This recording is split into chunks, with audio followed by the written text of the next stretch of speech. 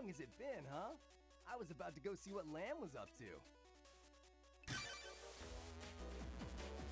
All right, let's go!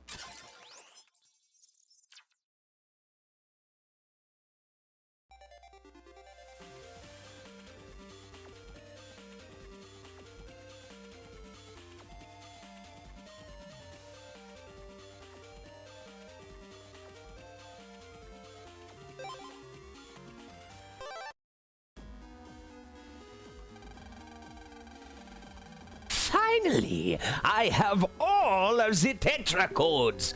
All I have to do now is obtain Alpha's data, and the Net Society is over.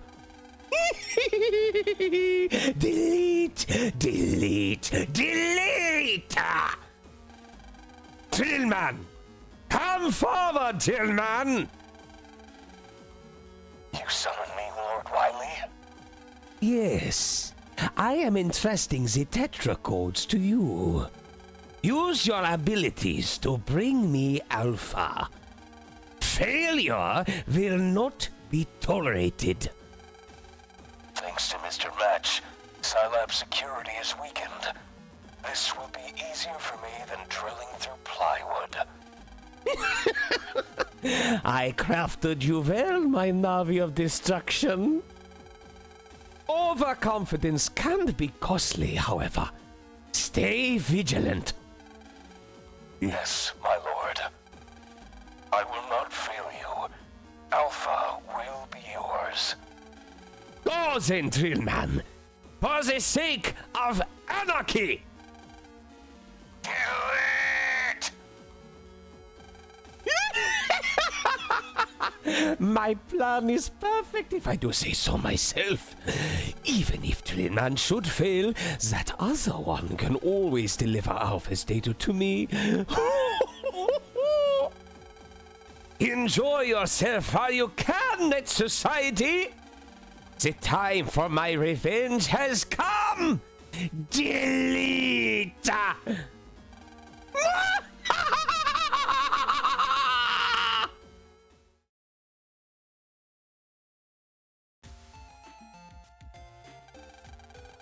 I wonder if Lan's okay. He's been absent for 3 days. His father is badly injured. He almost died. That's enough to shake up anyone. Guy, do you want to go to Lan's after school today? Yeah, 2 cute girls like us paying a visit.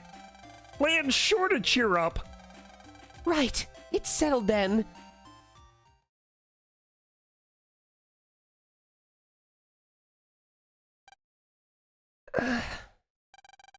Lan, how about we go to school tomorrow? I don't want to go. Everyone's probably worried about you. Lan! We know you're in there! Mel and I came to cheer you up! See? What did I tell you? Let's let them in. I don't want to see anyone. Come on, Lan. They came because they care about you. You've been through a lot, Lan. How's your father doing, Lan? He's a lot better, but Mom called and said he needs rest. Oh, and your mother? She hasn't left Dad's side. Hey, Lan, come back to school. Everyone's worried about you. They say you solved that World 3 incident, you know? It's hard to celebrate without the hero in class. What is it, Lan? Are you feeling sick? Go home! Both of you! What's wrong, Lan? Was it something we said? Just leave me alone. Go home. Hey! We came here because we were worried about you! Just forget about me. I'm fine. Fine then! Be that way! Come on, Mail! Let's go play Smash Brothers. Okay. You're not gonna play Kirby again, are you? I will always spam down B. Don't you think that was a little too much, Lan? I mean, I know how you feel, but they only came because they care. No. I know. But I'm no hero. After what I've done, how am I supposed to show my face at school? How long are you going to sulk? What is done is done. All you can do is to accept it and make amends. It isn't fair for you to take it out on your friends. That must be them again. Let's go down and apologize. Hello, everybody. How are we all doing today? Yes, I didn't realize it was going to start right away with a cutscene, but you know what?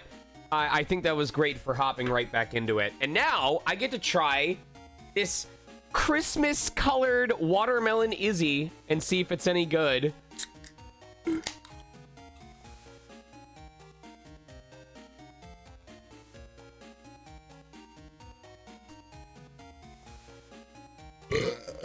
Excuse me. The Making of Beastars! Wait, Lilo, does that book have, like, artist commentary?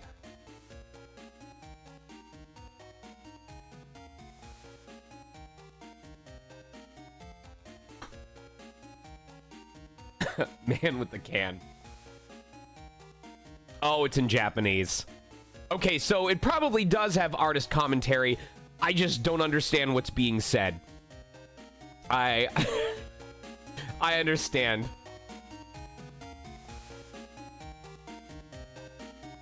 Let me see how far into stream. Okay, all right.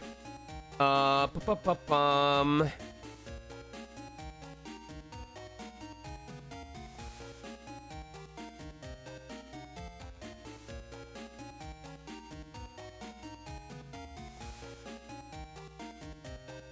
right. Anyway, I don't have any specific goal for progress today. As I mentioned, I just saw another opportunity to stream because I do not have any sessions today. We're starting stream earlier than usual because I have an interview or like a podcast thing from 5 till about 7 o'clock. And then I'm heading over to Kate's to visit. So I was supposed to pack this morning so that I wouldn't have to scramble to do it later tonight. But, fuck, I'm not gonna get any sleep tonight, am I? So my flight leaves at 6 o'clock, which means I need to be at the gate no later than like 5 o'clock, 5:15, which means I should be at the airport around 4:15, 4:30. So I need to get up at like 3:45 to take an Uber over. So if I get back from Kate's at about 11:30, if I get back from Kate's at about 11:30 and then I count my prints immediately and pack everything up, I really should have packed this morning. That was my fault. Okay, probably what I will do is I will plan to be at Kate's by 8 o'clock-ish, 8:30, and then if my podcast thing finishes early, I can use that half hour to plan for stuff. So, enjoy being full of coffee. Well, the reason why my flight leaves so early is because it gets into Escanaba really early at like 2:40 p.m. or something like that, and the con doesn't even happen until Saturday, so I will have a lot of opportunity to catch up on sleep on Friday, with the exception of making sure that I'm awake for host orientation, but well, it's a two-part. It's to Minneapolis-St. Paul, and then from Minneapolis-St. Paul to Escanaba, but it feels like it's a relatively quick turnaround because the first flight leaves at 6 and the arriving flight gets in at like 2:30. I always ask for early flights because I do not trust airlines to not have delays nowadays. Twice now, I have either almost been or have been stuck overnight, in Saginaw because of the one plane that was heading out being massively delayed, so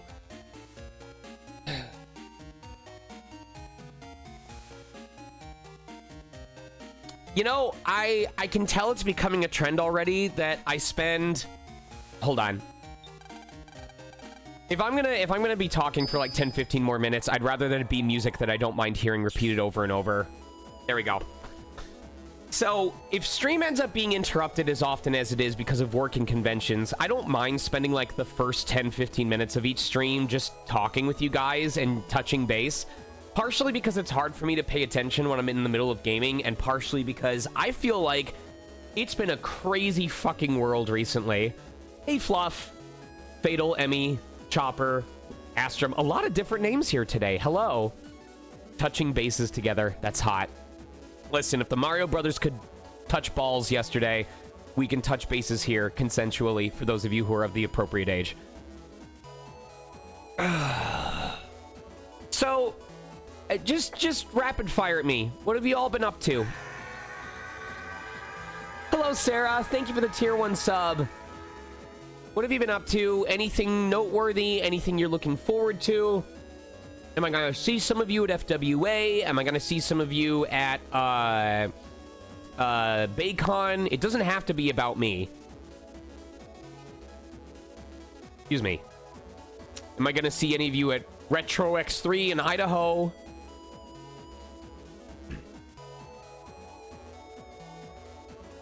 Work and family party planning. What's the party? Beyond Two Souls, very cool.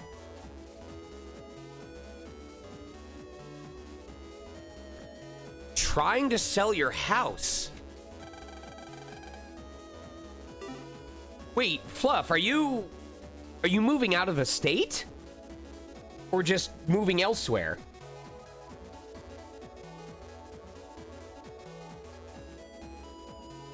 Chopper, I'm very sorry to hear that, and thank you for sharing that vulnerability with us. Ooh, are we upgrading? I will see you soon, Kate, that's correct. Graduating? Congratulations, graduating with what?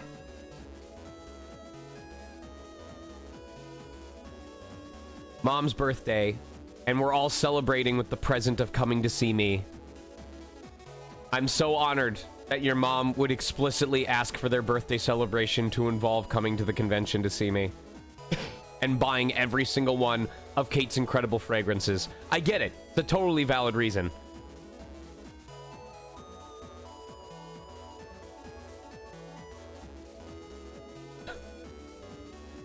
I hope the party goes well. I hope the move goes well. I hope the graduation goes well. Would I be getting ahead of myself by saying like it feels like we've been a lot more separated recently? I don't mean specifically you all and myself in stream, but I mean like the world and society in general just feeling really kind of distanced from each other as of late, because so much is going on simultaneously that I wouldn't be surprised if people have kind of like tucked in and just kind of like focused explicitly on what's immediately around them. Bachelor of Arts, study graphic design. Hell yeah. I also am a Bachelor of Farts.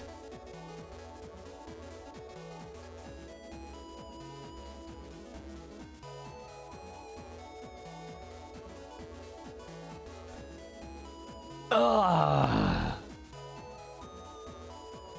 What up, Felice? Trying to ignore the real world. I feel like the real world can't be ignored. That's what bugs me so much. I feel like unless we constantly have our finger on the dial, we're gonna wake up a week from now and be like, oh my god, I missed so much and now I'm playing constant catch up.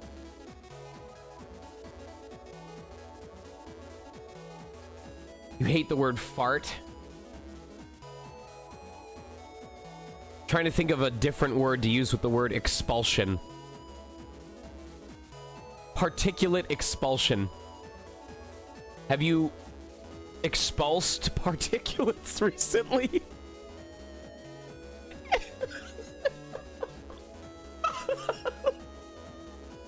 I don't even. Is that a wait? Is that an actual word, or did I just invent a new one? It is. Expulsed is a real word. I don't think in my entire life I've ever used the word expulsed before now.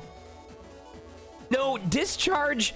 Discharge is what it's called when it like gently leaves. I'm talking expulsed. I mean when you push and there's a noise and it goes in a direction.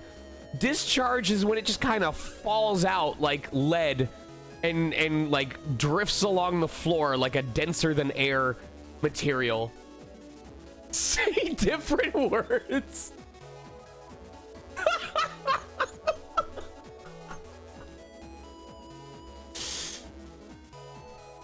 I promise you that posterior expulsion sounds funnier and less concerning than posterior discharge, okay? I've been trying to avoid the word anal because that's low-hanging fruit right there. Let's agree on posterior expulsion being the accepted socially professional terminology for violent farts. Breaking wind. But see, now we're getting into intensity. Because, like, breaking wind is, like, I imagine it the same as, like, it's... When you break a glow stick, you know? If you break a glow stick, it doesn't create as much noise as breaking an entire handful of spaghetti. Similarly, I don't think breaking wind is descriptive of the level of intensity that posterior expulsion suggests. Breaking hurricane, now we're getting somewhere. Breaking wind is like opening a flat can of soda. It just goes, you know? I'm talking about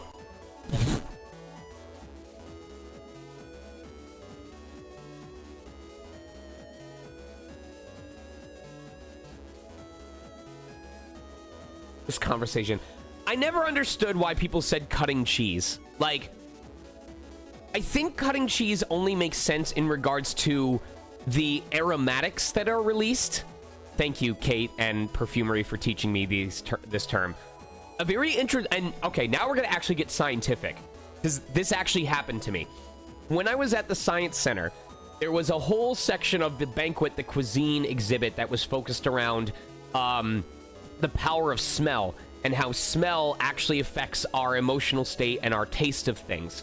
And a very interesting point that was brought up that I experienced in real time is that most people find the scent of cheese pleasant if cheese is also visible when they smell that scent.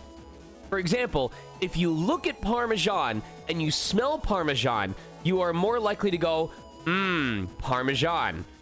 But if you smell the scent of Parmesan, but don't have the cheese to see at the same time, it actually ends up becoming a discomforting or gross smell.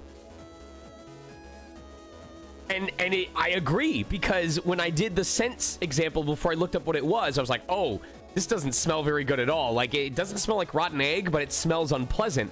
And it was just fresh Parmesan. But because I didn't have the object to attribute it to, my body reacted negatively to it.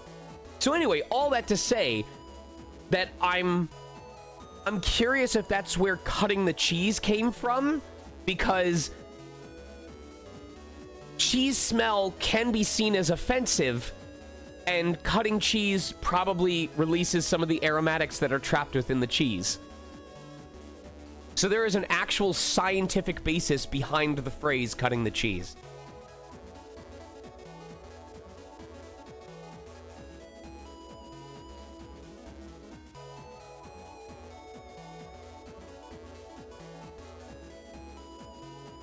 I mean, Swiss cheese is made... Well, no, I think that's... I forget if Swiss cheese is made because the bacteria form bubbles that then create the holes. But yes. There is... when people mention, like, live or beneficial or active cultures in, like, probiotics and yogurt, that is living bacteria. It's good bacteria, but it's living bacteria.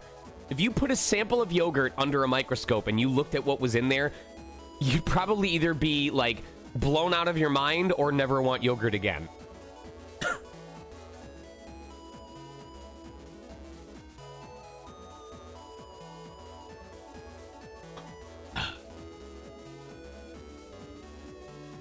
I loved the genuine How It's Made franchise. Not the parody stuff that ended up coming out down the line, but I mean like the actual How It's Made videos. Anyway, let's break some hurricane.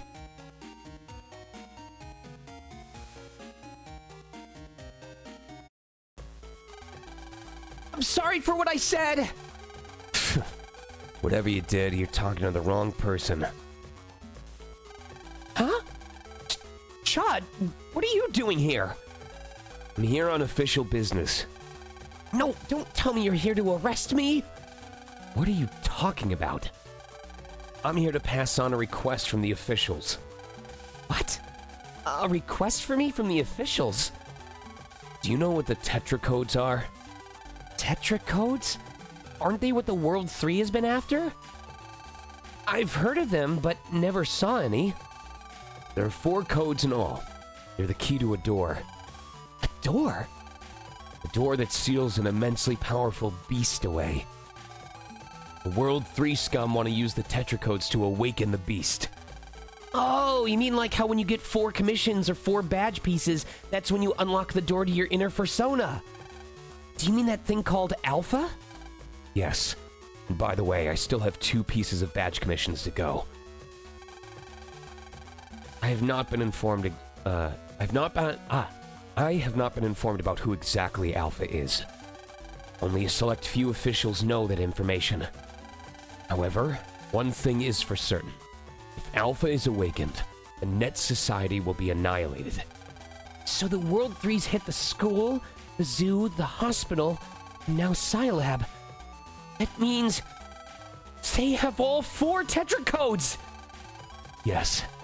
Net Society is on the brink. But we have one last resort to put an end to World 3's threat. A last resort? Yes. The Forbidden Program.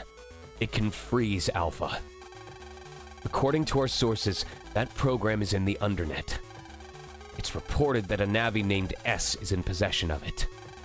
Let me guess. The officials want me to locate this guy, S, get the Forbidden Program, and bring it back, right? You know so much, why don't you just do it yourself, Chad? Protoman and I are too well known as officials. The denizens of the Undernet despise us. You, however... Yeah, but isn't this the official's job? Sorry, Chad, but I can't help you out. Well, it is a dangerous mission. But... That's not it. You really want to know? Fine. I'll tell you. You know how Scilab was sabotaged? It happened because I stupidly helped Match. I didn't realize it then, but I helped out the World 3. I don't have the right to take on a mission from the officials. Stop talking. If you tell me any more, I'll have to arrest you as an official. Chad. Lan, go visit your father in the hospital. If you change your mind later, come to the virus lab at Scilab. About what you just told me, I never heard it. I owe you that much for what you did for me.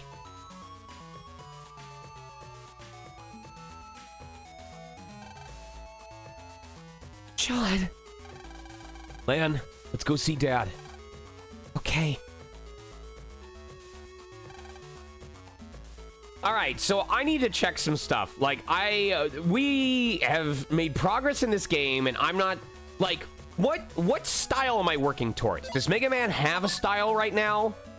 Okay, we're working on Shadow style. Are we at level 1 right now?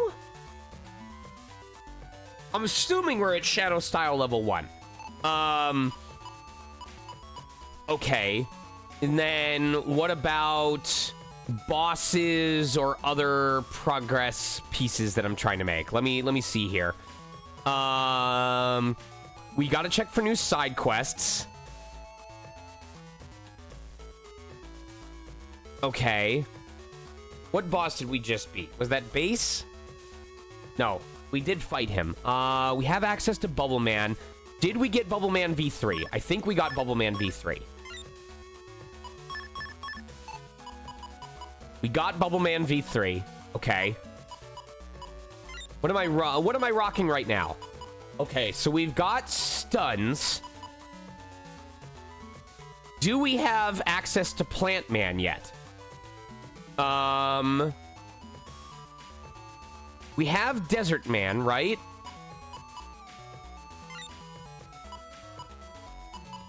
Okay.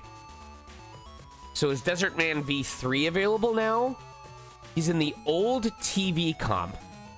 I think old TV is in the Yoka Inn, if I remember correctly.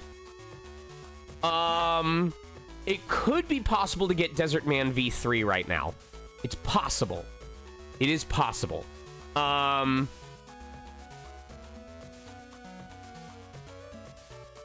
Do we have Plant Man? We do not have Plant Man. We do not have Plant Man. So we would need to go to Undernet 4 for Plant Man, and then he would be in Hospital Comp 3. Getting access to Plant Man V3 and Plant Man V2 is how we would start to be able to stunlock people in this game. So first things first, I want to see if we can get Desert Man V2 and V3. Assuming I remember this correctly.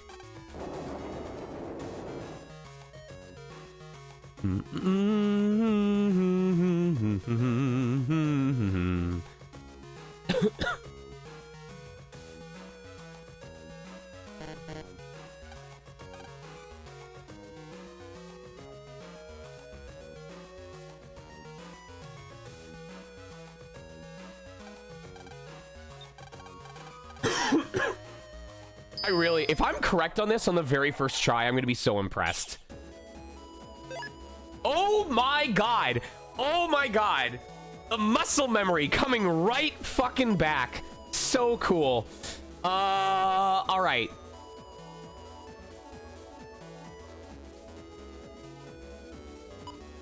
I know, I'm proud of myself. Okay, so am I... Oh, good. Good. Okay. So I know Desert Man is always going to be in the back row. So the problem is we have to figure out... Okay. Can only use one of the same mega chips. Okay. Aqua plus 30. That's not going to do a lot of damage.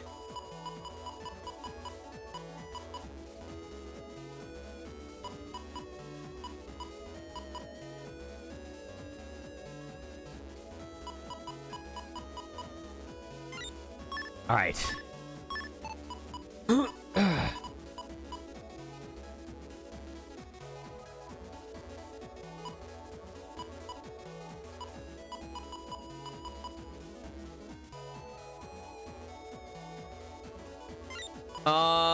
We could probably do Beastman V3.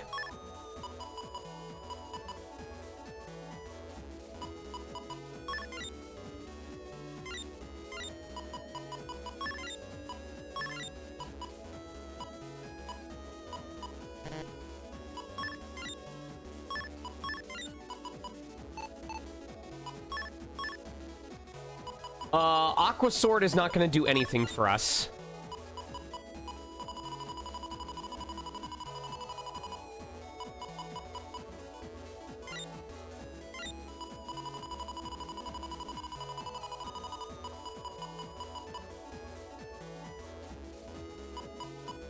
It's going to be against Desert Man, so we need ways to freeze him or to solidify him using water attacks so that we can get extra hits in.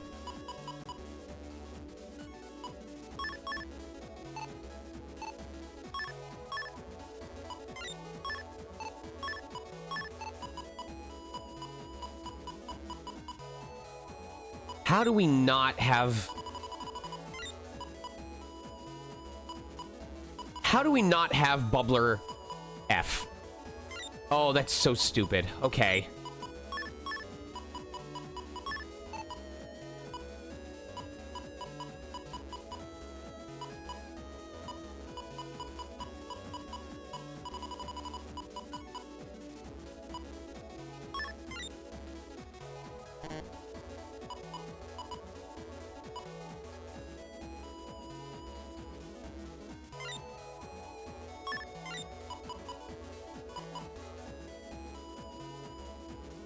Oh, this is tough.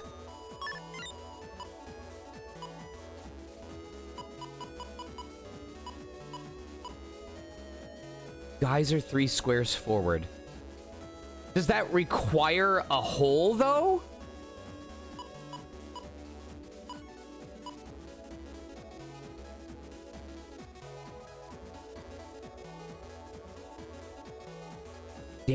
Damages object and area.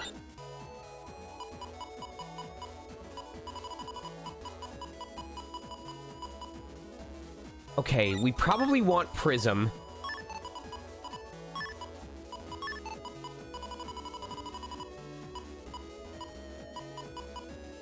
I wish I had more Prism options.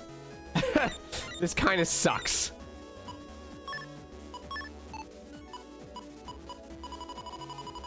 I don't know if we have the codes that we need right now in order to finish this guy off.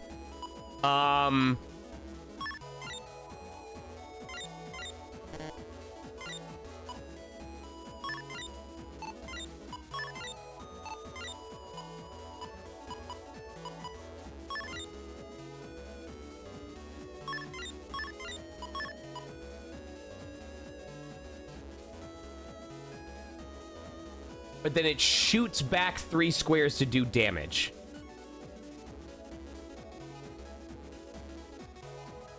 Huh, okay.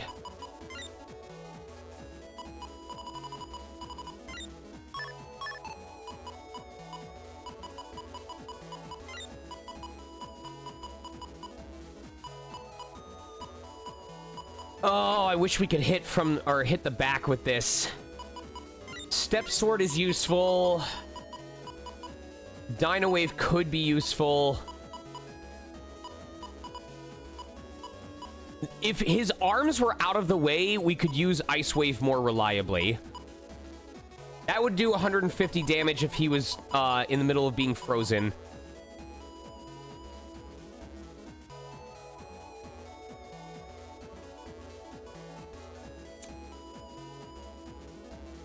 I'm almost wondering... I'm wondering if it's worth making it an ice stage instead. Because if we do ice stage combined with electric attacks, we may be able to do a shitload more damage.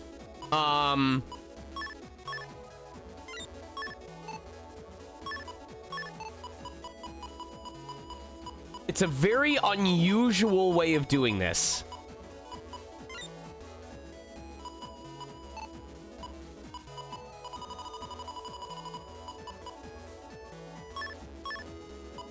I'm doing so much prep work for this. Ice stage, mole. Alright, let me look at my elements that I have first.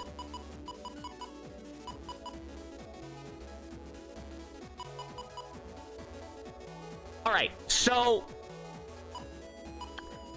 Here's my thought. If we put up Ice Stage to begin with, this all is based on the idea that, he can also be paralyzed. If he can be paralyzed, the same as he can be frozen, then we have the ability to basically chain attacks together at double damage. Double damage is really what would make this possible.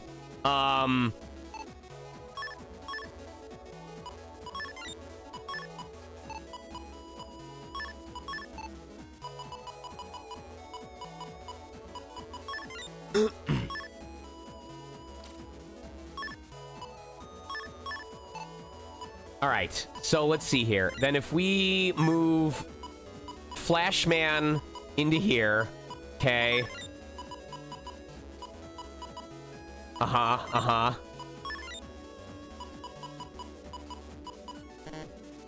Can only use 5 total mega chips. Okay, legendary sword. This would paralyze to allow us to do more damage.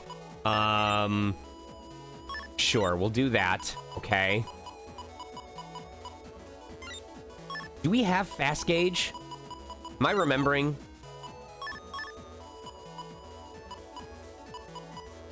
We have full cust. Okay. Oh boy.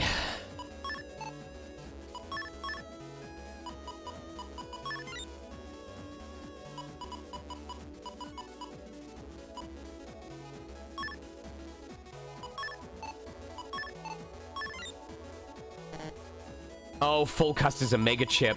Son of a bitch. Oh, this is so bad. Okay.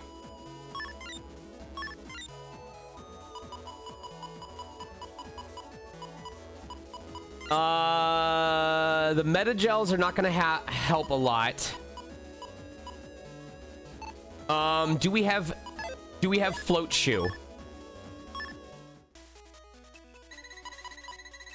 Okay, we do have natural fast gauge. That helps a ton. Custom one helps, charge one helps, undershot technically helps. Okay, I'm glad that we have natural fast gauge. That is going to help us cycle through this more often. We can chain chips together.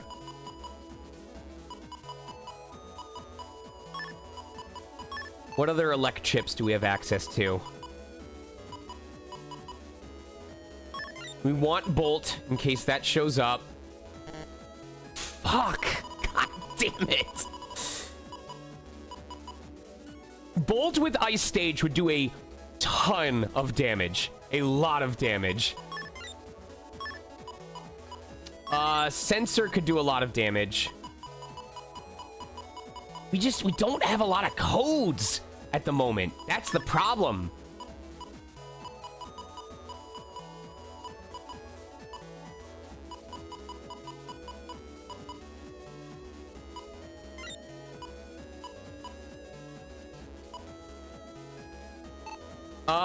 I think... Okay, all right. If we take these step crosses... Because a step cross, if he's directly in the center, that's 260 damage right there.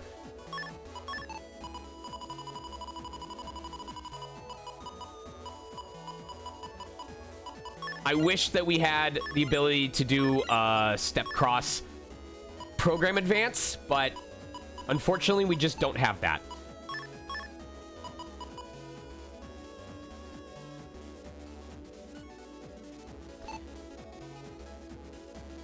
Step sword. I want to see what codes we have so far. Okay.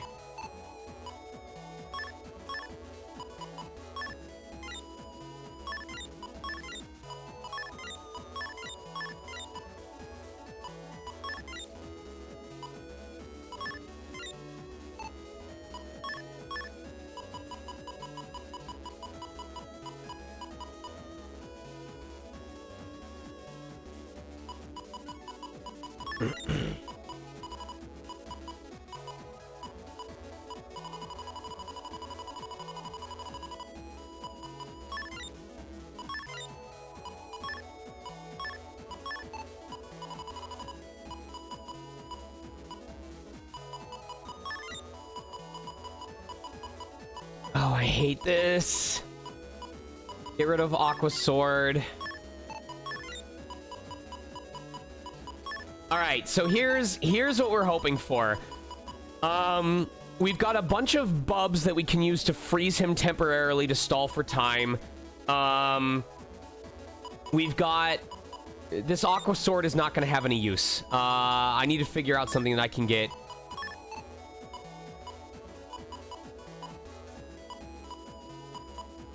Mole?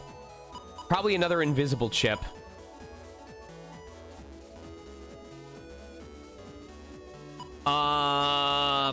repair? We can repair my side of the stage. Okay. So we've got water chips to hold him in place if we need to stall for time. These are quick sources of easy damage. Step cross, if we land in the center with it, is 260 damage. We're really hoping for a combination of Ice Stage into Bolt with Prism setup, or Bubble Man with Aqua Chips included. There's a lot going on here, and I don't think it's going to work, but...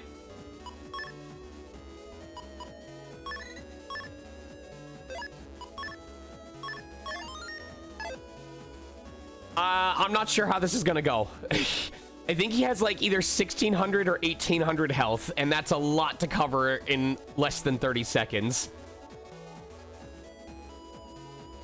Do I have a lock enemy? I do. Okay.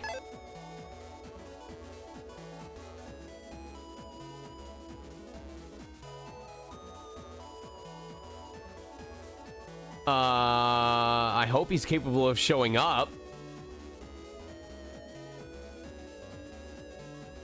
The fact that we have Desert Man V1 means that we've beaten him. Okay.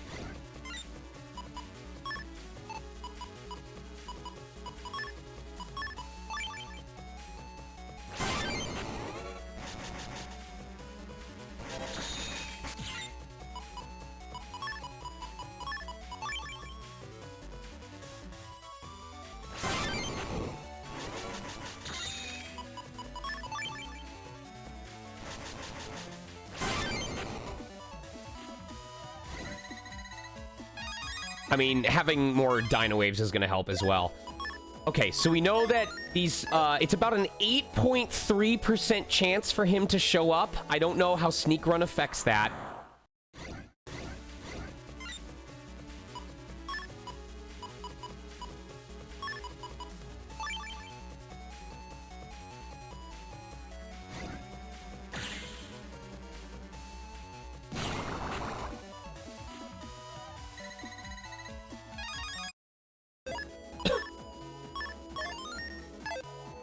But getting more, getting totems or Dino Waves in exchange, or for when we go to Plant Man, is going to help as well. I'd like to make more main story progress, but if I can... Okay.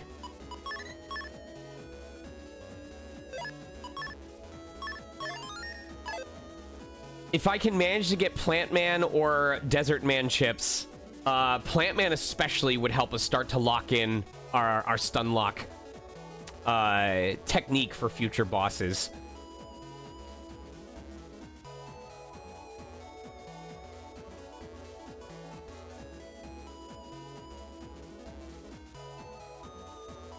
Where is this dude?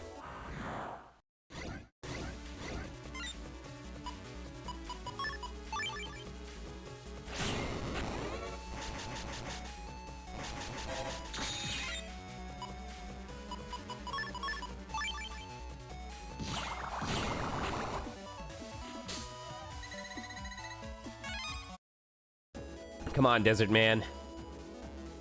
Also, thank you to chat for explaining what this is.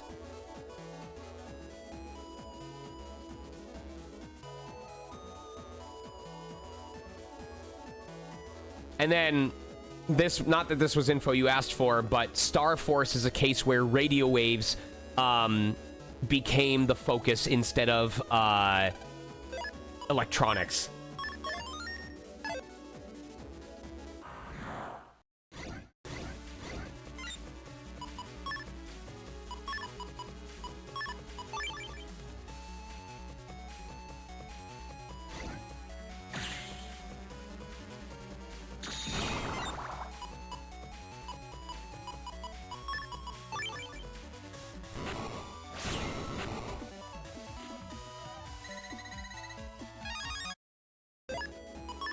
Radio and electromagnetic, that's correct. Well, Sneak Run doesn't seem to be doing us a lot of luck when it comes to getting him to spawn, so we'll see if we can do the classic manipulating the RNG to get him to show up in a fight. Hey! All right.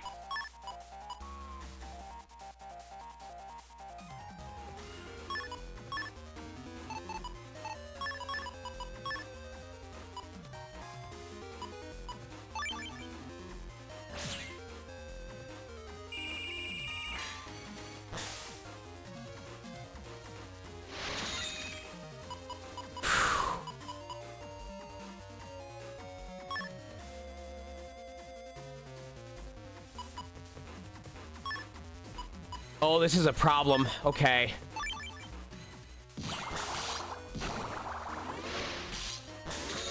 I see. I see.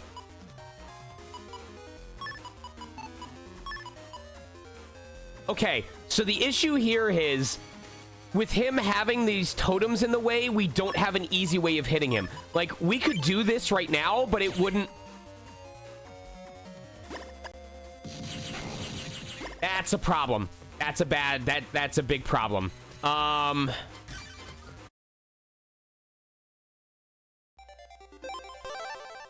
So the question is, how do we prevent him from hiding behind one of those towers? I'm trying to remember if bosses like Plant Man automatically got rid of those. Man, these bosses really require creative thinking. What can we do about that?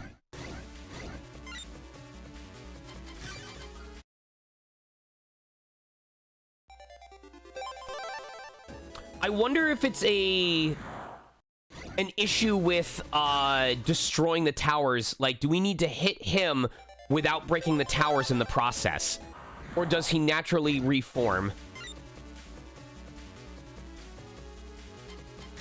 Because if we have to focus on just hitting him without destroying the blockades so that they can't reform elsewhere. Yeah, he's gonna do the same thing here. Well, no, because that... Okay, when he break... Okay. So this is RNG as well. Ooh, boy. Okay.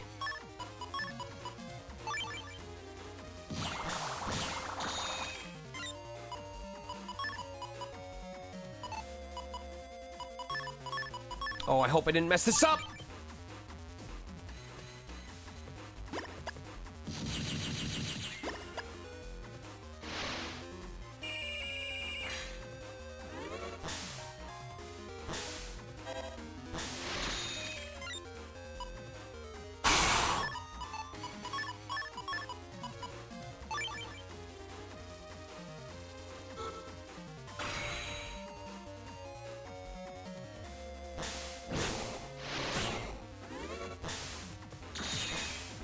Oh my god! Oh my god! Okay.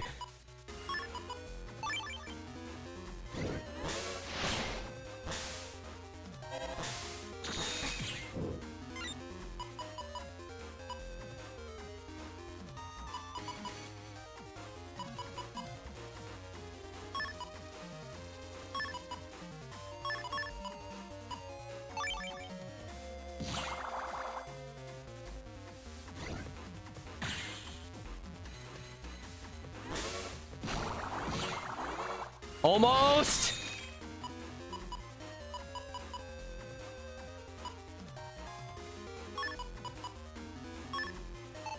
Wait. Will this kill him? Ah! Ah! Hold on! Ah!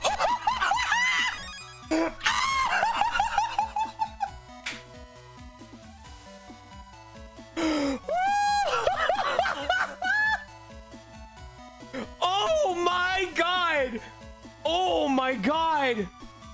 Oh! That was pure...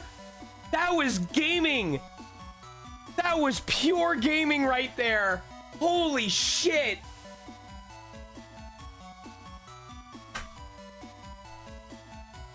That... Oh! You want proof of how smart planning can get you results? Oh my god, that was incredible. I have to figure out how to do worse now. Oh, I'm on a rush right now. That was so good. That was so good. Holy shit.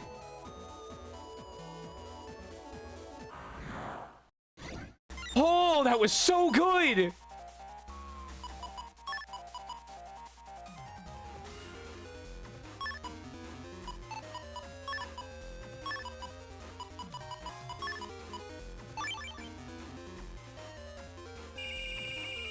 Hold on, hold on, hold on, hold on. I want to see how much damage this does.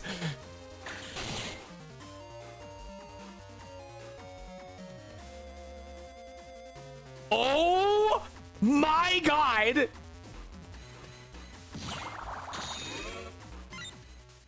I have to do worse.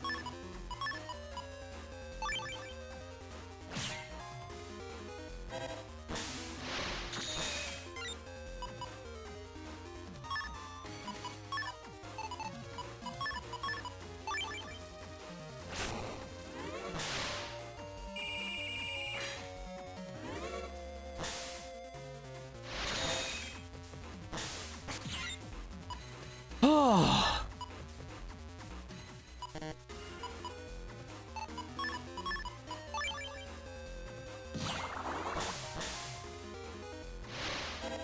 Oh, okay, okay, okay.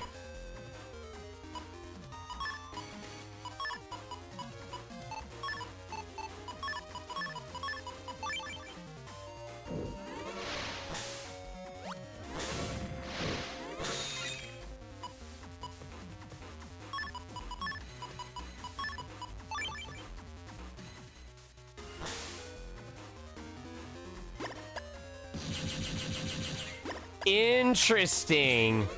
Okay, that did hit. Oh my god. All right.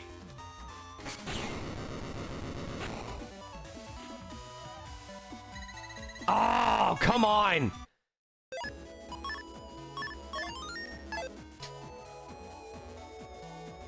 Okay, so getting hit once but doing a quick clear gives you, I think, rank 10?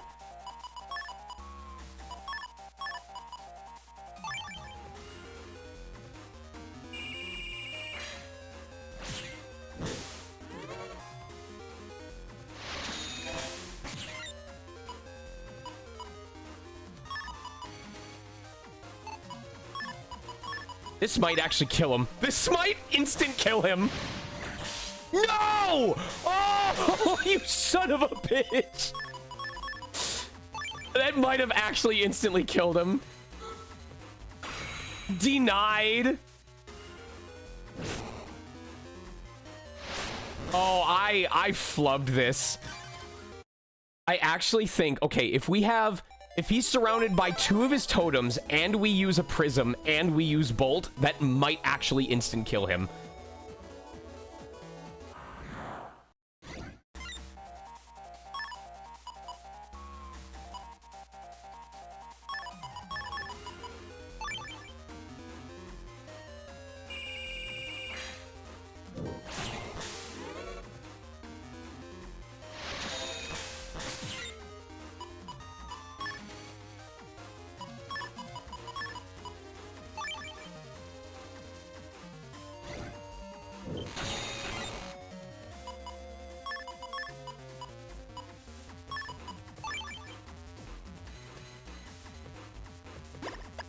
Bolt needs objects.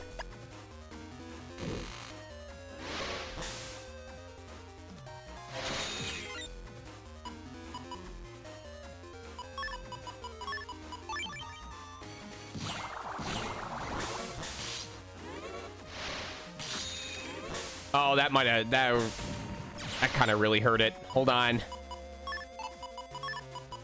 I might not get it anymore.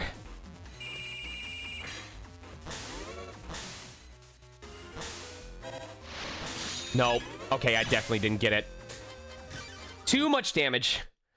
So funny how some of these bosses, the rank 3 is harder to get, and some of these bosses, the rank 2 is harder to get. I wish that Plant Man had... I wish that this same strategy worked on Plant Man, but I can tell you it doesn't.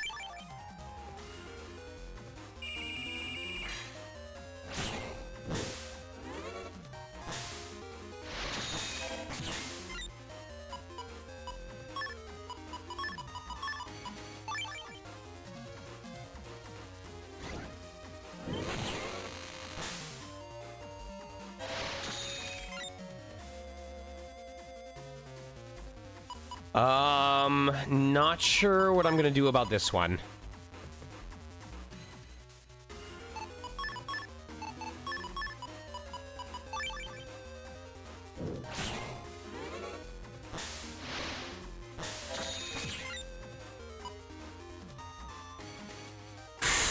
This is tough.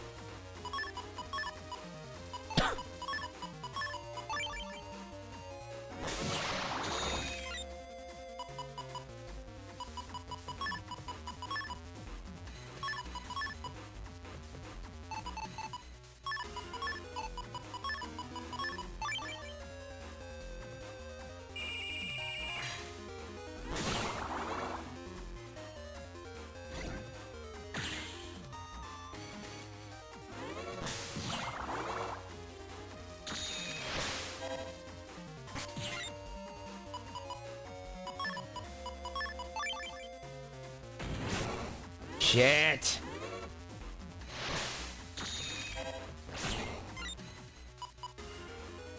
I don't think this is eligible anymore. Our luck was unfortunate enough that I don't think we're gonna get it. These codes are all over the place right now. We got stupid lucky. Yeah, these codes are awful.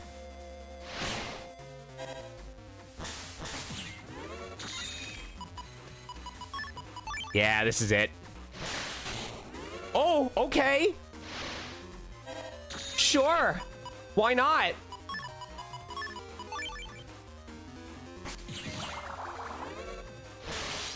Nope.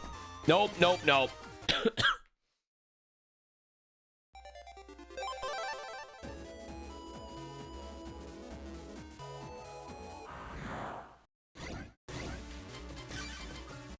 Okay, so basically, I hate to say it, I don't want Bolt plus an object to end up being the strat that was like Airman V3 in the first, or in the second game, but clearly it attacks an object and the surrounding area and does 210 damage, which on an ice stage is 420 damage. Yeah, like right now, it would strike him for...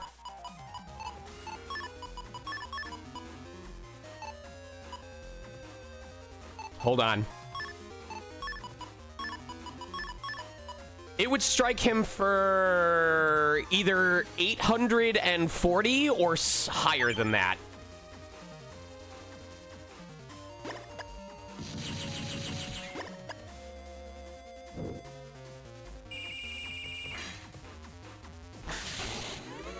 Oh my god, I fucked that up.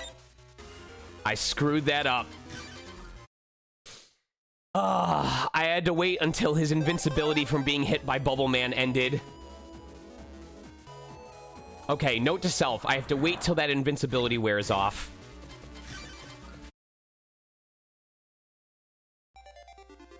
I thought we'd be done with Desert Man like almost immediately, so this is surprising.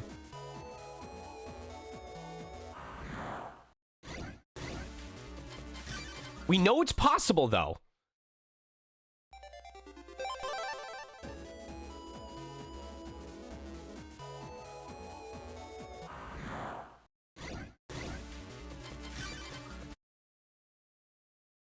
I know. I'll be honest. I still think getting the V3 was harder. That required a nice timing of different chips. It required not getting hit. Like, all around, that was fucking solid.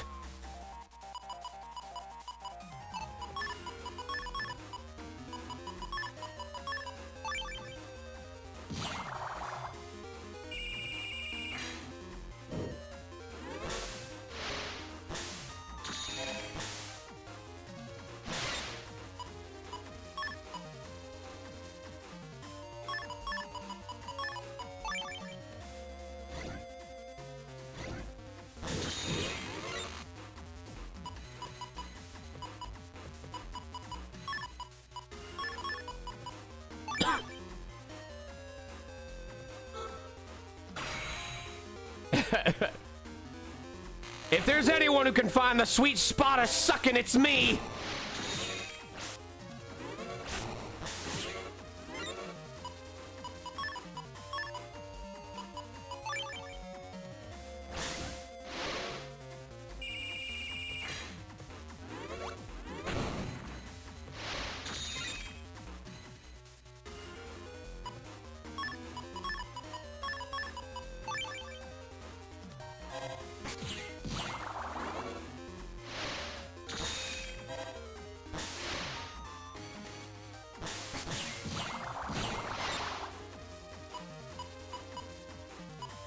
This is bad. I need Bolt. I need Bolt to show up. I need Bolt to show up with 2 towers near him. This is all Garbo right now.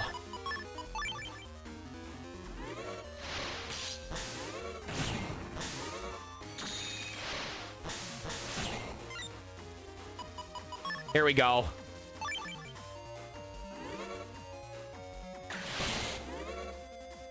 Oh my god, I wasn't paying attention. I thought that was gonna kill him.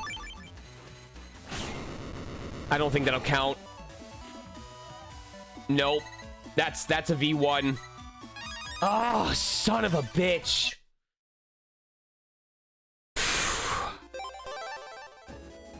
Okay. So, I understand why that happened. He has to be frozen, or he has to be solidified, made into mud, whatever. He wasn't currently hit by a water attack. He wasn't in the dark sand mode. So when the first bolt damage hit him, that blew him away, and he didn't take damage from the second hit.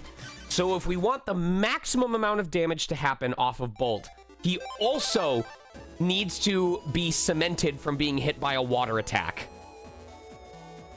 So the fact that that somehow all came into play without me realizing it on the V3 run is surprising. But then again, I'm also someone who beat the Abyssal Princess and Etrian Odyssey Nexus the correct way without realizing what the correct way was.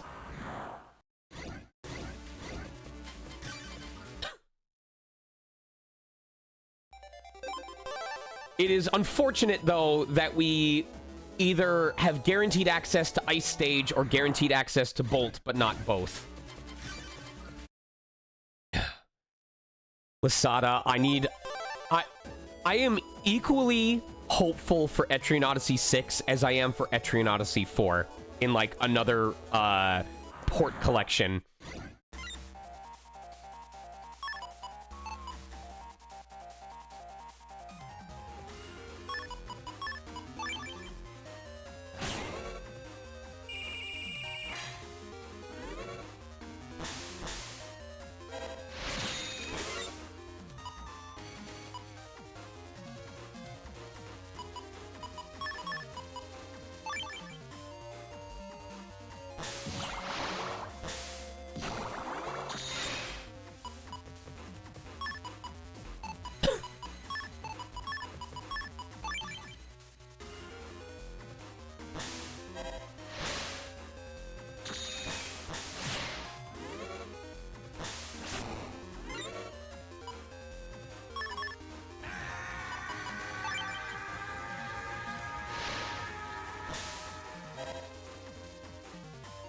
All right, come on, give me Bolt. Please give me Bolt. That is not Bolt.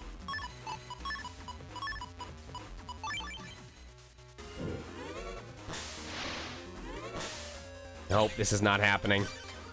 Oh, son of a gun. I didn't realize how much of that run relied on that.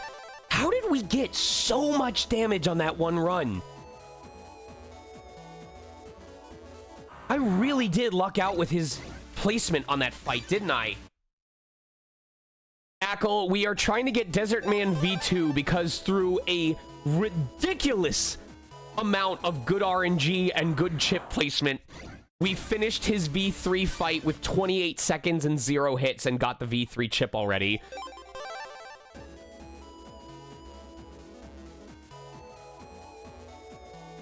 Yeah, it was nuts. I thought that we were gonna need to go for like a water chip spam in order to cement him because he falls apart after every hit if it's not by a water chip, but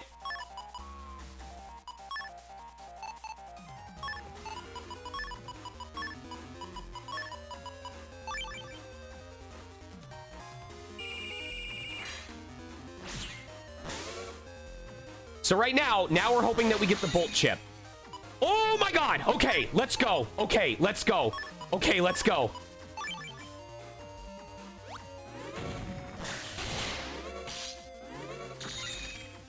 Okay, okay, okay, okay, okay, okay, okay, okay, okay. All right.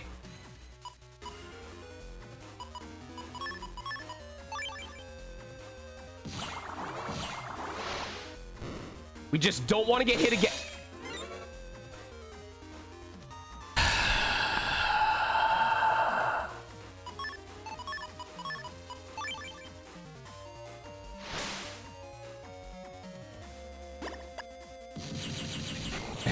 From my mouth to God's ears.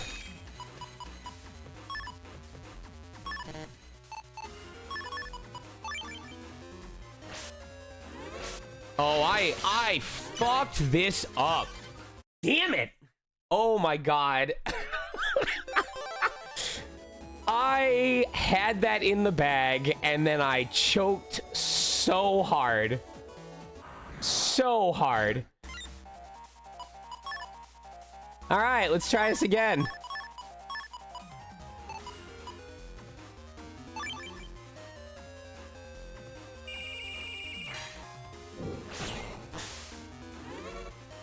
Okay. All right, this is a little tough. Hello!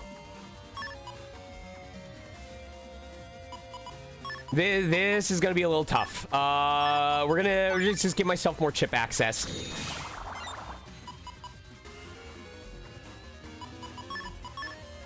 This is also kind of tough. I don't know what I'm supposed to do about this. I need to refresh. Like, this chip setup is awful. So the problem with Ice Stage is if he shows up in specific spots after we use Ice Stage without having Float Shoe, I do not have an easy way of attacking him.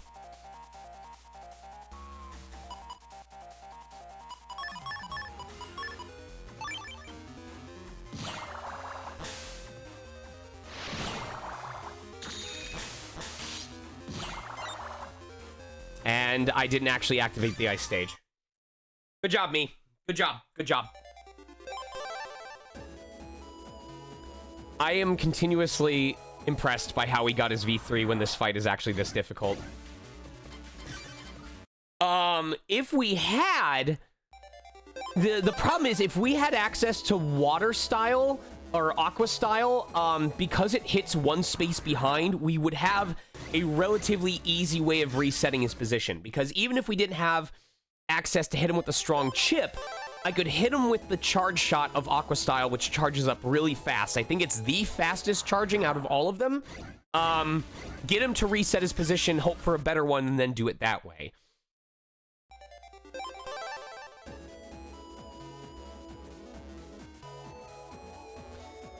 What is going to make Plant Man so difficult is that unless we have a way of stun locking him, he will eventually do that stupid goddamn move with his plant.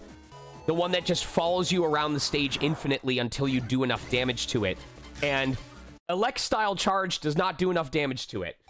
I believe the easiest counter is using Fire Style because it does 100 base damage, 200 on something's weakness, and you can reset him almost immediately. Ooh, big damage. Big damage to start. Hold on. Hold on. Oh, wait. Never mind. Oh, okay. Okay.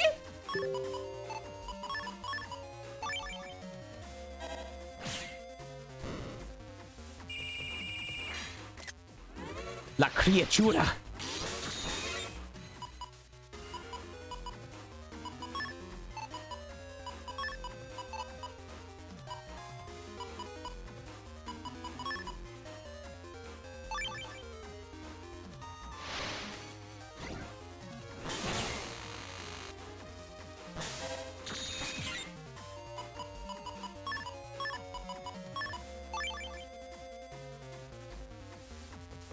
I know. All right.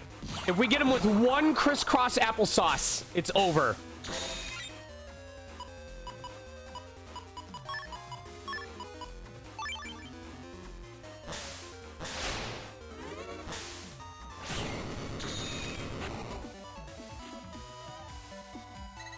V2? I'm too good! Fuck!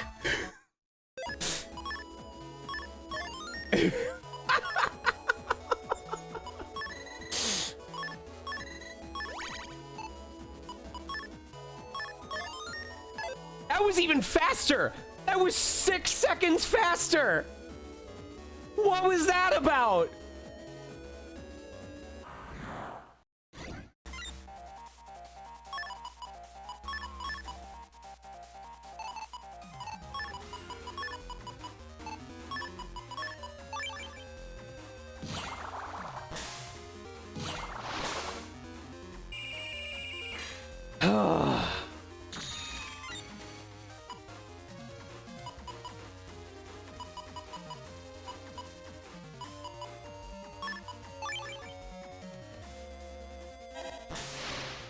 Oh, this is a bad setup.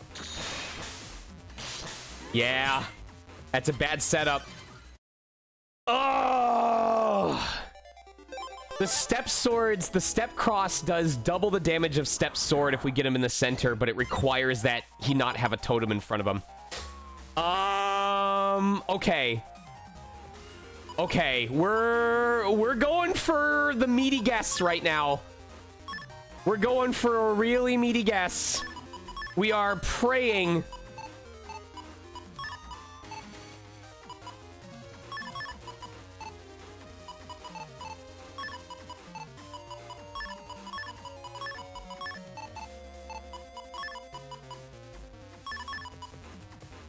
We're praying that we get Bolt on the next turn.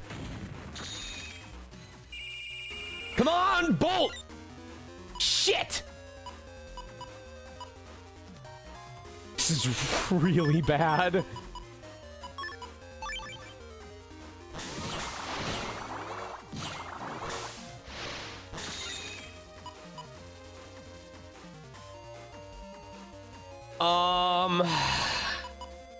Okay.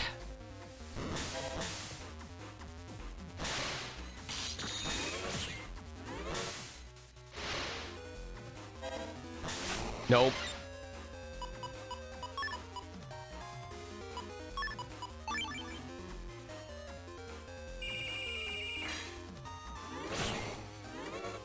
Alright, if we can get Bolt on this next turn, we can kill him. And of course we don't. Because why? Why would I make that convenient for myself?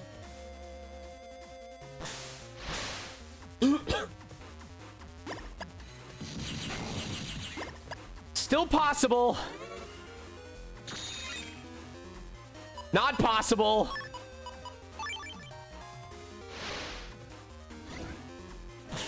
Oh, okay, cool. I'm really just waiting for Bolt at this point, and we're not getting it.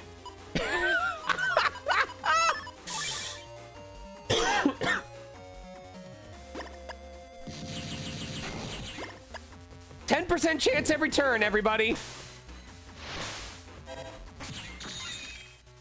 Unfucking real.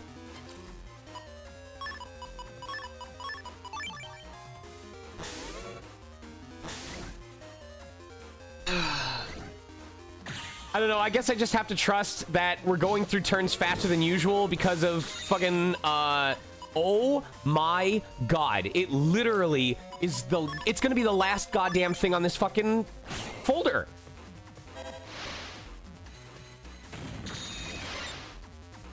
You have got to be kidding me. You have got to be kidding me. So, every time we start a battle, it is basically a 1 in 5 chance that we start with it because we draw 6 chips and we have a folder of 30. Every time we burn through 3 chips, it is a higher than 10% chance that it shows up in one of the, yes, a higher than 10% chance that it shows up because we're also reducing the remaining pool of available, chips to pull from.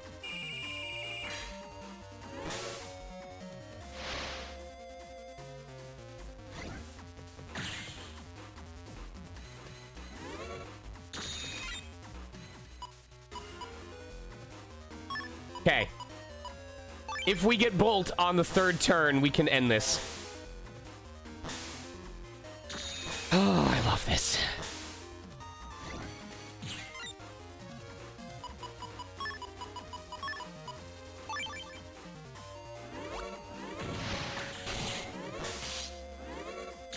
Okay.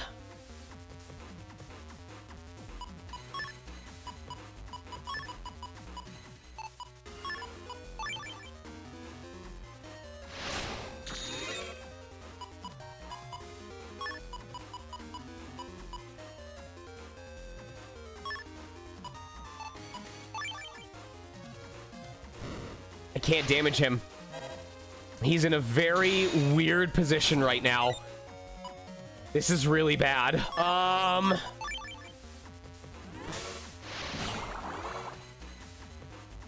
my god.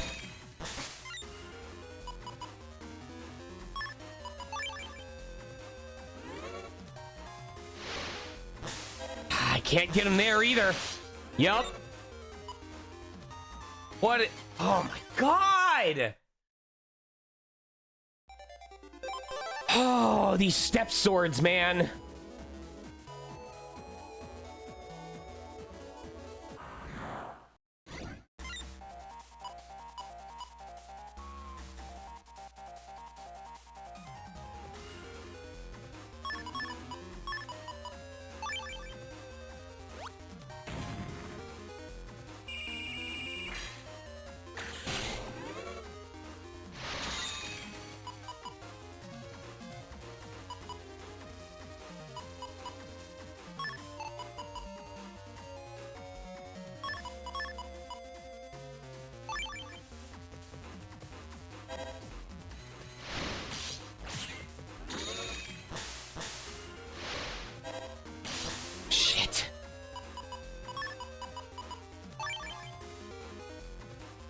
I might have screwed myself up.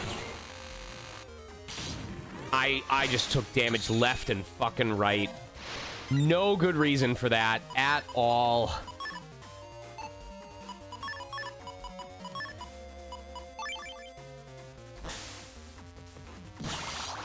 No good reason for any of that.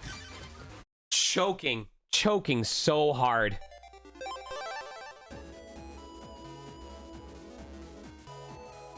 It's a whole bunch of stuff. Okay.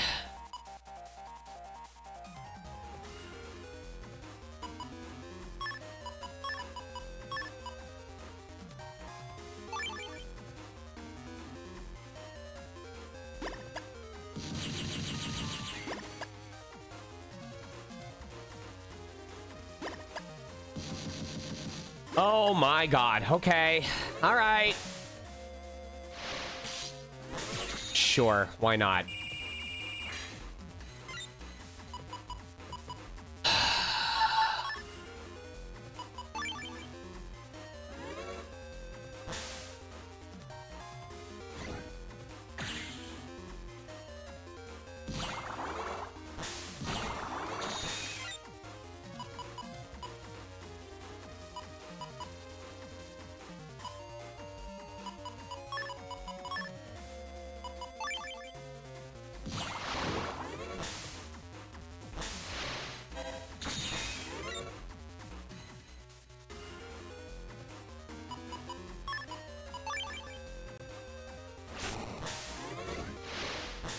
Not quite the setup I wanted, but we'll make it work.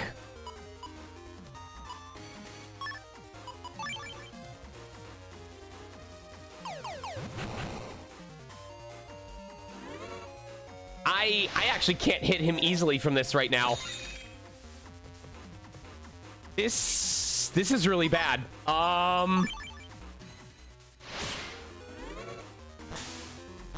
Okay.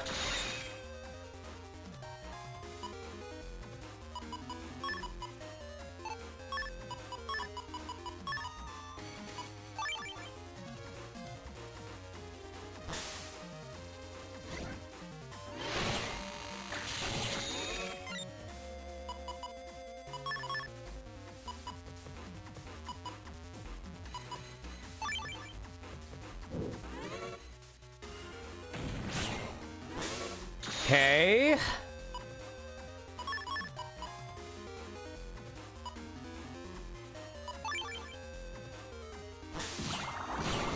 Is this enough?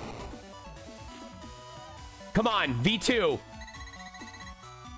Let's go! It's over. Oh, Jesus. There we go.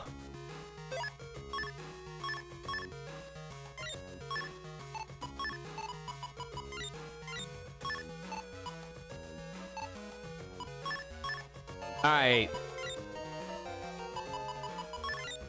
V2 got. Here's an award. Thank you very. Oh my gosh, Hex! Thank you so much. All right, let's get all my chips back.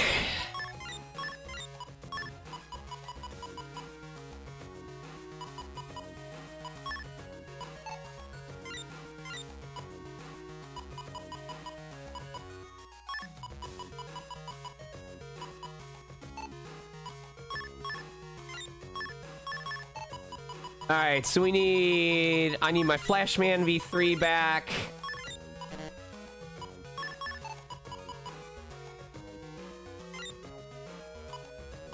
What else did I have? I need my full gauge back.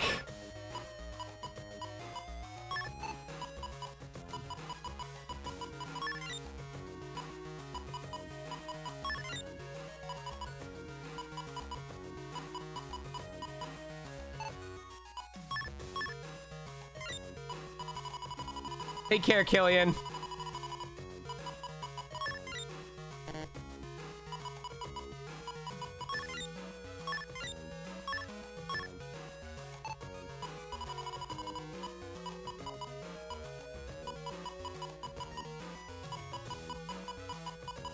And now I need my step swords.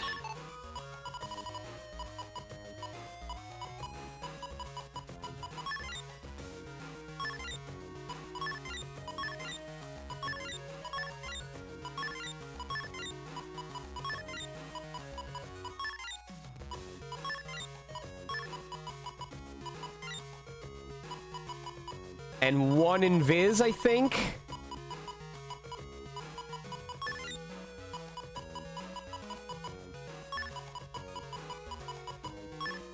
All right.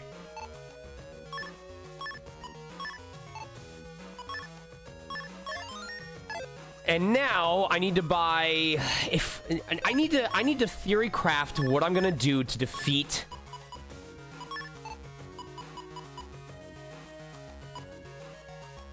Plant Man, because I don't think the same tactics are gonna work.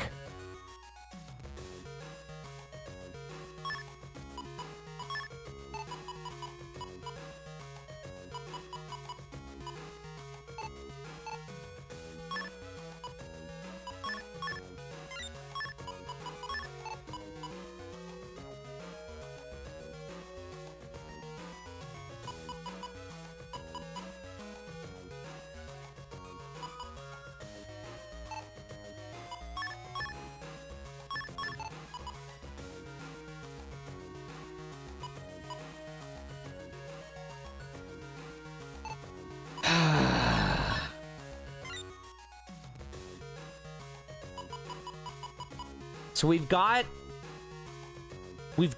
the program advance for Heat Shot. Black Bomb can do a shitload of damage, but it requires us to light it first. And the problem with creating Grass Stage is it only works on the first hit and then it burns away.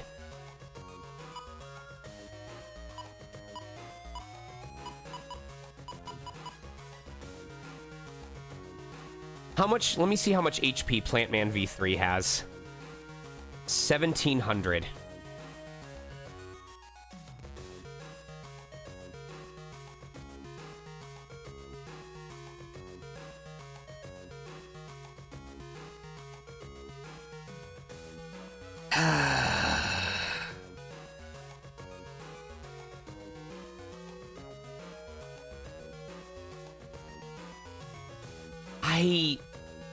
I don't know if I have enough damage to get him with this.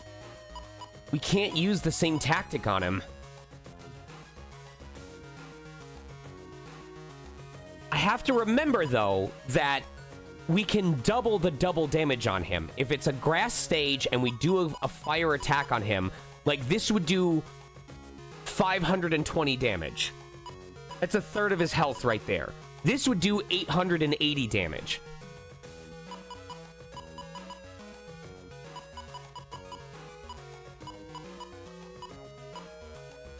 But I would need a solution to get rid of his weed, his little weed thing. I don't think it's going to be doable until we get off of our electric thing. It just doesn't do enough damage. It doesn't. I really, really want Plant Man, but we're not in a position to do it right now.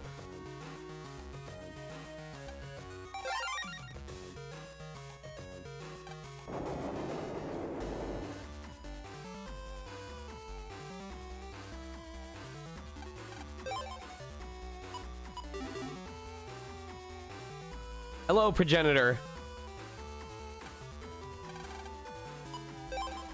I'm a used Navi, and lately I've been thinking about my old master. Now I'm operated by someone else, though, so I can't see her. Can someone go check up on her? I'm in the Scilab vending machine. Please come for more info.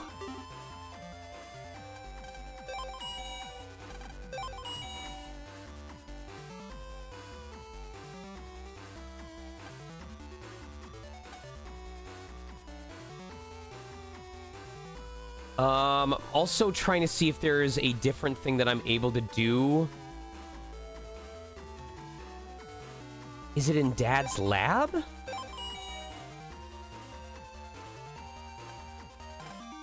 How's the head of the hospital doing? Okay, it's not in here. Sweet. So I think we still don't have access to it yet. How am I enjoying my run? Not making the progress I want to be making, but we're still making progress.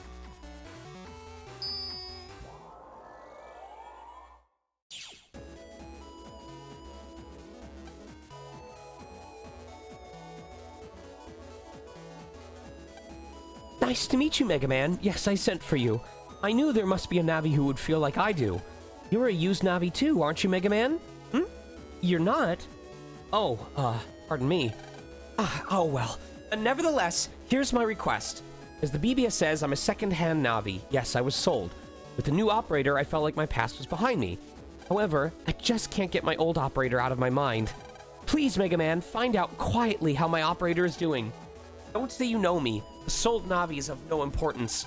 The problem is my old operator moved. I don't know where. The only clue is that she used to go to Akadika School. Oh, I remember she was in the school's yearbook. There must be a clue in that book. Her name is Anna Mori. Please find her for me. Wait, isn't Miss Mori like one of our teachers?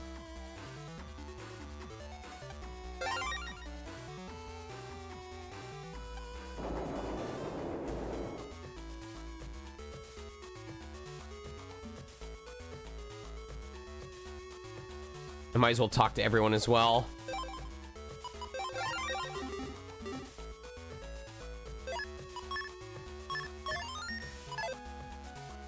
With all of these bad things happening recently, I've started to think that we rely on the net too much. All safe and secure. I can't believe all these recent World 3 crimes we've had. That fire at Scilab really scared me. Doesn't your dad work there? I hope he was okay.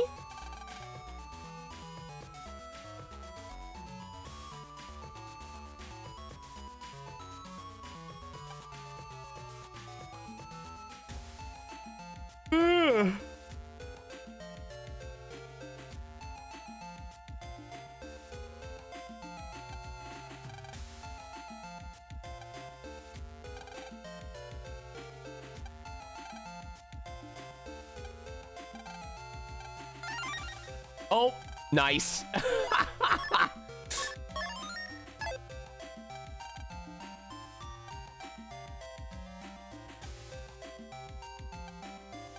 The Anamori, found it. What's this? Future dream to become a waitress. A waitress, that sounds familiar. So now we have to go to the beach. I definitely don't look down on waitressing jobs, but I don't know if I've ever known anyone whose dream it was to become a waitress. Like, maybe a chef at a 5-star restaurant, but a waitress at a 5-star restaurant?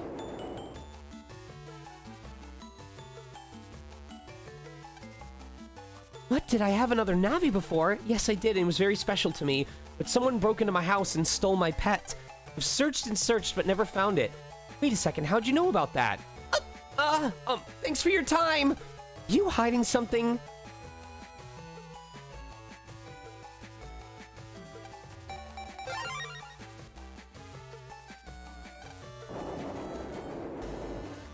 Yeah.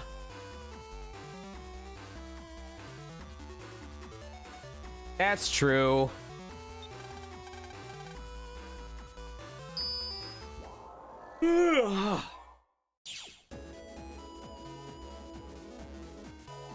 So my old operator's hopes and dreams all came true. Mega Man, I want you to have this. Now I'm inspired to work even harder. Wait. But you were stolen. I can get you back. Encourages me to work hard. Thank you so very much. There's been a lot of gang activity in Yoka recently. Can someone's skills help me keep the peace? Ask the program in Yoka Square for more details.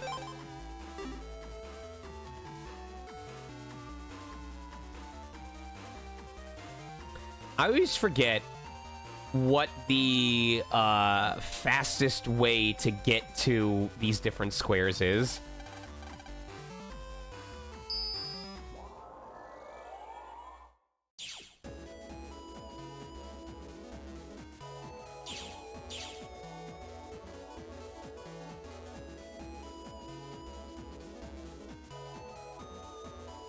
There's gotta be a faster way to get to the square than doing what I'm about to do.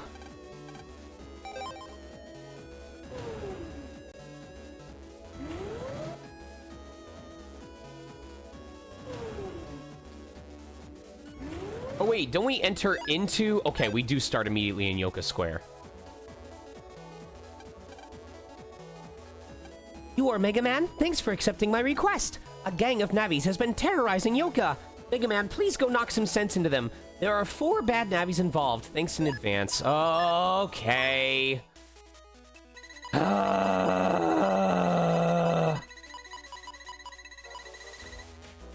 Why?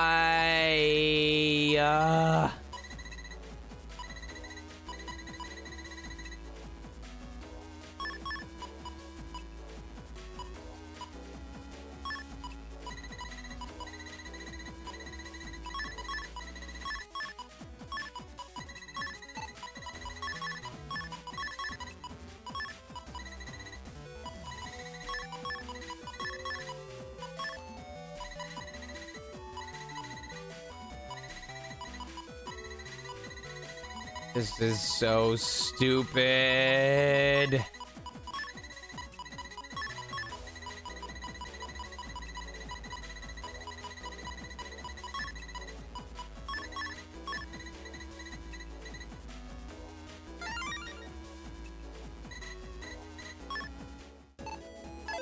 All right. Time to go Navi hunting. Oh, I hope there's an easy way to find these guys.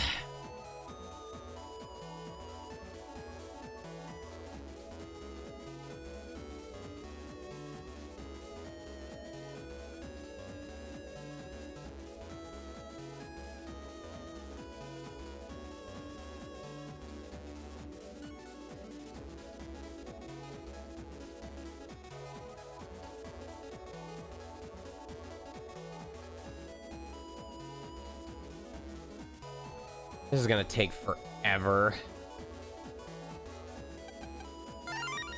All right, time to get more spimp chips in the meantime.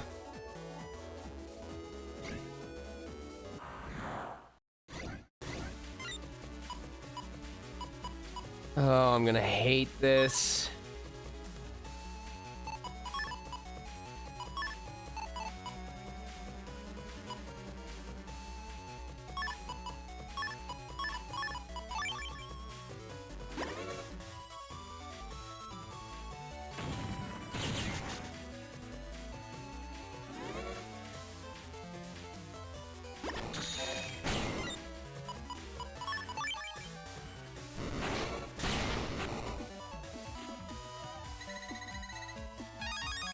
I mean, having an abundance of meta gels means I'll be able to trade them in for different chips and the like, but I don't know. It's just the fact that I gotta do all this shit.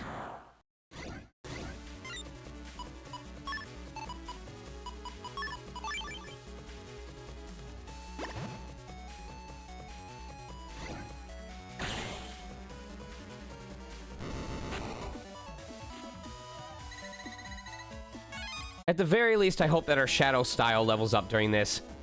I feel the need for speed! What? You trying to slow me down?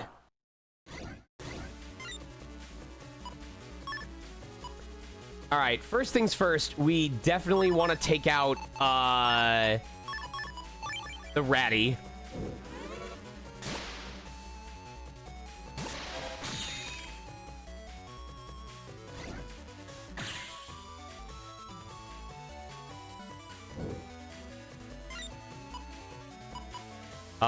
There we go. Hey, that's one. Where's the other dude hiding?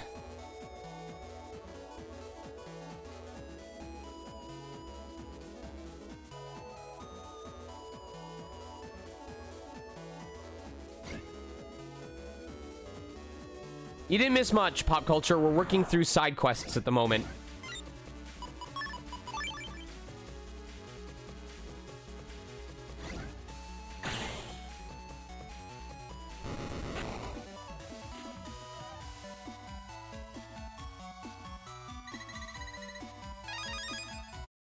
I'm gonna check my Navi Cust real quick and see which edition I have. Okay, I don't have... Do I have anti-damage? No. I do have air shoes.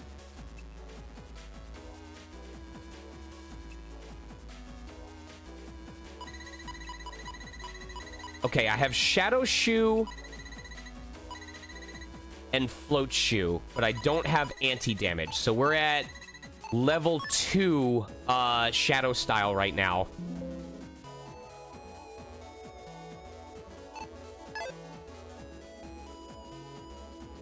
I think we still have Shield Style. Let me check. We have Shield Style, Gut Style, and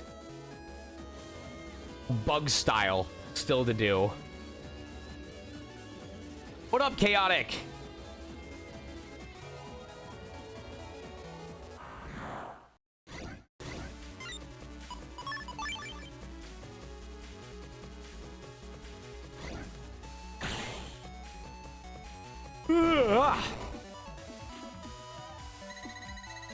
Is that a Pokemon ROM hack, I'm guessing? Hi! How'd you keep up with my amazing speed? You think you can handle it? Let's see. Not bad, not bad. Just trying to...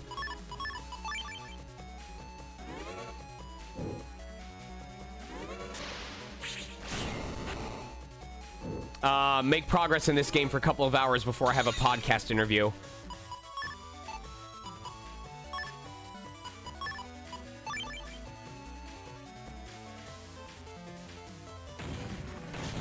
Oh.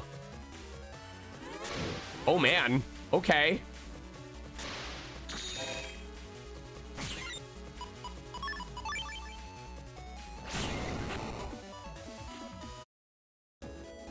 All right, that's 2.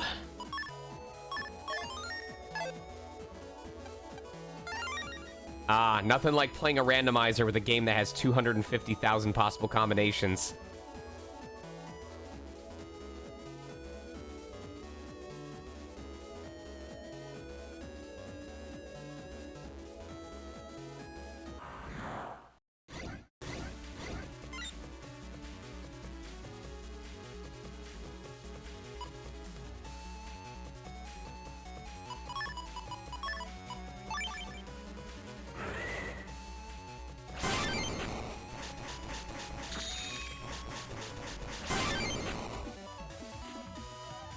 What's your favorite cursed combo you've come across so far?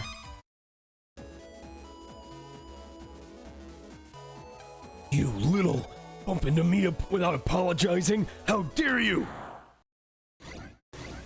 Mr. Sir?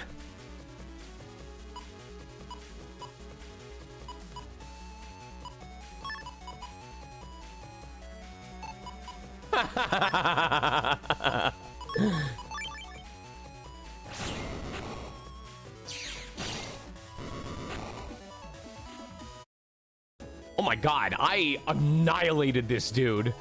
Holy shit.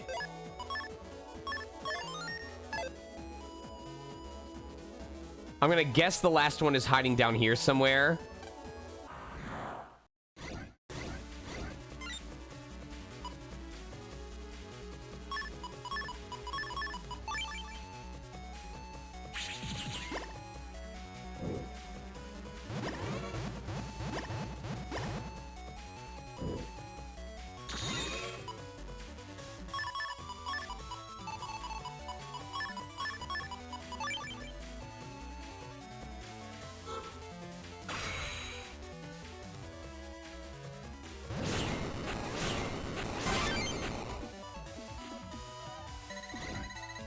Very cool.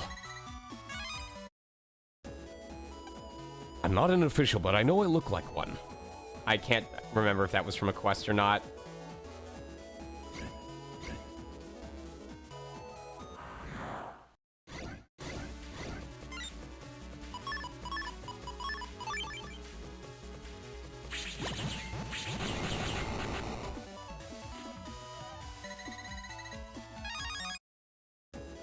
Okay.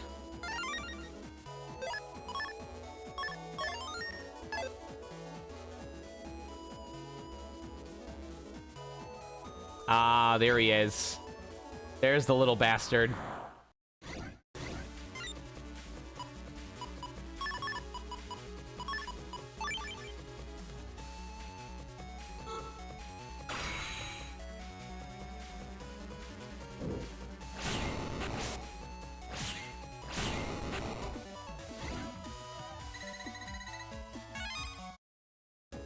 Just gotta head all the way down here in order to fight him.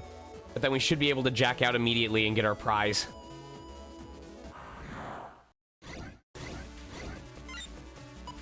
I love when Flashman makes my life easy.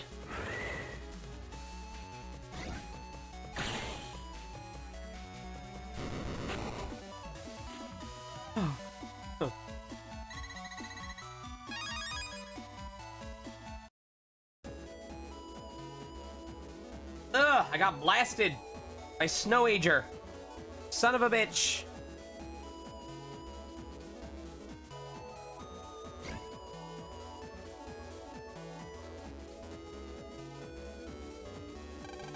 Who do you think you're looking at?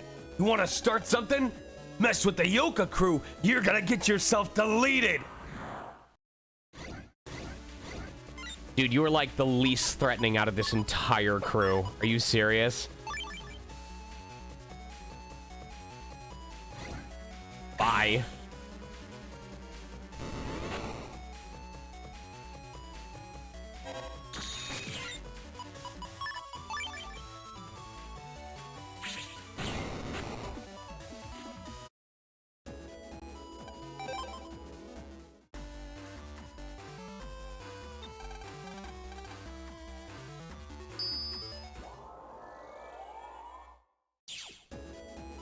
From YouTube to game development. Very cool. How's that been going for you?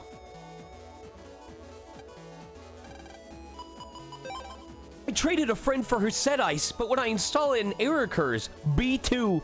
Anyone tell me it's mod code? I don't know the mod code for B2, and I haven't seen it on other boards, so maybe no one knows it yet. Wait a minute. You might be able to find it at that place with all the inside info, but you know, going there's a bit risky.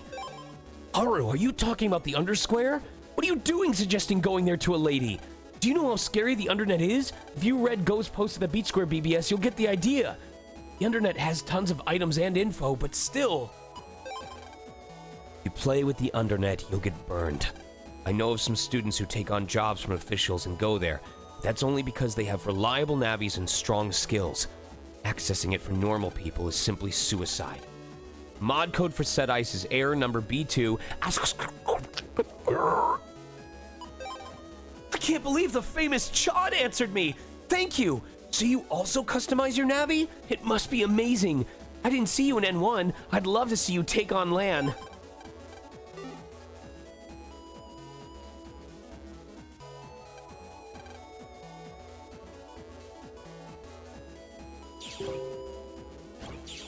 Oh, that's not where I meant to go.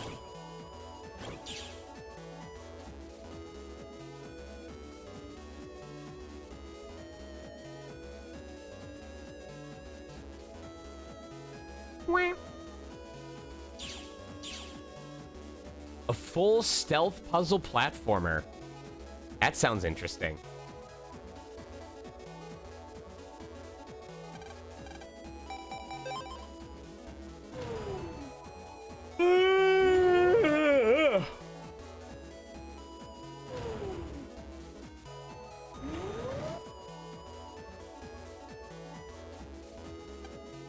You took care of them. Thank you very much. You've brought peace and quiet back to Yoka. Here's your reward. I don't know how to use it myself. I heard it's some amazing item from a pet research lab.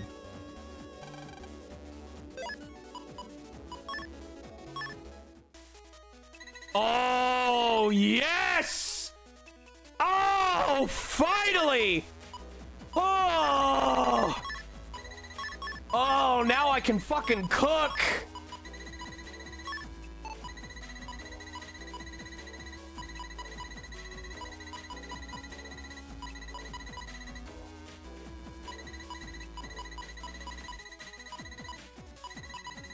What do I even cook with?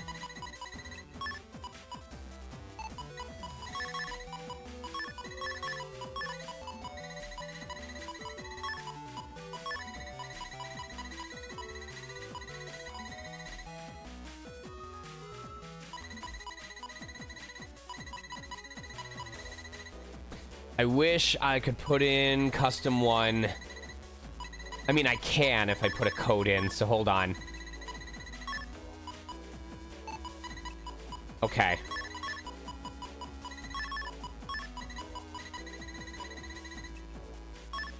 Oh, wait. Nope, I can't do that. Okay. Oh. I didn't even need to do that. I'm fucking stupid. All right, hold on. Or wait, I did put that in. Okay.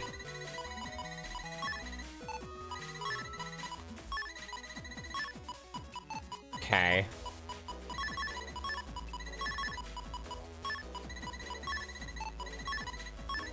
Gonna need to put a mod code in here.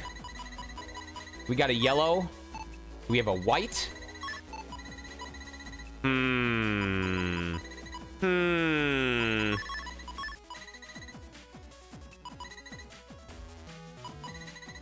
Awkward. I can just swap this, right? Yeah? Okay. Okay.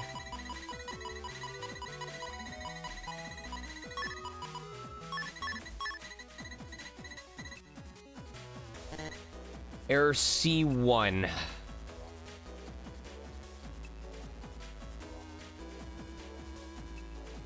Let's see.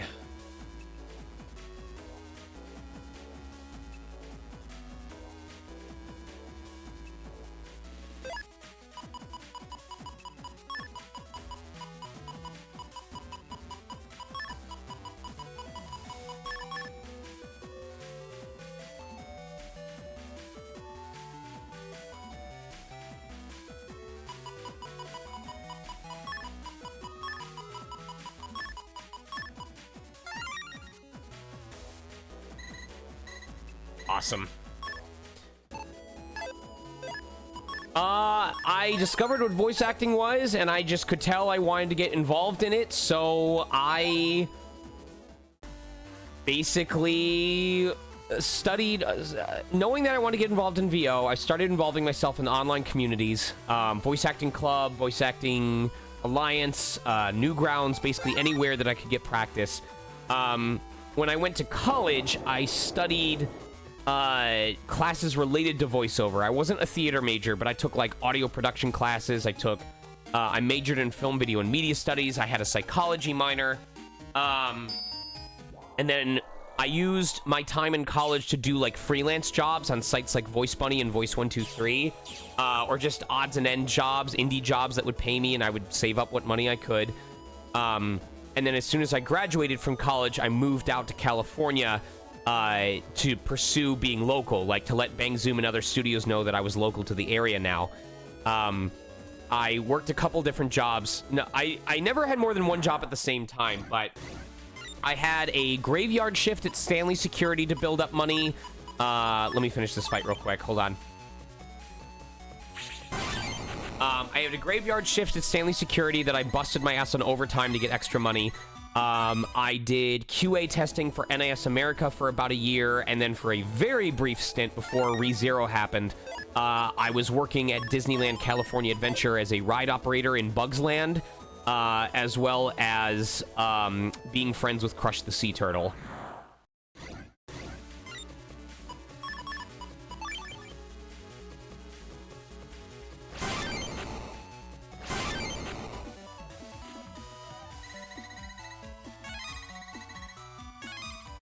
I would define big, like, because I've had colleagues that defined big as, like, being on a project that was broadcast publicly in some way, and then that distinction would go to Sword Art Online, because that was airing on Toonami.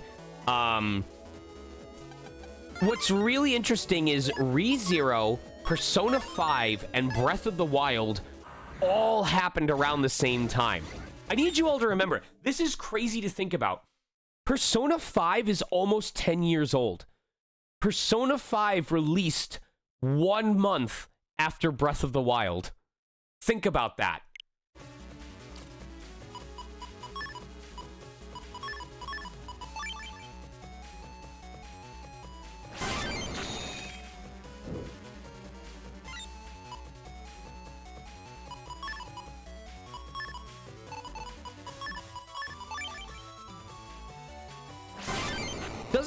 Doesn't it feel like Persona 5 is newer than Breath of the Wild?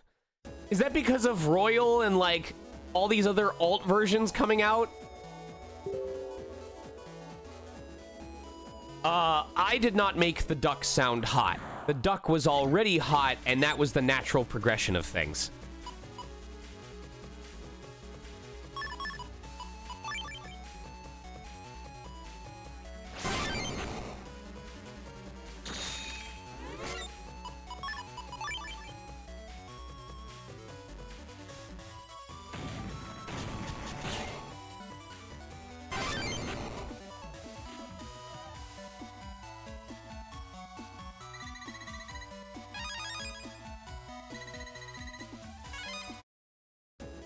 What you sharing with me, Oasis?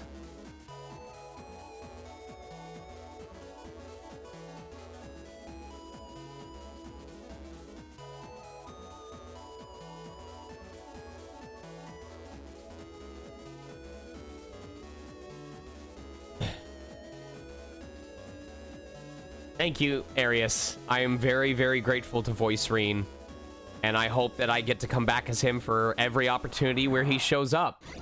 So, you know, every Trails game for the rest of time. Ever.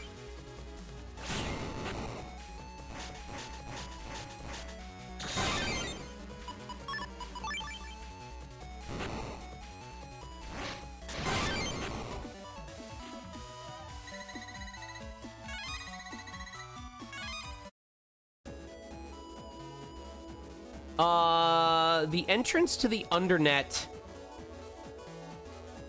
is in Yoka, right? No, it's in Beach. That's right.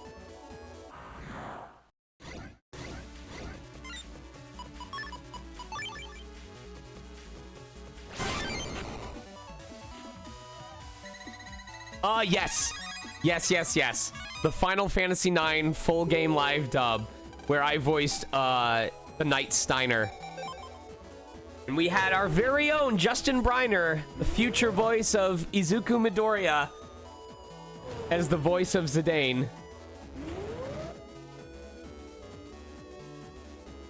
Zidane. How is his name officially pronounced?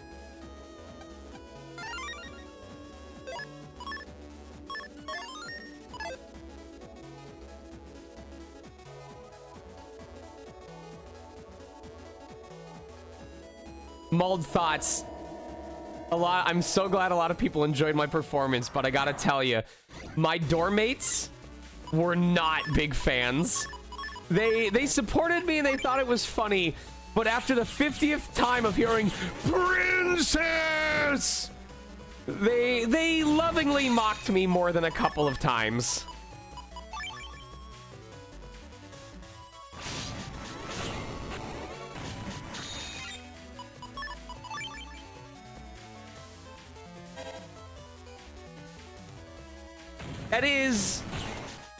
That is something I have to own up to, is I was very passionate early in my career, but I tried my best to be considerate, but I wasn't always the most considerate, so there were a number of times when I would be voicing projects that required me to be loud at hours where people really would have rather that I was quiet.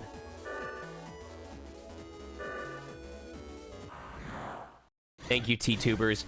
Did you hear my my speech in Season 3 yet?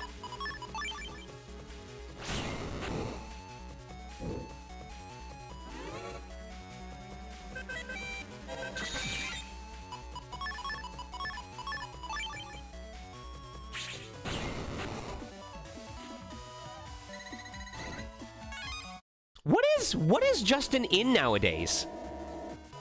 Like, let me look up his BTVA, because I know him from My Hero, but I haven't really been keeping up with him.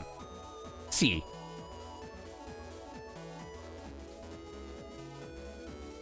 No Longer Allowed in Other Worlds, Solo Leveling, Fairy Tale 100 Years Quest, Spice and Wolf,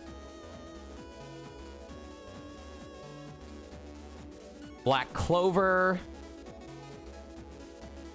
Fire Emblem Engage, Blue Lock, One Piece Film Red, Dr. Stone, My Dress Up Darling, Trapped in a Dating Sim, The World of Otome Games is Tough for Mobs. At least 25% of these listings are for Deku, though. He got so much work off of Deku. Holy crap.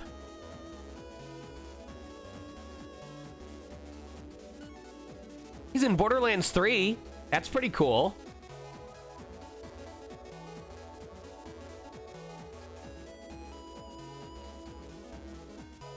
How many roles have I done at this point?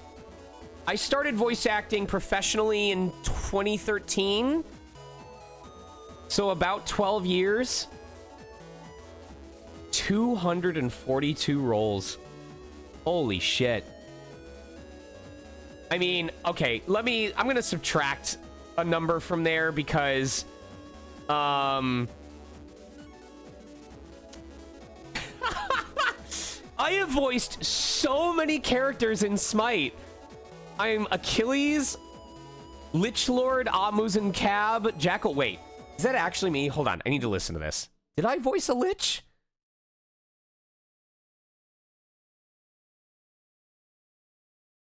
I know I was the dinosaur Sir Nunos. I don't think it's going to play the sound clip. I think it's broken. Oh, come on. Anyway, apparently I voiced the Lich Lord, Amuzen Cab, Jackal Knight Anubis, Jurassic Slasher Sir Nunos, House Unicorn Rabbit, Fabulous Chiron, Tabby Toil, Ganesha. Tabby Toil was the last one that I believe I've done for Smite. Valhalla, Vice, Heimdall, Blood Raven Horus. I really enjoyed that one. Duke. Bunhats, Hunbats. That was my favorite. Voicing the French monkey holding a baguette in the studio. Danny Phantom, War Chief Raijin, Vamana, and World of Warcraft Gnome Child. Was it No, RuneScape. RuneScape Gnome Child. Personal favorite. Oh, that's why, because a bunch of people were really good about adding me in as additional voices. The big one that added a bunch was Marvel TLDR.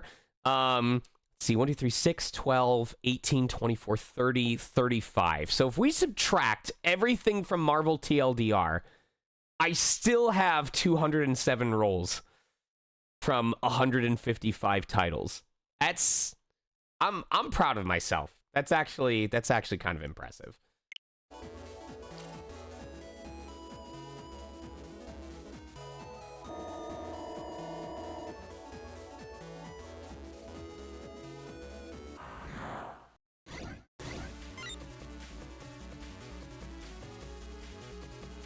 Joel? Like, Troy Baker Joel?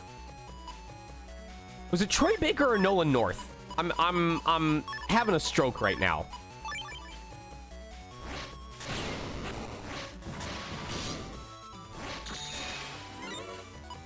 I feel like maybe I'm nuts, but I feel like the dude has had a longer career than being in Metroid Prime 3.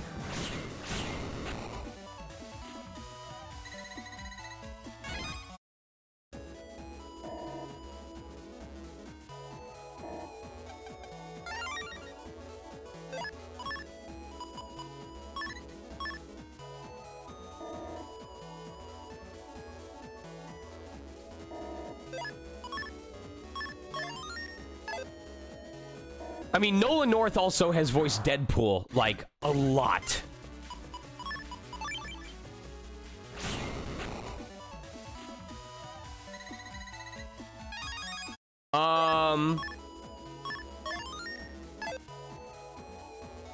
You should be proud of yourself for your work. It's been so nice to experience.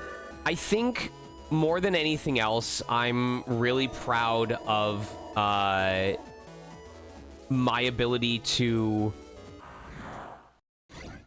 I'm trying to think of words here. Sorry, words are hard.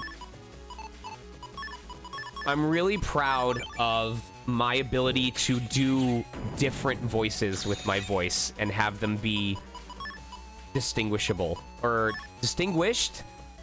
Words are hard!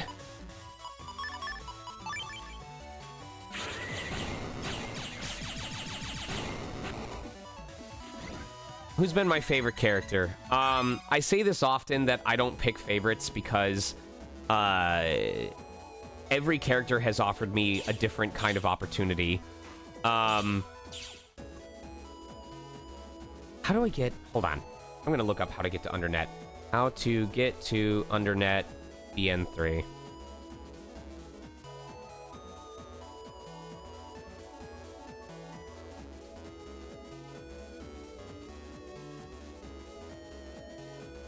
Okay, it is in Beach Area 2. I was right. Oh, it's because the beach goes backwards. Got it. Anyway, I'm really proud of my ability to vary my voice up and play different character archetypes. I've booked roles before from surprising people with my ability to cover a wide range. I'd say... I don't think it's been a detriment, but I think it's come at the cost of being able to give more nuanced performances.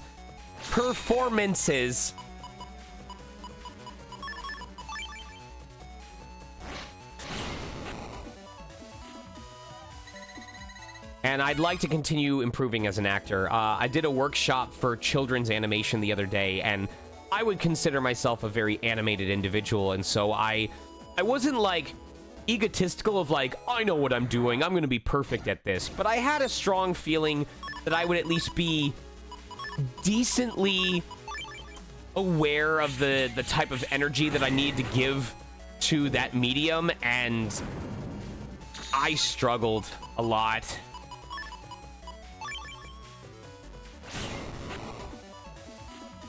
I either wasn't bringing enough energy or I was one-noting it too hard.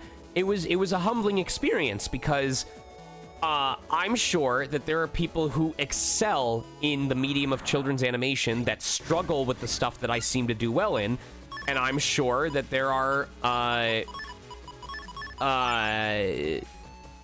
in the same way that I struggle in their medium but do very well in my own. So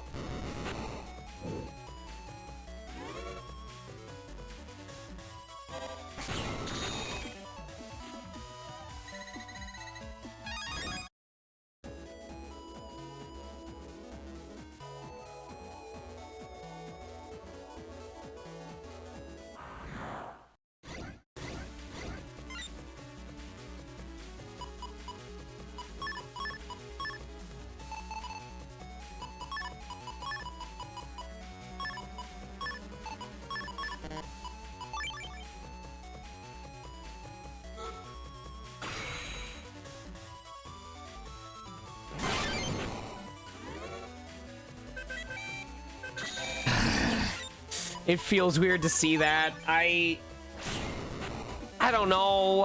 I don't want to be praised for something that I think people are supposed to have in general. Mold, it's... Serious. Life is very awkward for me in a lot of ways because I recognize that I work really hard. I know that I work really, really hard. And I know that I spread myself really thin, and I also recognize that I have a lot of privilege. I recognize places where life has been easier for me, either because I'm white or because I'm cisgender or because I'm male. I recognize places where I've had easier access to things because of my family's upbringing or my own access to my finances. And I constantly balance that. I try to remind myself that I am not a bad person just because I have had good opportunities. And I also recognize that just having opportunity doesn't mean things are going to go easy for you. You have to put the work in too. But so many people around me are suffering so often, whether that's because of discrimination, or if that's because of financial issues, or if that's because of work being slow, or if that's because they're not working the job that they want to be working. So it is really, really hard to accept praise because I recognize that for me, a lot of things happen to be easier. Now, that could be because of time, that could be because of the work that I've put in, who knows? But it's really, really hard to feel the desire or willingness to celebrate my own success when it always feels like it comes at the cost of twisting the knife in someone else. It's really hard. There are a number of financial and career milestones that I have achieved in the last couple of years that I have not spoken about at all and not said to anyone because my colleagues, my spouse, my loved ones, my partner are all in a different position, and I don't want to make them feel worse because they aren't at that level or because they are struggling just to maintain a foundation of stability. So there is a lot about my life that I keep to myself. Part of why I really, really, really enjoy when folks come up to my table at conventions and want to talk about ReZero is because my own wife has not seen all of ReZero. My own partner has not seen past the first season of ReZero. And for personal reasons, I'm not sure that they want to, and I don't want to force them to. So it's difficult when things that I'm really proud of, I don't get to share with the people closest to me because it would either upset them, not like make them mad, but like it would be tough for them to sit through, or it would remind them of the things that they don't have. And I don't hold that against them, but it just means that when I say that stream is often the only way that I get to showcase things that I'm into other people, I'm not joking. So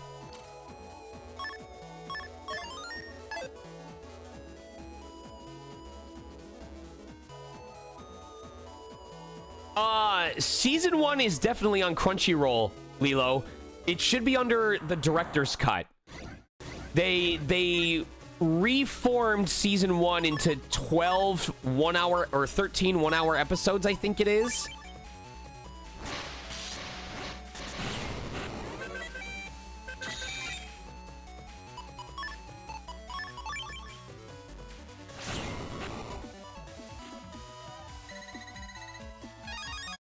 Vivi? Is that shorthand for something, or?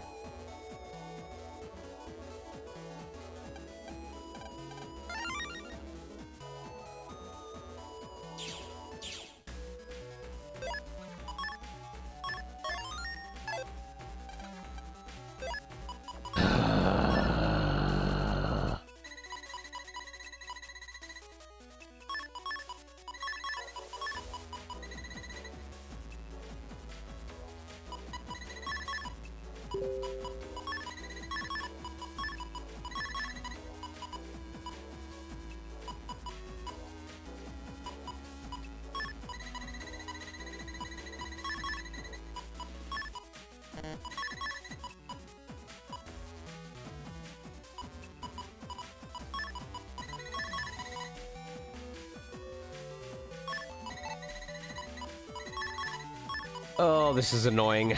Okay.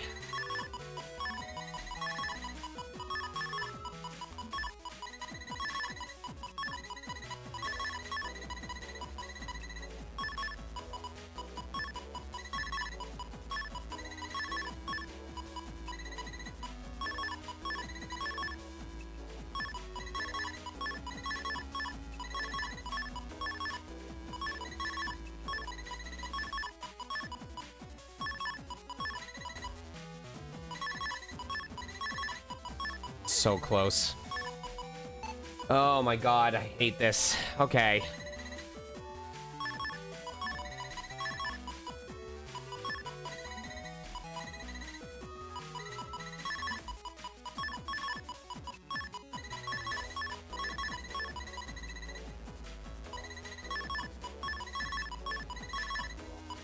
Gotta be a better way to do this.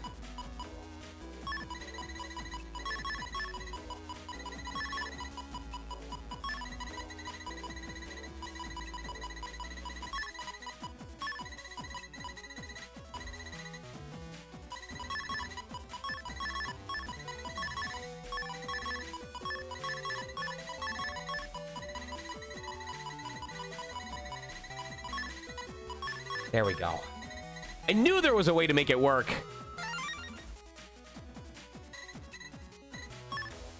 Jesus Christ. Hello, Rins. There's always a way. Anyway, we're going to Undernet 4 because I want to fight Plantman V2 and get his first chip, and then we can progress the story. For about 2 hours. I don't need to get a perfect score on Plantman. I just need to beat him without dying.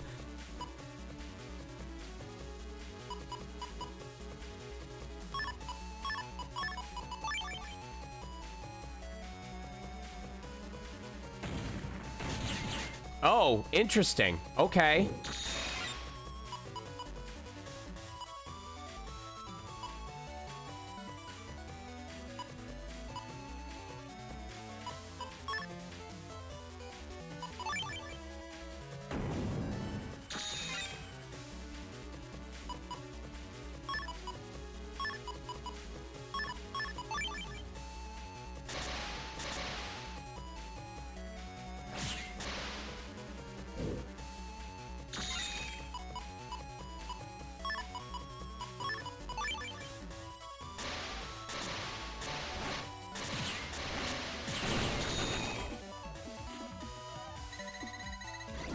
It's okay. Don't worry about it.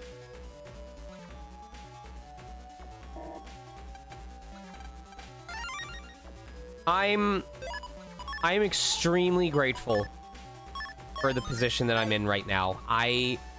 The fact that I'm going to, let me look at this. 1, 2, 3. Well, the fact that I'm going to a con this weekend, and also getting to go to Furry Week in Atlanta next week. And then the fact that I have 1, 2, 3, 4, 5, 6, 7, 8 conventions currently planned for the summer months of June, July, August. And one of those is even just a personal con to Anthrocon. Like, not everyone has that opportunity. And I recognize it, and I cherish it, and I don't want to waste it. But it sucks when it feels like I'm one of the only ones benefiting from it.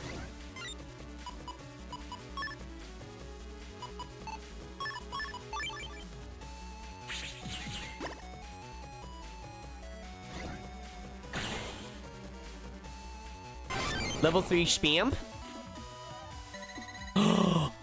Level 3 spam!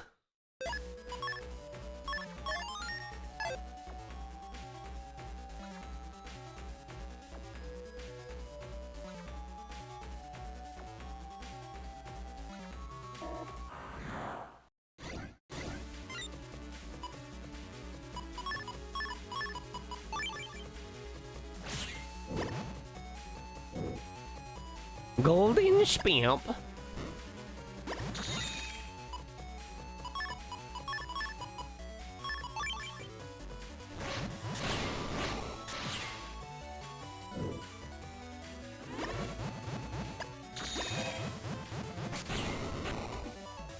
How do you not get burnt out?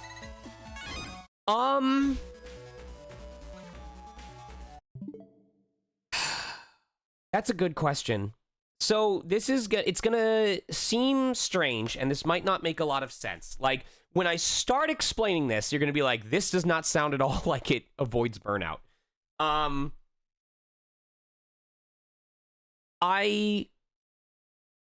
It's hard to explain. Maybe I'm not aware that I'm burning myself out. Maybe I'm oblivious to it because I've been so used to it over time. It is really, really hard to find personal time for myself nowadays. Outside of doing like Neopets or trying, emphasis trying as of late, to do dailies on stuff like wizardry and fairy fragments.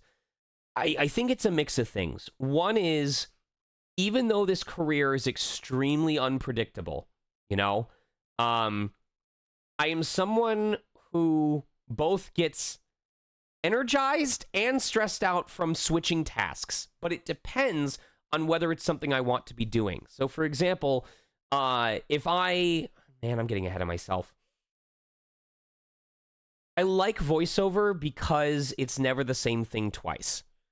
Whether it's, you know, a video game or an anime or something else, every time that I go in, the episode is different, the scenario is different. Maybe we're doing battle today, maybe we're doing scenario, maybe we're doing main story. And I have really struggled with office jobs. You know, shelving page at a library, staring at a phone dispatch screen for 8 hours.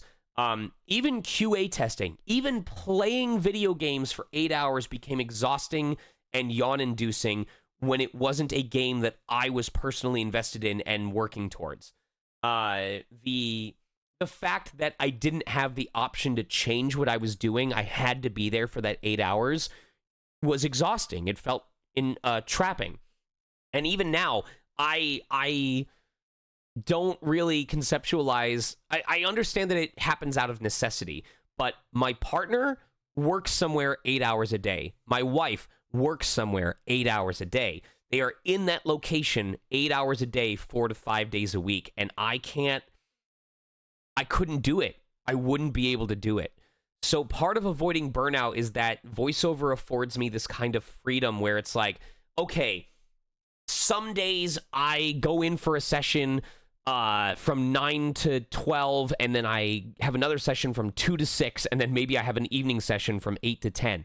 But they're all going to be different projects. They're all going to be different things. And I get that hour or two break in between to just kind of do whatever I want and go wherever I want. And then some days, I get to have a single session. I had one session yesterday scheduled for between 1 to 3 p.m., but I actually was only in that booth for 25 minutes. We had everything that we needed done in 25 minutes, which means yesterday, outside of stream and outside of that session, I had nothing on my agenda that needed to be done. And yes, Melucifer, you hit on a good point. Convention tabling is a vacation for me. I'm not making this up. When my normal life involves auditions and streams and sessions and errands and packing and planning and all of this other stuff, when I go to a con and for 2 to 3 days, all I am responsible for is sitting at my table and talking to people and hyping up my wife's candles or my partner's fragrances and occasionally hosting a panel that I already know the subject matter, that is so much less stuff that I have to focus on day to day that it actually relaxes me. And I get to enjoy traveling somewhere where my hotel is covered for, where my flight is covered for, where maybe my meals are not covered for, but they're technically covered because I get a food stipend, or I get to pay for the meal using some of the money that I earned from selling my autographs or talking to people during the day. Right, it's a nice shift from how chaotic my regular life is. But this is all getting aside from the point of like, how do I avoid burnout? I think it's a mix of things. I think the single biggest contributor to me avoiding burnout is financial freedom. I think when all the work that I do contributes towards a paycheck where I actually feel like it's my money and I can choose whether I'm paying my tax payments or if I'm paying my investment account or if I'm assisting my wife with something, when I make money and it feels like it actually stays in my account and I'm keeping on top of my monthly expenses, the level of freedom that that gives me is something that I think a lot of people, unfortunately, are not able to experience in today's society. When I can look at a $300 hoodie and go, I really want this hoodie, and I can just buy it without having any concern for what that means for my ability to afford my mortgage at the end of the month, because I have that level of financial flexibility, I think very few people my age have that level of stability. And I don't think it's their fault. I think it's something that I'm very, very fortunate to have.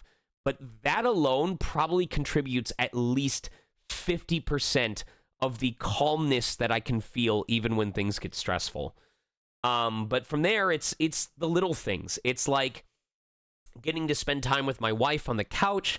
It's having my cats cuddle me and falling asleep, knowing that there's creatures that love me and love spending time with me, and I'm going to tear up just mentioning that. It's getting to visit my partner. It's also a heavy part of it is my love of this craft. I love voiceover. I love it so much that no matter how much it pisses me off, and it does piss me off a lot, I can't not do it. I enjoy going into the booth. I enjoy asking what we're going to be exploring today. I enjoy getting to do call-outs. It rejuvenates me. And it excites me to do well at my job. When I am in the booth for number 0 in Beyblade X, and I put on my announcer persona talking about something that just happened in the match, and Tony Oliver goes, "Oh, that's great." I've heard Tony Oliver, who was one of the earliest people in my career. He was the person praising me during my AX Idol performance in 2009. When I'm in the booth for Beyblade X doing a performance and I deliver a line and Tony Oliver goes, "Oh, that's great," I ride that high for the rest of the day. When I go in for a 3-hour session, or when I go in for a session that's scheduled for 4 hours and they expect to use all 4 hours and we're done in 2 hours and 45 minutes and they have a whole extra hour to take a break or do whatever they want, the relief that I see on the client's face, the excitement I hear in their voice, the fact that I not only did a good job, but saved them time and proved my reliability to them, that energizes me. Doing well at my job makes me so fucking happy. And I think that's what helps me avoid burnout, is I love what I do and I know that I'm good at it and I'm able to express that as often as I am. If I wasn't going to a lot of cons, if I wasn't working VO as much, I probably would be struggling more. I hope I never get to find out, but I'm very grateful. I'm very grateful that I don't suck at this, or at least that I'm good enough that I can get hired. So I know that there's a lot of actors who are way better than me. Just look at Baldur's Gate 3 as an example. But it's nice to feel in demand, and it's nice to feel like I have a place in this craft and that I belong. So that's why I'm grateful for you all supporting me.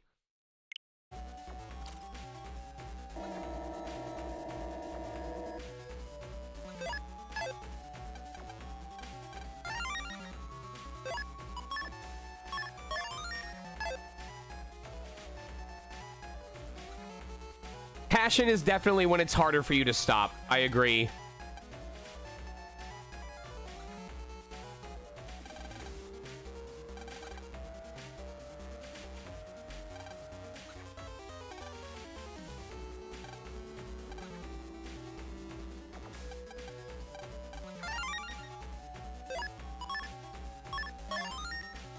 I don't know what the future of my industry holds for me, but I just hope that I can be there for it regardless.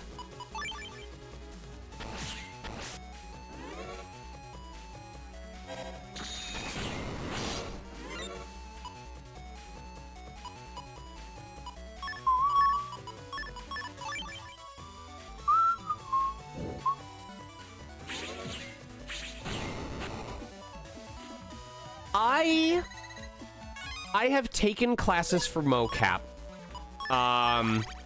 And I wouldn't want to limit myself by saying I would never do motion capture. The problem is I don't have a lot of stage acting. I haven't spent a lot of time or effort to add that to my repertoire. And I am worried. I don't know if it's ADHD or if it's something else, but I feel like my body movements are not natural to motion capture acting. When I have to embody the physicality of a character, it feels like I'm a robot pretending to be a human. I really, really struggle. I have a very active mental imagination, but it's really hard to make that translate into my muscles and my bones doing movements.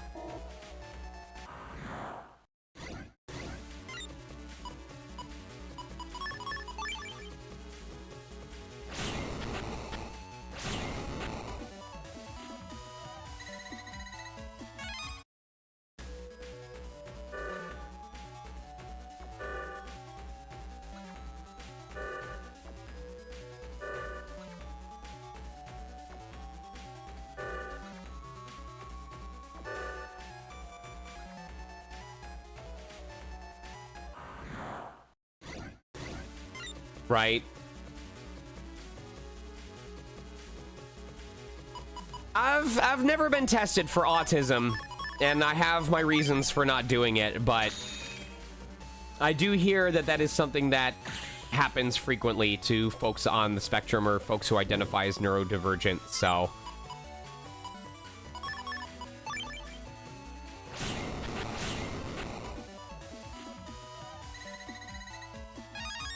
It's for, like, another reason is, would I do an audiobook if I absolutely needed to in order to put food on the table? Yes. I would not turn down that kind of work. But I have learned over time that I really, really do not like doing audiobooks. I don't. It's so stressful for me. So I would rather bust my ass in other forms of voiceover and do well enough in those that I don't need to do audiobooks.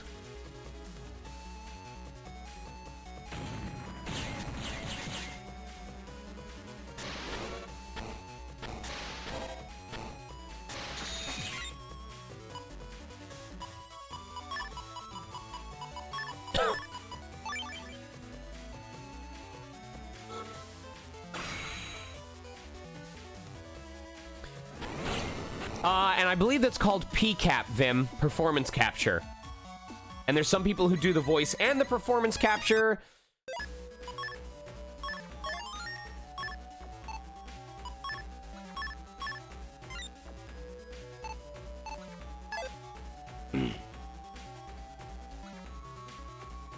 Is it stressful because you have to concentrate for a long time? Do you mean for audiobooks? I don't think so. I think it's because for audiobooks, I have to narrate a shitload of text. And then I also have to sit down and edit my own audio, which means I have to listen to myself twice over. It's boring work. Remember how I said that, like, sitting in a, in an office chair for 8 hours was boring as hell for me? Narrating 30 minutes of audio and then sitting down and editing 30 minutes of audio is boring as fuck to me.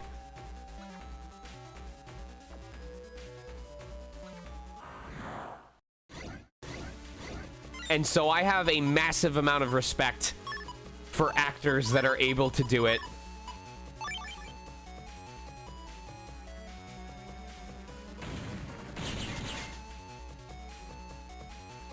I used to not like the sound of my own voice.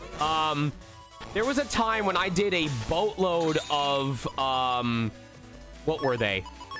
I did a bunch of,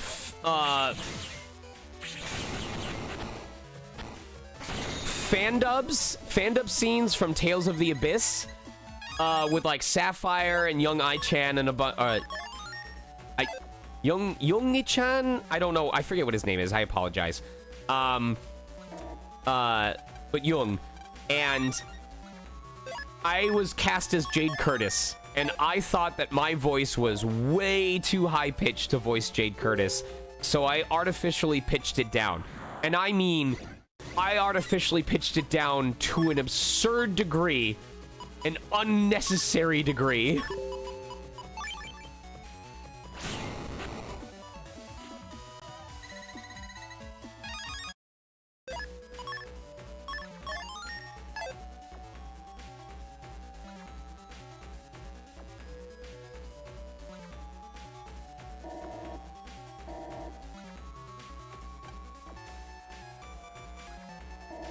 Maybe I don't have access.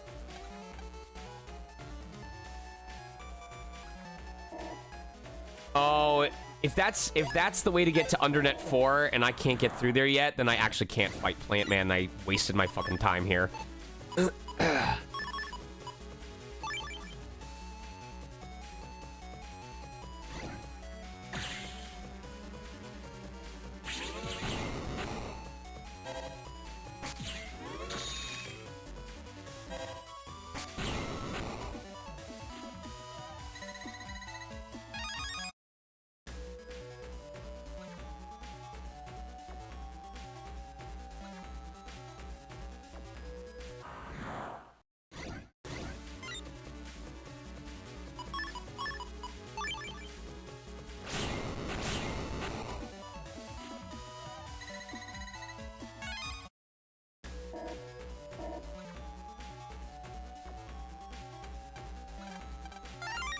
Okay, something tells me... Okay, I have to actually make more progress before I can get to Undernet 4. Damn it. Alright, well... Almost 3 hours into this stream and we can finally make story progress.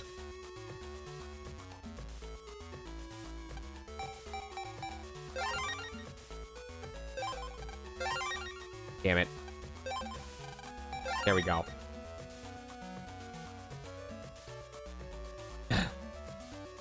I know, and technically I could be spending more time talking to every NPC to see their new dialogue, but I can tell that I'm skipping it already because I'm trying to make progress in this game. I guess my hope is that you all are at least enjoying the background noise. I won't let the World 3 ruin my child's trip here. So I'm spending more time with her so she enjoys herself. Papa, the TV station was so much fun!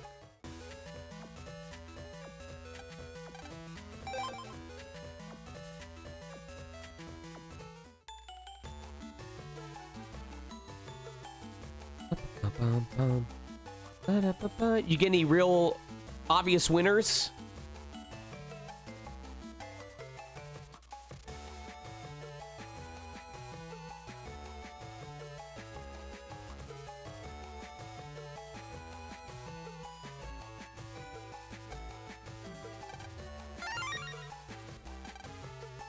Hey, I had a feeling something was back there.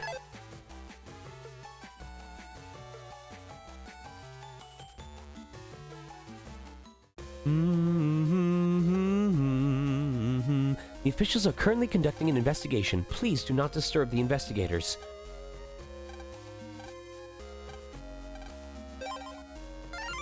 Yay.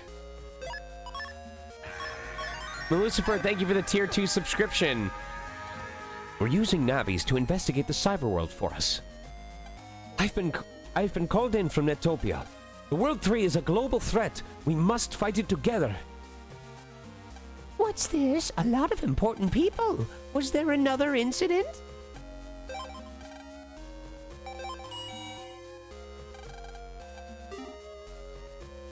After 2 incidents, we're getting fewer and fewer patients.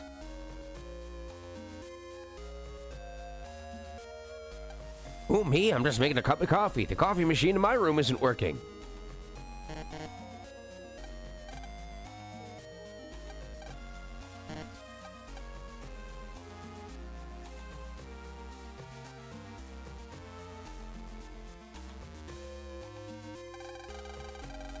So, Wiley used you to form the Net Mafia Syndicate Gospel? Is that right, Sean? Yeah, that's true. I'd lost both my parents in a plane crash. I was totally devastated. I spent my days in the cyber world as an escape from reality. One day on the net, I was approached by an unfamiliar Navi. And that Navi was operated by Wily? Probably. Anyway, the Navi asked me, would you like to rule Cyberworld? Fed up with the real world, I started doing whatever the Navi told me without question. I see. Then what? I expanded the syndicate as ordered and commanded others to commit crimes. That's when the Navi told me to build it. It? What did he tell you to build? The ultimate Navi. Base. He said an ultimate Navi was necessary in order to rule over all of Cyberworld. Is someone there?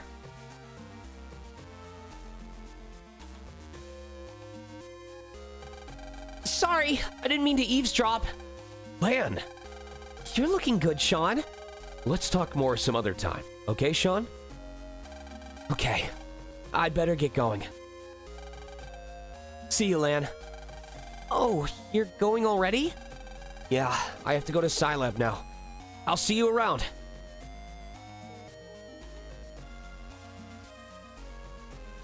Define amateur directors. Sean was the former kingpin of the Net Mafia Gospel. Ever since Gospel's collapse, he's been going to various places almost every day, sharing what he knows with others. He's trying his best to make amends for the crimes he's committed by helping us with our investigation of the World 3. Sean's making up for the crimes he committed? All I'm doing is turning inward in guilt and self-pity. Is something wrong, Lan? Dad, there's something I have to tell you.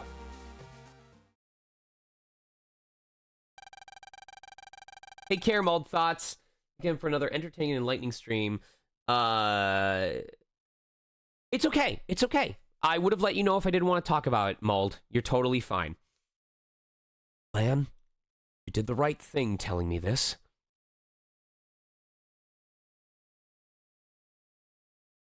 I'm checking some messages real quick.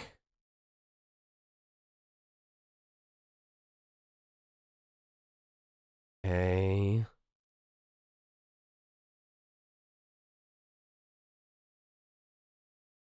Oh my god. FWA is doing a pug crawl from 2 to 8 p.m. on Thursday. Oh, from Thursday 2 to 8 p.m. They're going to do a huge pug crawl across all the different bars in the nearby area. They're going to go to Big Kahuna, Tin Lizzie's, Hooters, Meehan, Skull Brewing, and Hard Rock. I want to go to Hooters. Femboy Hooters. I'm so sorry. You made a major mistake, but you can't dwell on it forever. Like Sean, you should do your best to make amends for the mistake you made. If you can't do that, all you'll have left is regret. Dad, I'll do it. I'll do everything I can. I've got to make up for what I've done. That's my boy. Never give up, Lan. Mega Man, let's go to Scilab. Mean to see Chad? Right. See you later, Dad. You have to do what you can, but don't overdo it. Oh my god! Let's go, guys. It's time to get breeding. Oh, I've been waiting to breed ever since I started this game.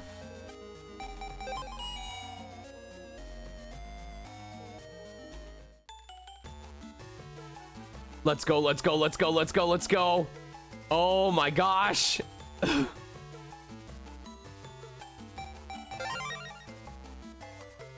Vim, we're gonna go on the internet and get bread. Or assist with breeding.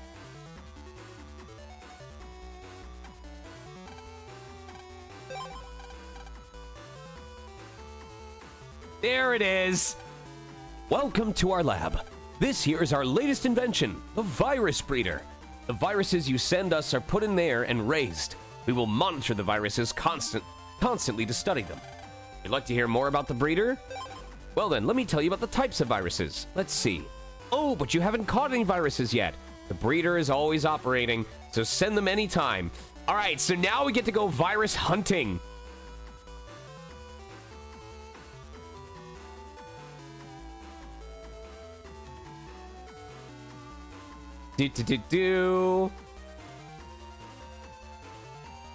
So remember when I said we were going to make story progress? Not anymore.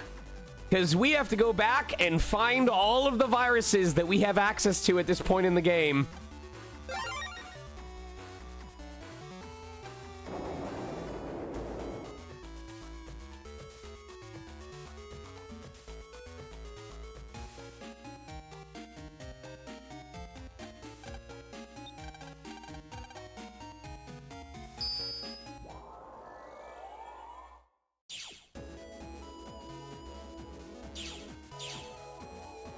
And our very first dude is gonna be somewhere around here. Our classic family. There they are. The Doodles.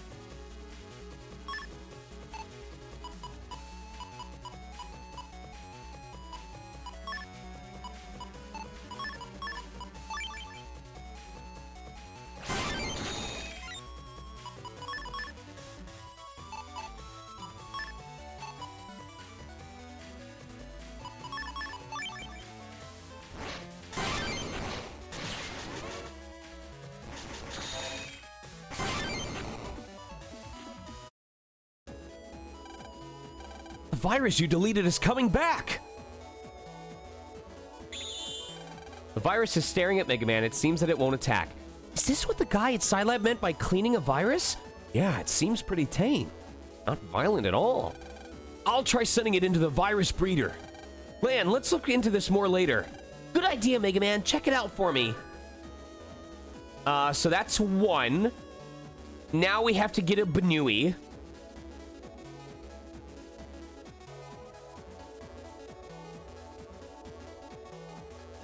I don't know if this job is available yet after we activate this, or if we have to progress the next portion of the story. Because this one is technically a job. And also, this is why we want to farm bug frags, is because we have to feed bug frags to the viruses in order to level them up. Excuse me.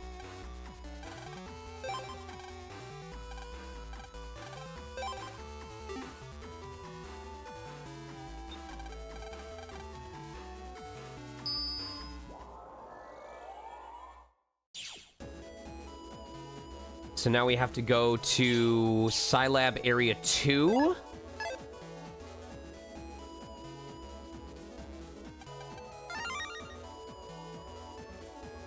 There should be a duder somewhere around here who will sell the Banui chip to us.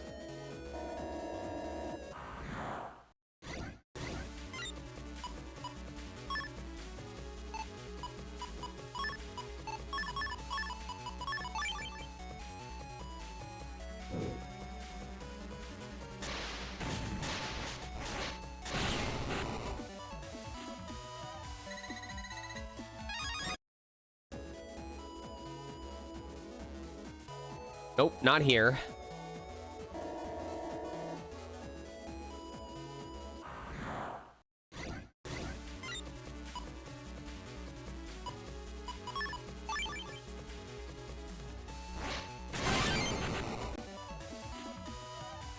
Yeah, raising these viruses in my original playthrough of this game is what led to me farming Metars in the early areas. I've been waiting. So, want to raise a virus? Be honest, I hate to let my little ones go, but I'm no good at virus busting and can't afford to feed them properly. Yes, that's right, they eat bug frags, so I can't let just anyone take my precious viruses.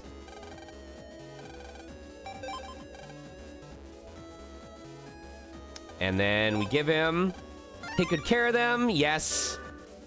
Alright, who is next? We have to go to the Demon Comp.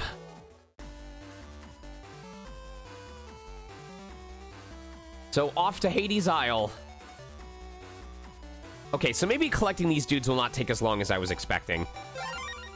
For some reason, I thought we had to, like, run around the entire net and find specific quadrants, but, I mean, technically we do have to do that, but I guess having a guide tell you where to go does help.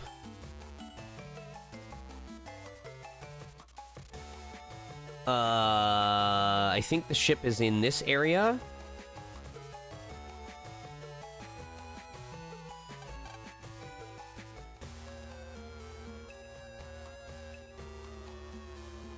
And I believe we gotta go to the little gargoyle dude that's on the top area here.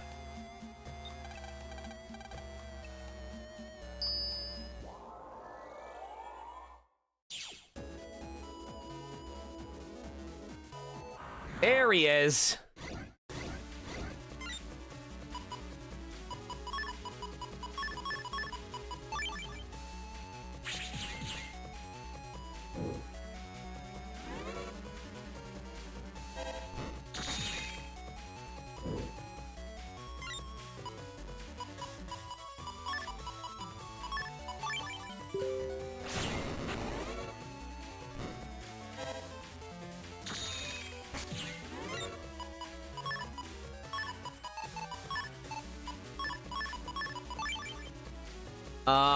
Kate's checking real quick if I need any soap, so let me check for them real quick.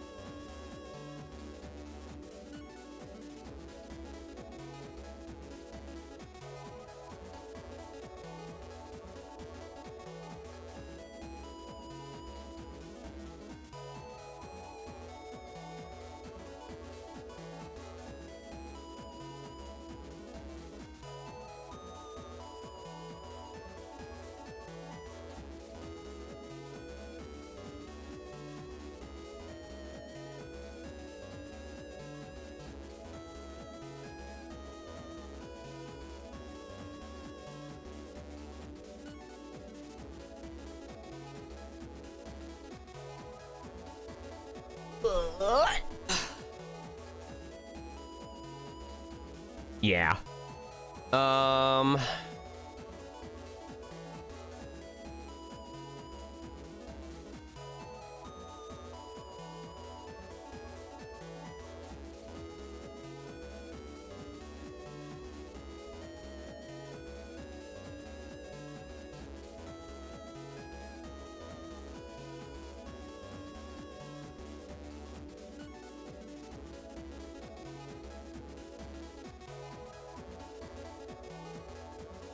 Okay.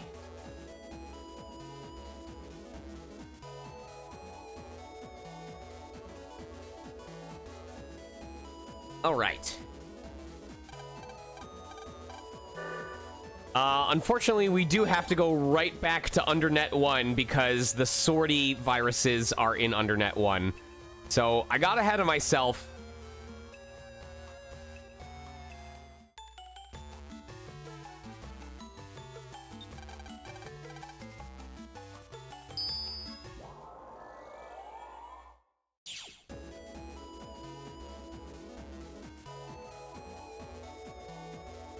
I always forget where the actual teleporter from Beach Comp is. Is it in the hospital?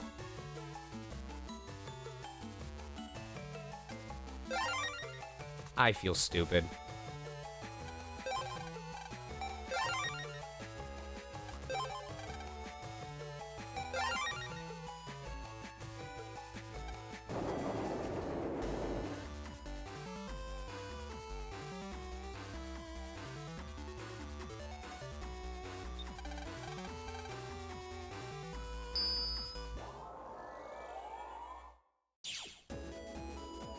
Oh, we can technically get 2 on this trip. there's one in Beach 2 as well.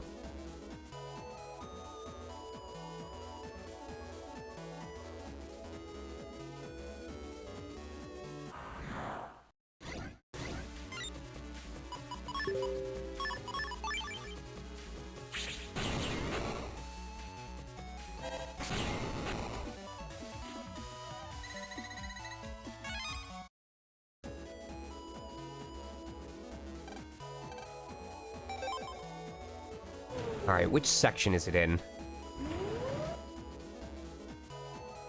I do not know where that is, so we're gonna have to just find out by trial and error.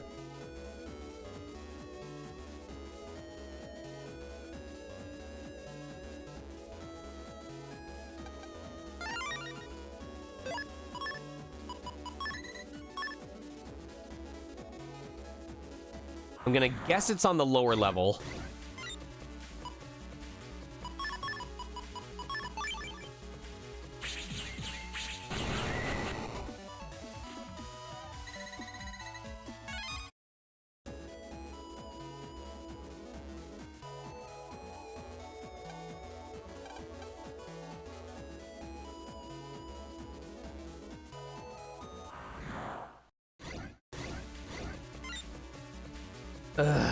Having no luck with this. Jesus.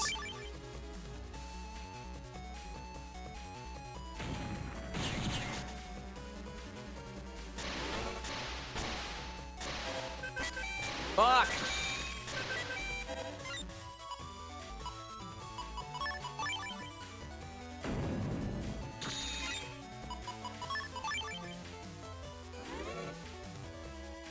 What up? D-Pinshot? D-Pinch? I'm doing okay. We are collecting breedable viruses now that we've unlocked that ability, and then we're going to try and make some story progress until about, I want to say, 4:45. And then I have to dip in order to prepare for a interview/podcast appearance. And then I go visit Kate for a while, and then I pack up for Escanaba, which I leave for very early tomorrow.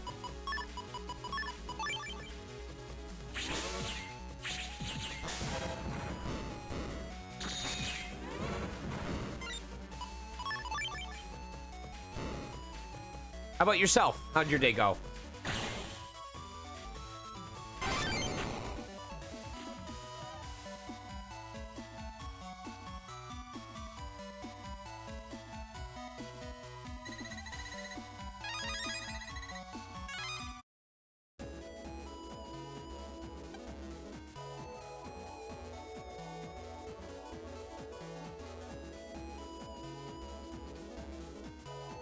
I'm so fucking sick of all of these spam emails.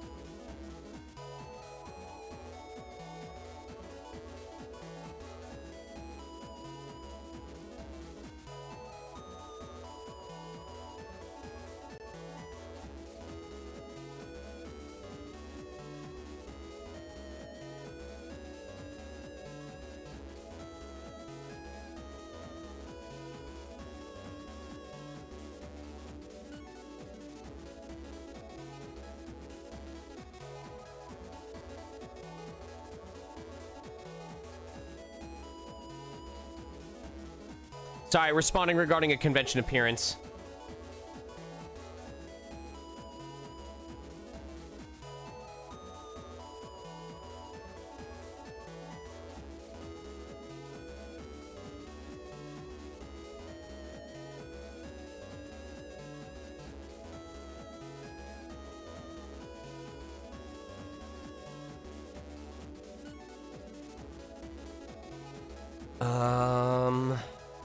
Gotta check something about...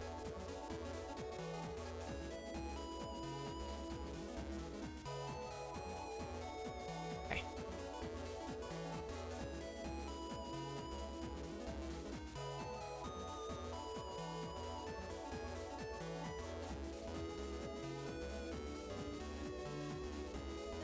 Yeah, that makes sense. Okay.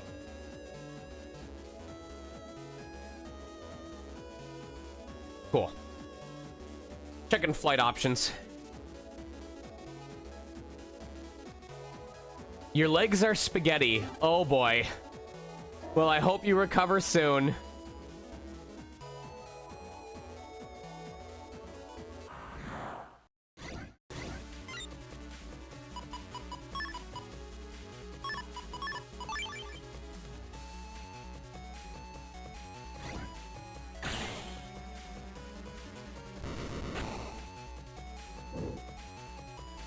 Keeping myself creatively occupied.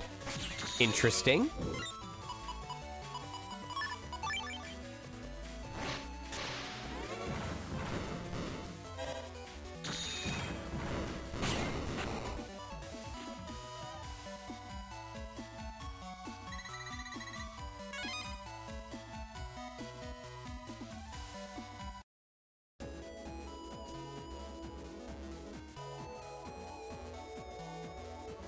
Okay, we're good there.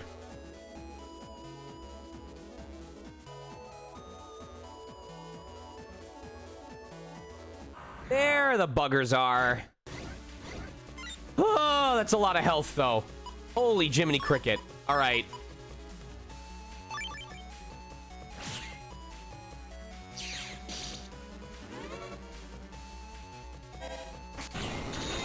Oh, I better be fast about this or I'm gonna die.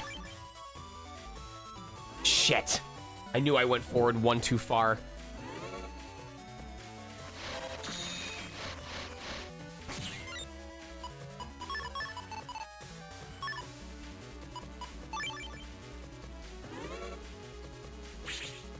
Fuck. Shit, shit, shit.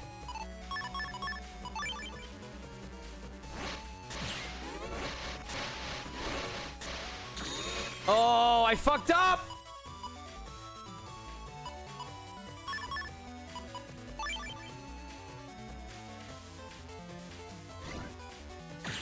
No! Yep.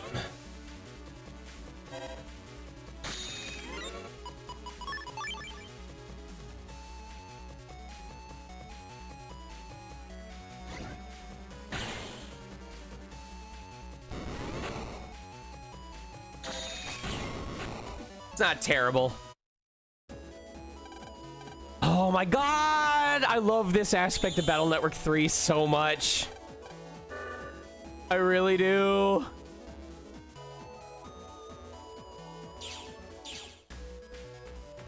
All right, Undernet 1.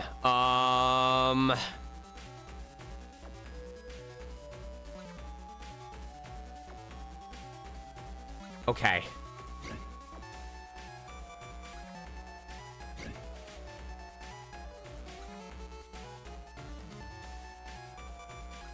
Not there. Here? There they are. So easy.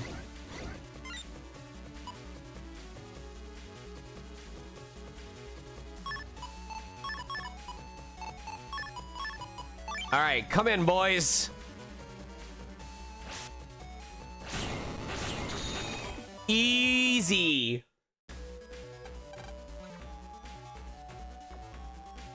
Let's see if I need any others here. Next one is in Scilab 2.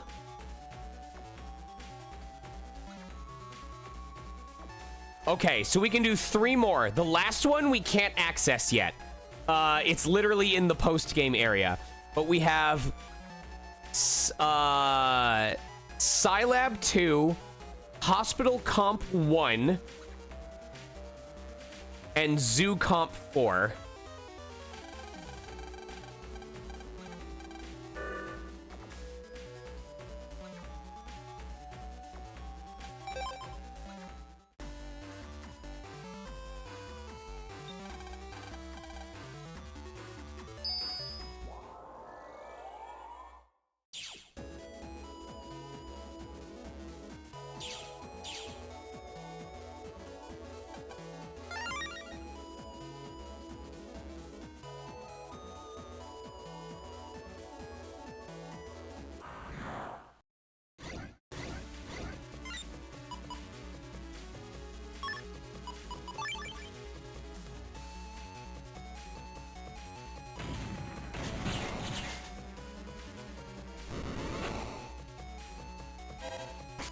God, they shake so violently.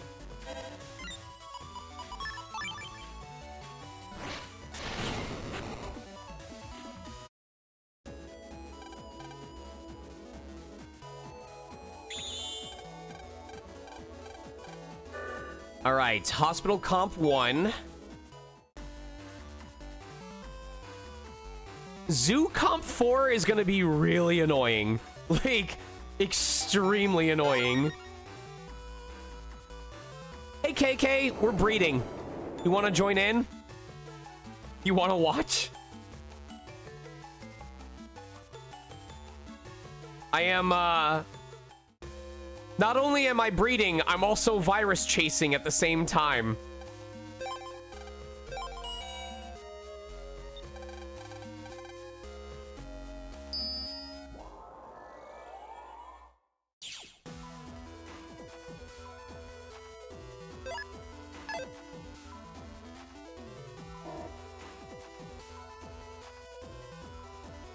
It's true.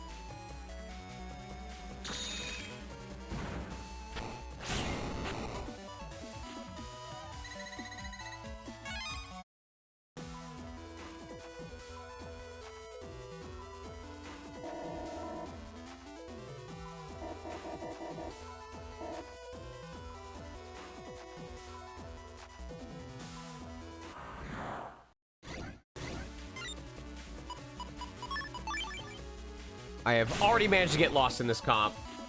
Oh, I could do with Thunder. I miss really good Thunder.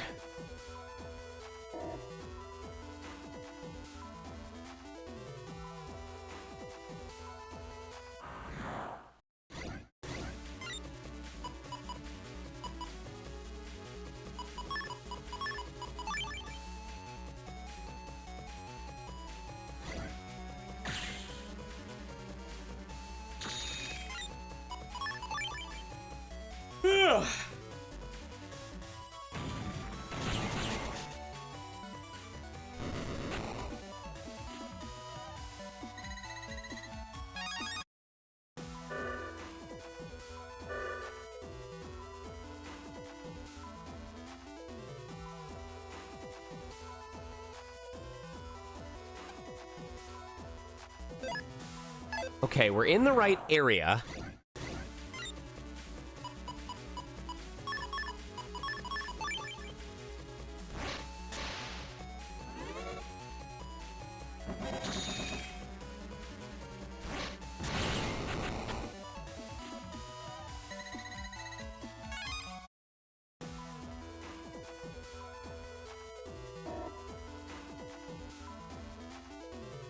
Or am I?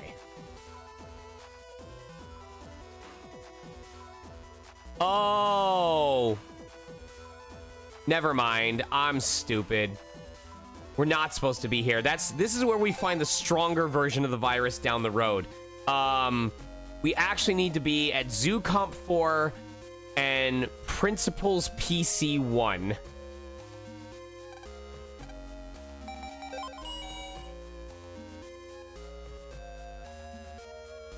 Zoo Comp 4 is gonna be a little frustrating.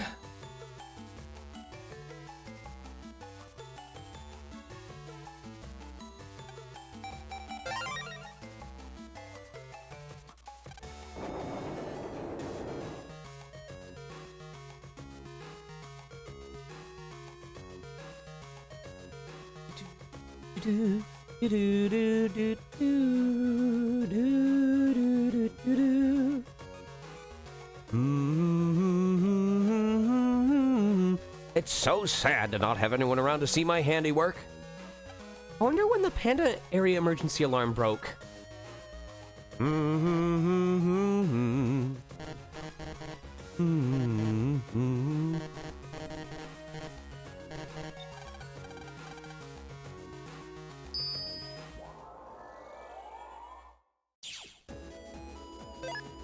Oh, that's the alarm comp.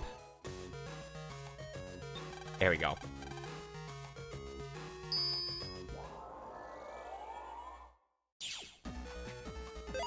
The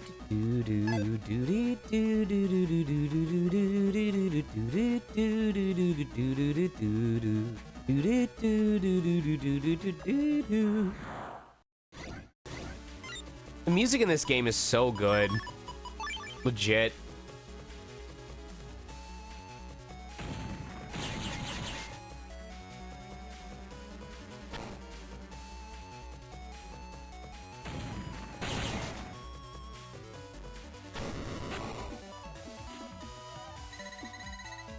Also, I like how the images in the background naturally change as they rotate. I think that's super creative.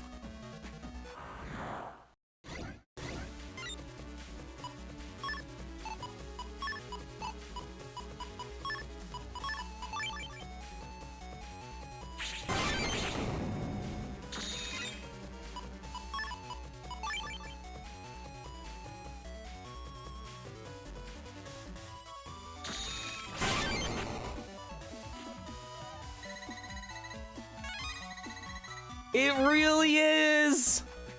There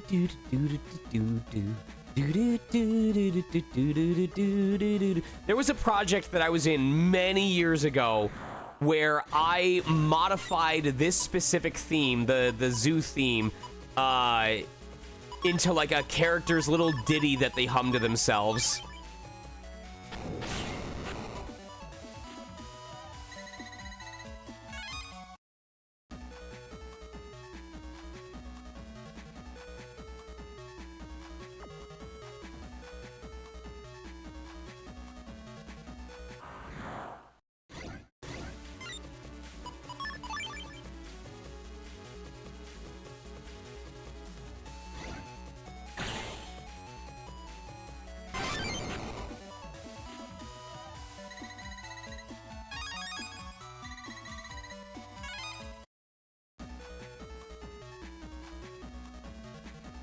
The little paw prints showing you how to get to the next area.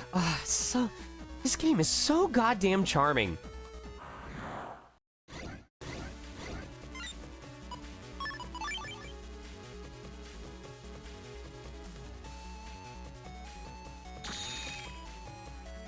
Nope, too early.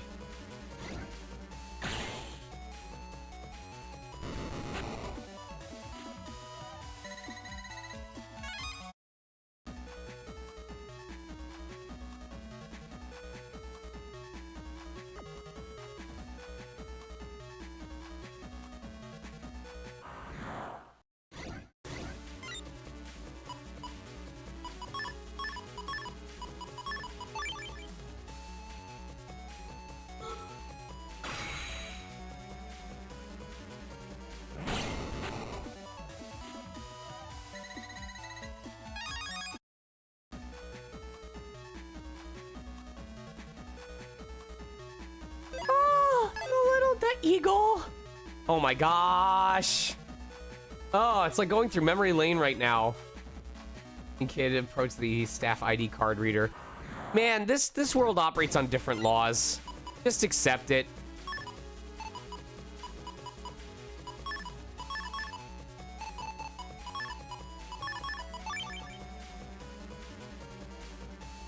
Little quack quacks.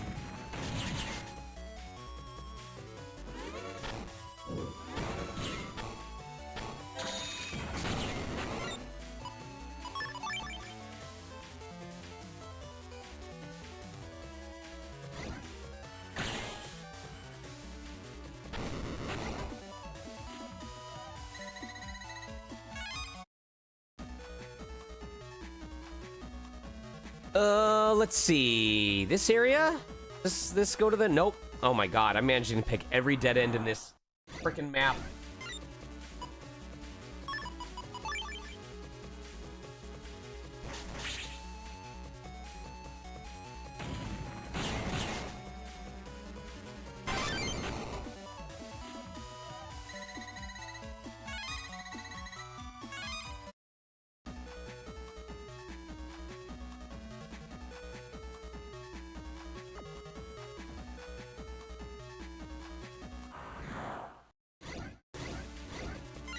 Do you have a favorite term that you use for something where you no longer say the actual word anymore?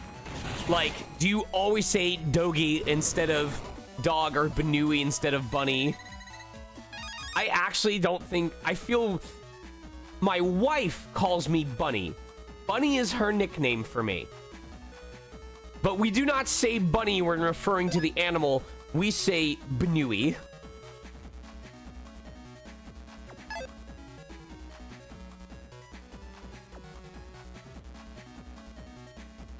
That hit me right in my meow meow.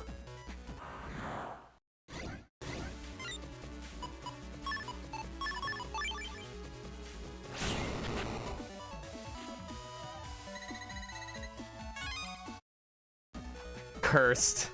Absolutely cursed.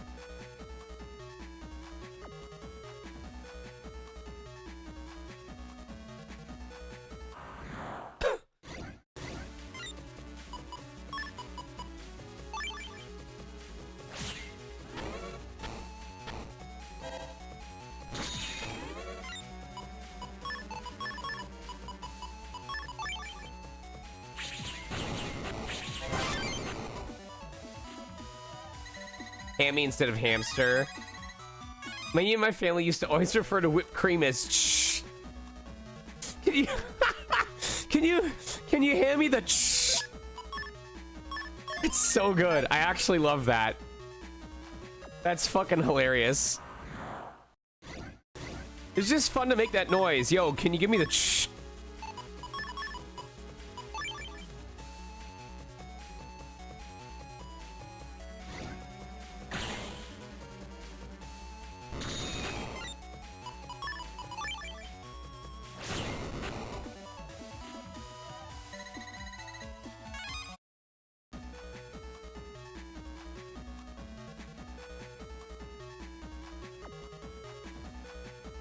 All right. I have to hope this goes well for me because this could go very not well for me.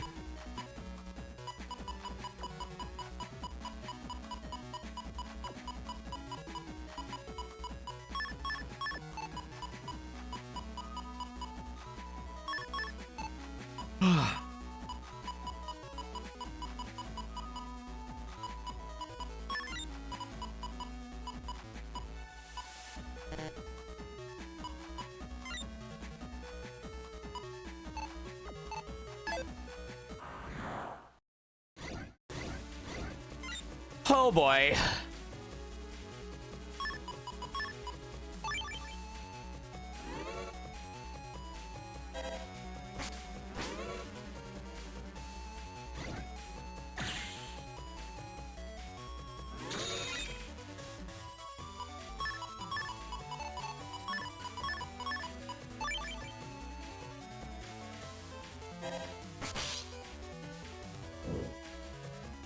Shit!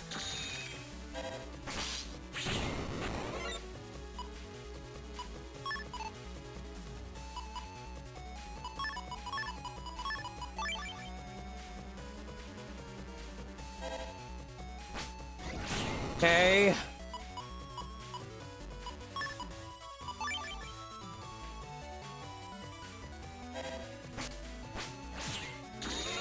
One more.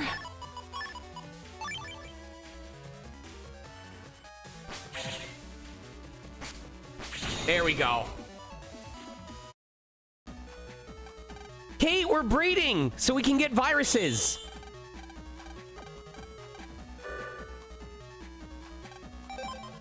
Now I have to go to the principal's office so I can breed.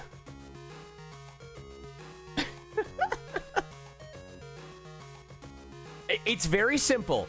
I'm going onto the internet so I can get help with breeding until I go home with a bunch of viruses. What part of this are you not following?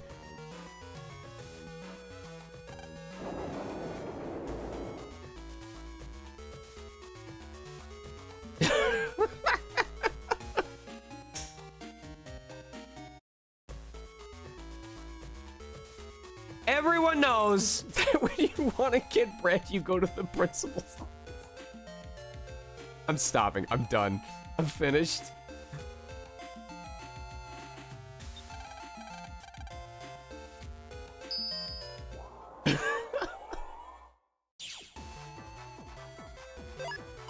All right. Which area is this? Okay, Principal's PC 1 against one of these back blackboard areas.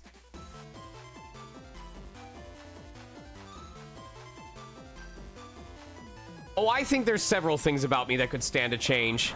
There we go.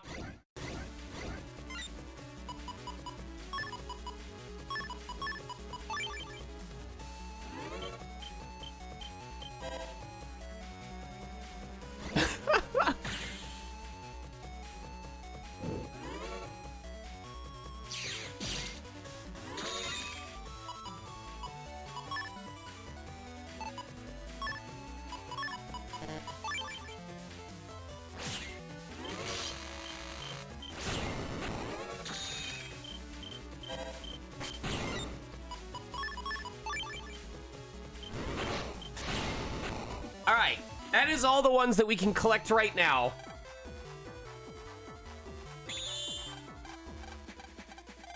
And the last one is not available until at some point after we beat the game. So now, we go back to Scilab, and we're gonna jack into the breeder.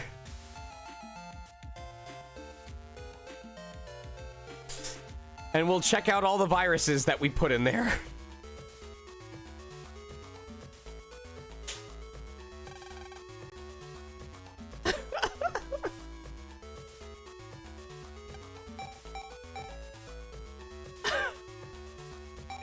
We have to jack into the breeder and look at all the viruses that we put in there.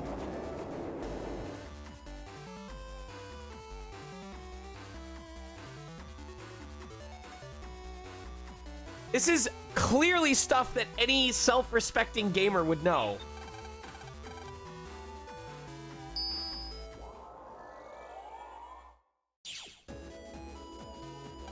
Welcome to the virus breeder. I am the manual program for this virus breeder. What would you like to ask me about? Virus breeding? Okay, where shall we begin? Viruses are kept in separate rooms based on species. To go to the rooms, please use this area's warp points. Do you have a virus chip for trading viruses? The researcher who's always beside the virus breeder is developing new viruses, so if you find a new one, tell him. He'll give you a virus chip if development is over. You can then use the virus chip as a battle chip. The rank of the virus to be traded depends on the timing. You'll get a new one if you're lucky.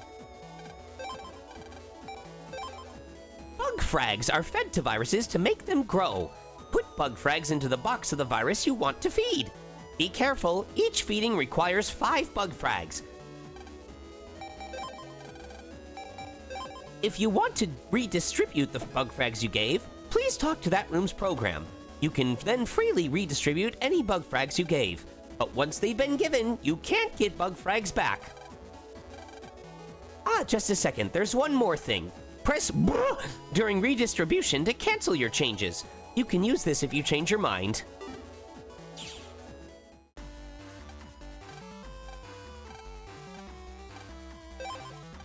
Metar, we've developed a new chip.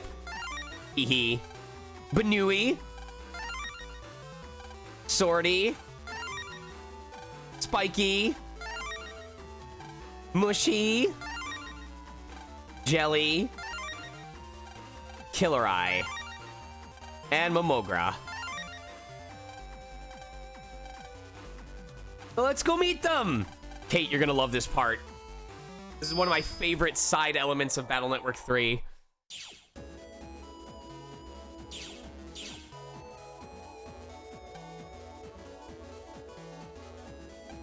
Welcome, the jelly viruses are growing well. Please allow me to redistribute food for the jelly.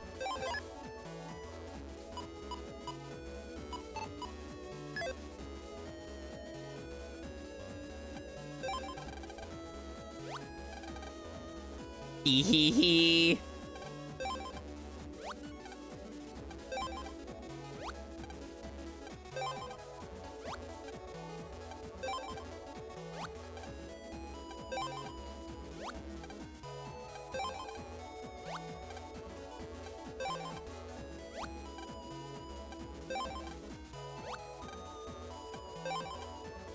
I believe so. Let me check. Yes.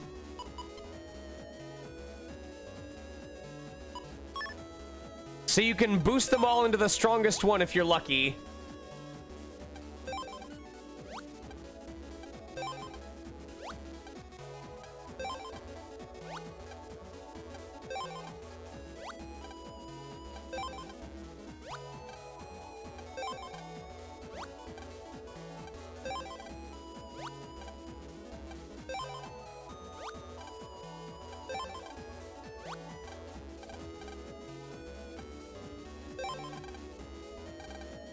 And I believe you can give up to 100? Yes.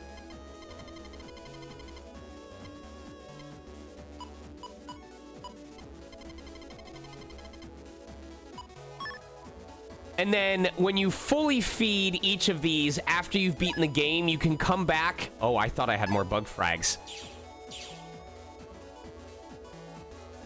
You can come back and catch Omega versions of the viruses. Banui! I love Banui!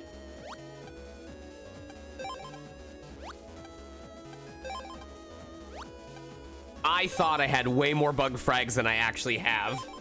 And that's unfortunate, because it means I need to collect a shitload more. I think there's 10 different viruses in this game, so let me see. Metar, Banui, Spiky, Swordy, Jelly, that's 5. Mushy, Momogra, Killer Eye, Scuttlest. Okay, so to fully feed every single virus takes 900 bug frags. With what time, Vim? What time do you think I have to go farming for bug frags?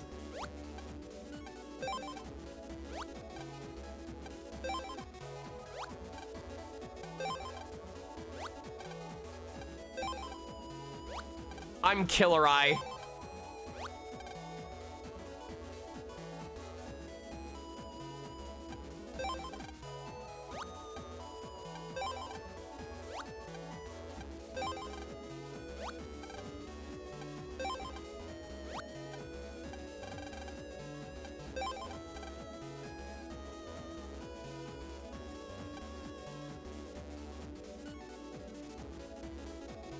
I should double check that I put it all into the right one. That is so much damage. This is why I always use the Banui chip. As long as I landed on Mega Bunny, that is 240 damage and a free stun. It's so good.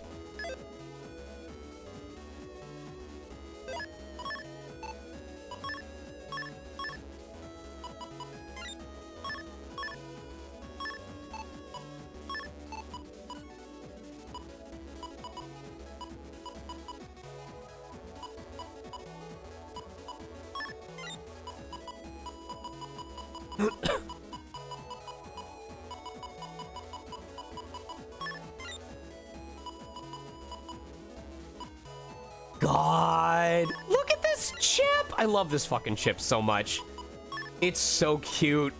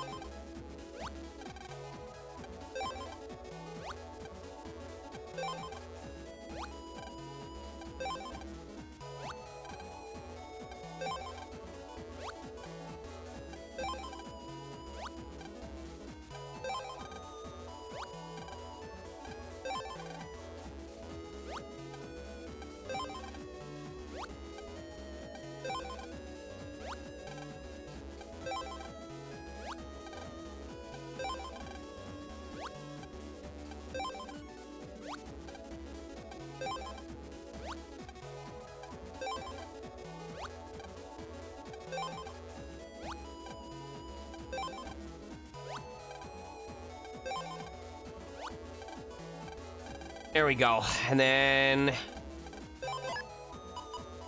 That's incredible to me that the Banui does more damage than the Metar 3.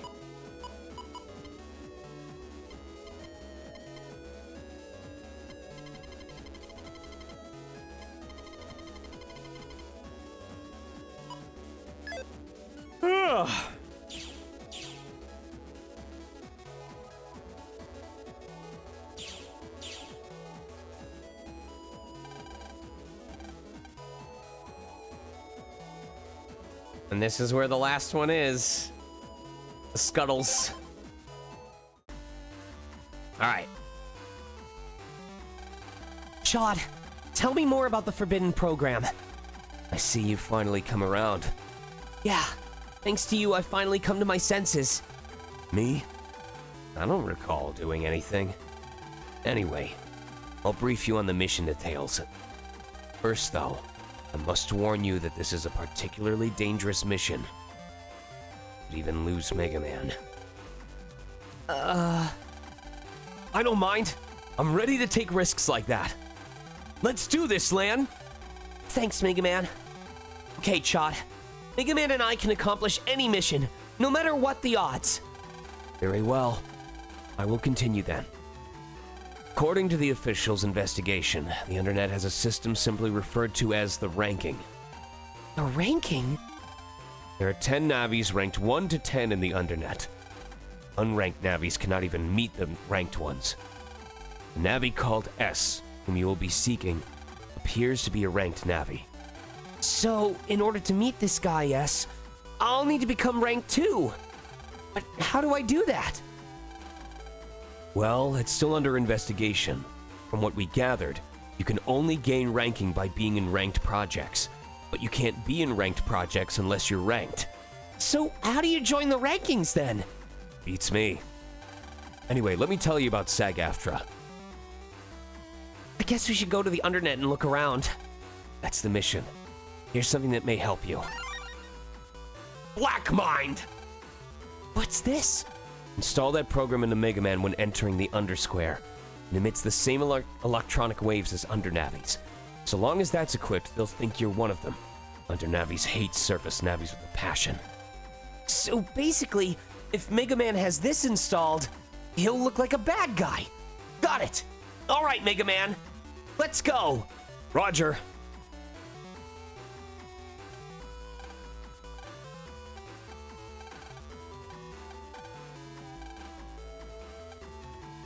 When first obtained viruses used in the first place. Also, only viruses that bear no ill will towards us may be raised in the machine. Those are rare indeed. If you can do that for us, we will study them there and put them into chip data format to give to you. We wish you luck in your efforts.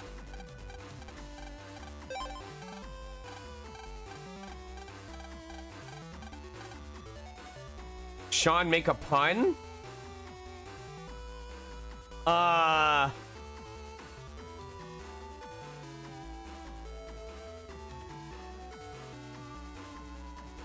You must be Taft to think you can make Hartley any influence.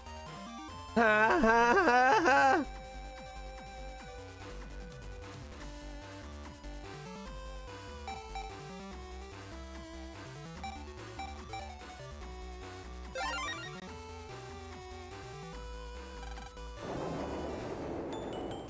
A Mega Man pun? What are you talking about?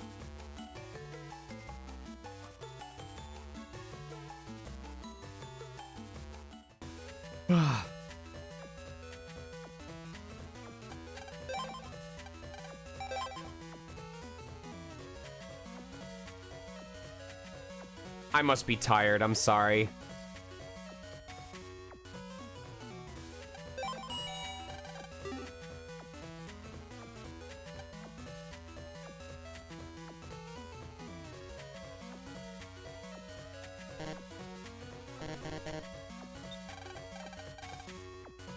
Yeah.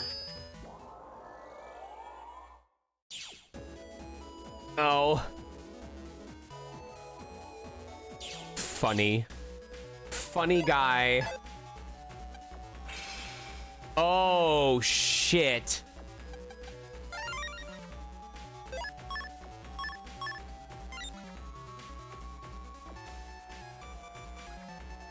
What?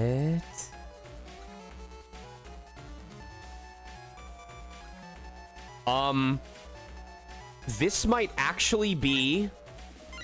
That might actually be what lets me defeat, This might be what lets me defeat Plant Man. It depends. If the plant vine... If the plant vine goes away after attacking Mega Man, and it does less than 100 damage, and I can force it to disappear by having the aura on. That might actually make it so that I can consistently force Plant Man back into the fray. But if it's a case where I have to actually defeat the plant piece for him to respawn, then I'm shit out of luck.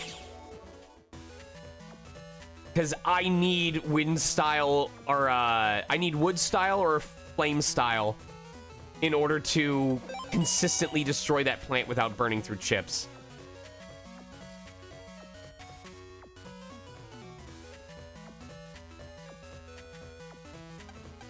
My lightning chip will leave you tingling. Net yellow. Chip of Earth, unleash thy thunder. Net green. Net black. I bit my tongue. Wherever, net blue. Burn forth my chip of fire. A furious flame. Net red. Take care.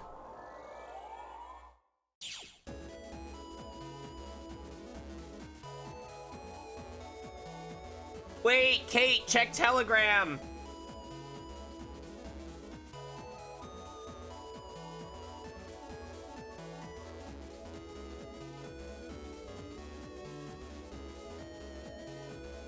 Also, you all lied to me. There isn't an easy way to the undernet from here.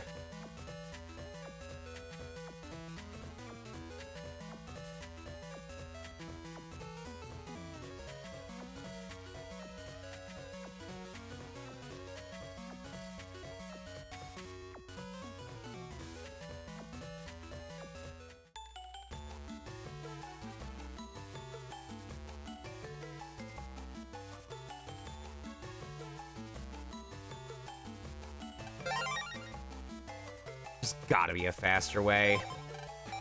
But oh well.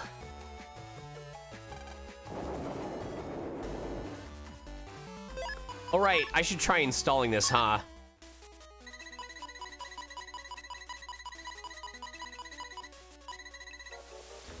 Is there a way to shrink that up?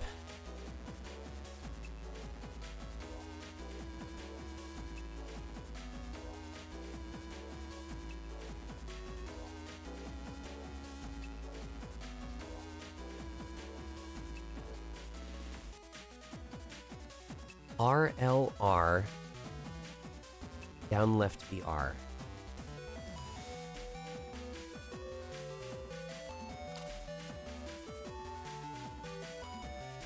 What's the select button? Hold on. Shit, I always forget what this is. Is L2 select? Nope, minus is this.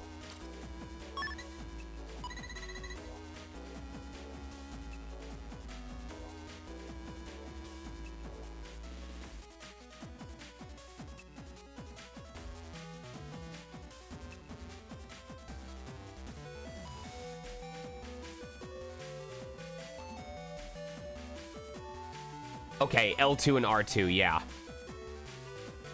I don't think there's anything that I can do to shrink this program, though.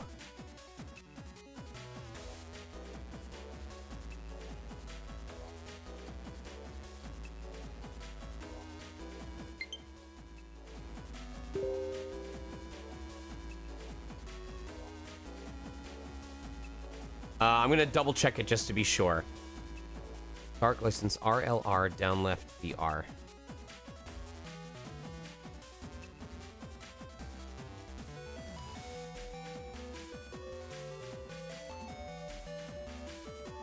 No, I don't think so I just have to adjust. Oh, come on, y'all. Really? Really? All right. Let's figure this out.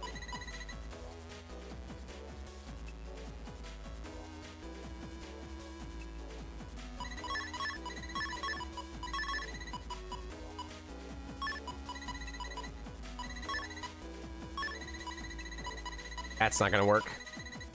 Shit. Okay.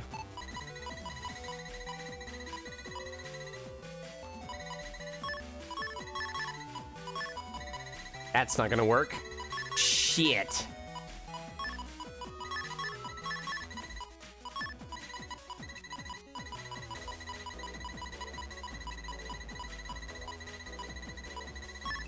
That's not gonna work. Shit.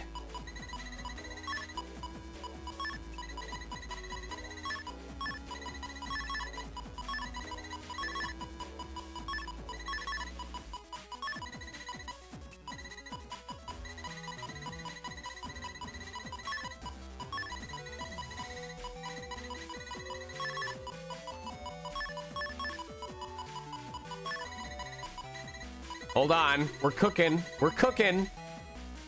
We're not cooking. Oh, we're not cooking. I thought I had this. I thought I had this. I need a white program. But that's not gonna work either. Shit. Wait. Nope. Okay, fuck. That's not gonna work. Shit.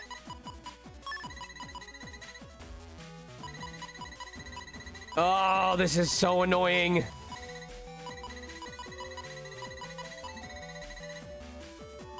How do I do this?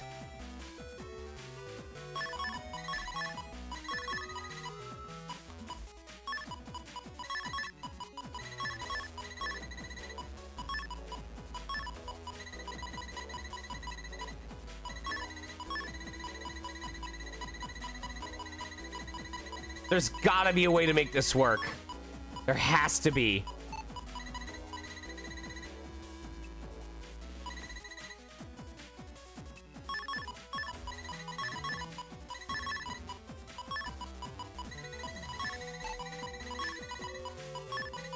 Uh-huh. Uh-huh. Hold on, hold on. Let him cook.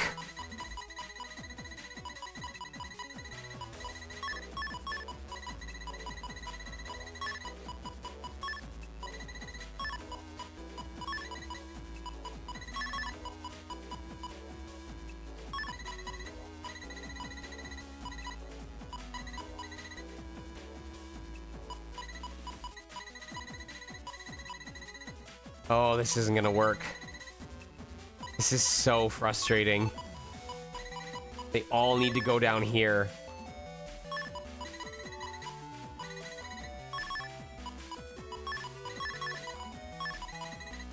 Okay, if I do that instead...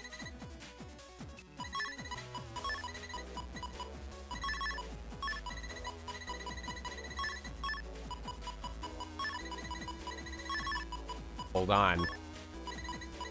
Oh my god, we were so close to having this. I can't fit that up there. Shit. Oh, this is so frustrating. So I need to fit a red one and I need to fit a white weapon level. And I can do this, but then the red... There's a red piece that touches here.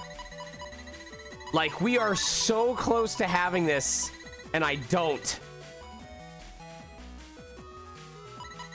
I want to have a perfect fit, and I can't get this to work. All right. We're recrafting. We're doing this all over. All right, let's do this.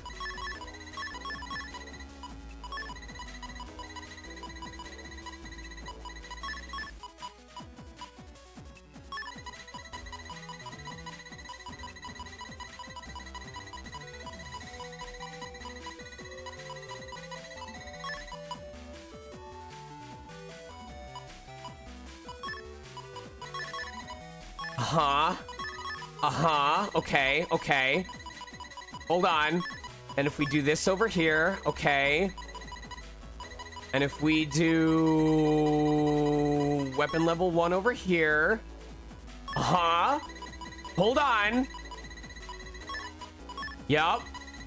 Yellow. Oh, this has all 3. Okay, okay, okay, okay.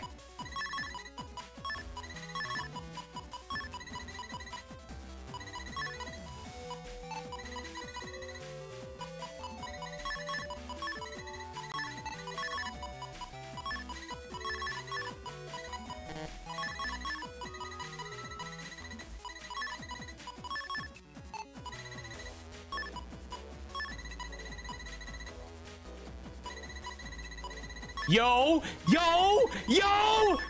Yo!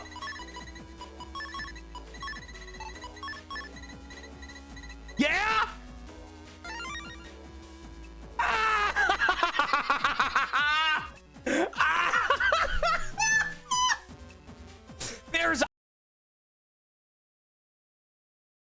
There's always a way.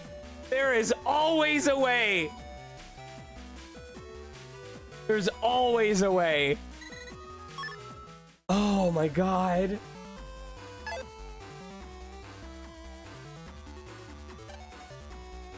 I'm gonna make sure I actually put the black mine in there. Okay, cool. So good.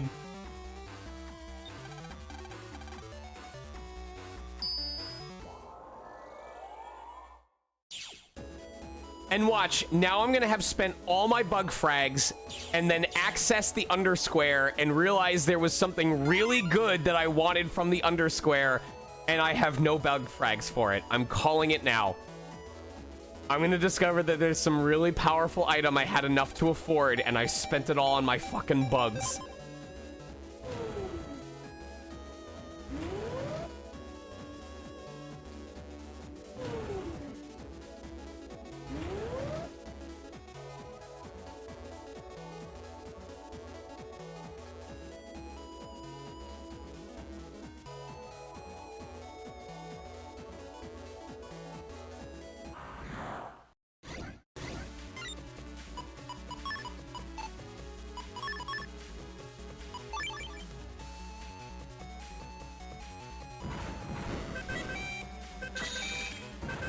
Can you please go into a different area? Holy shit.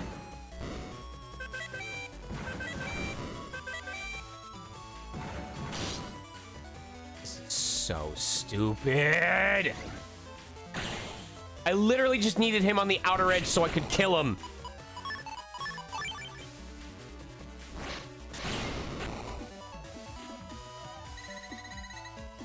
Correct, Tyrann. So basically, depending on the type that Mega Man is, determines the colors that he can use. So right now I can only use white, pink, yellow, or red programs.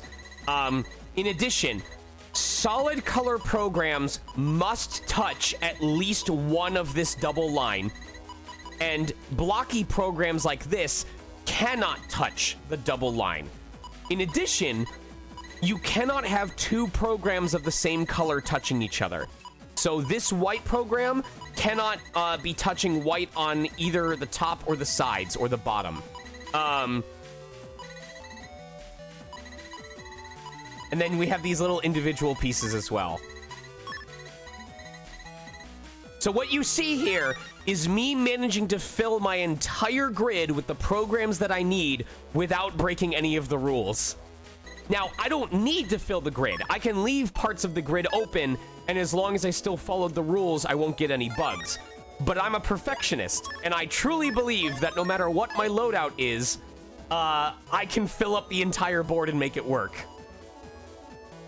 And I literally had to shift around my entire board just now, but I made them fit.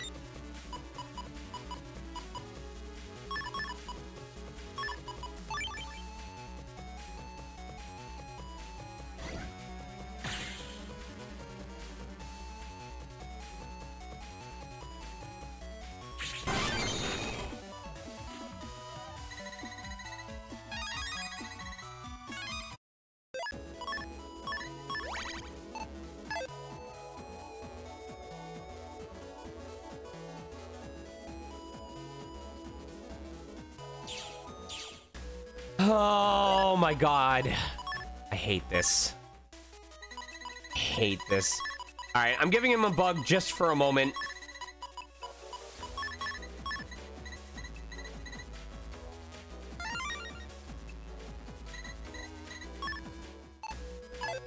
I hate the press program in this game so much. The amount of time that we would spend in the Navicust would be reduced by like 60% minimum if we didn't have to go into the Navicust every time we wanted to swap out press. Make it a 2-spot program, please.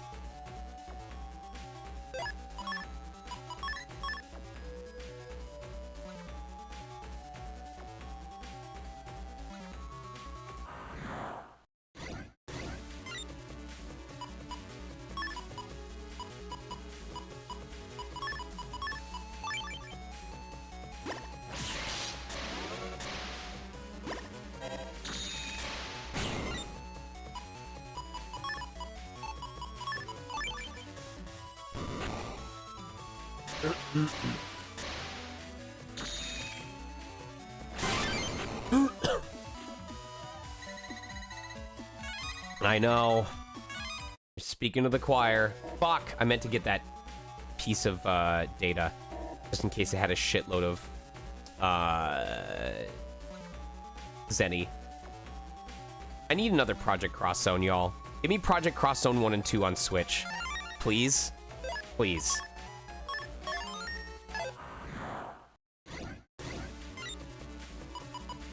Honestly, there's an easy solution to farming the bug frags, and it's also the easy solution to finishing up with these styles.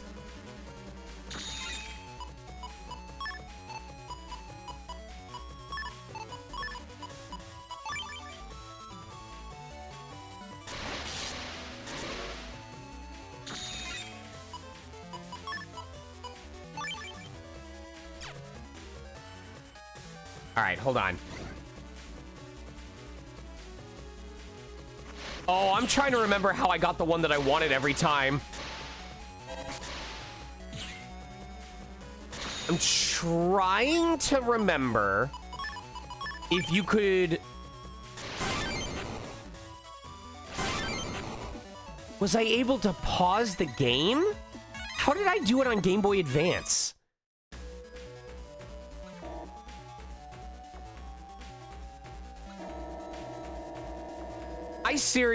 I don't get how younger me had any real sense of hand-eye coordination.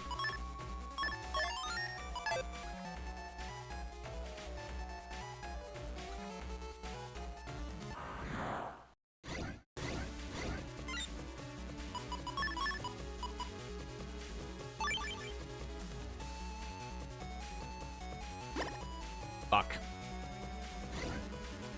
I was trying to land him on one of the ice spots so that he'd take double damage and I'd triple kill everybody.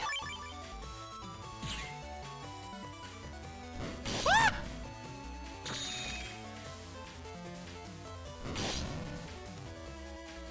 Oh wait, this isn't even strong enough to kill him. God damn it. I just want the counter.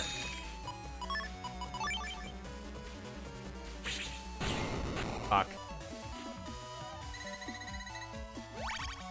I don't deserve that heal. I'm sorry.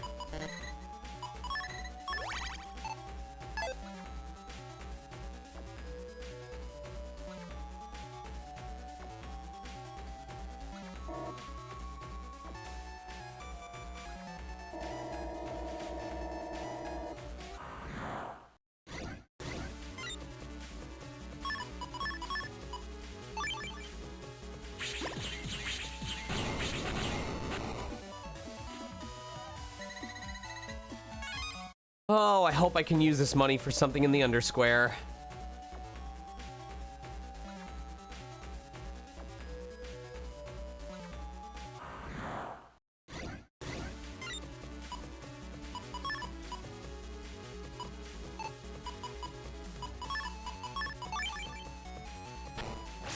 Fuck.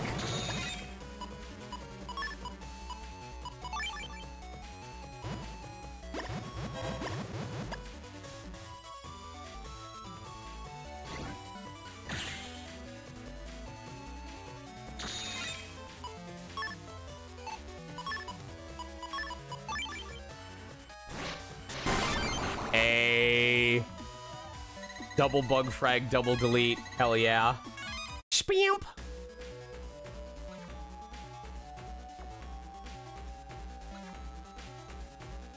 Give me 10,000. Come on. Close. Oh, I can feel it. I can feel it. I'm gonna wish I had the bug frags. I'm gonna wish I had them. Oh my god, guys, it's the famous Nintendo game, Metroid.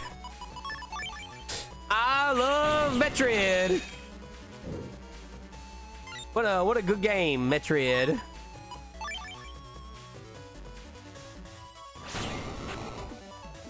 No, not the metric system, Metroid. Stupid.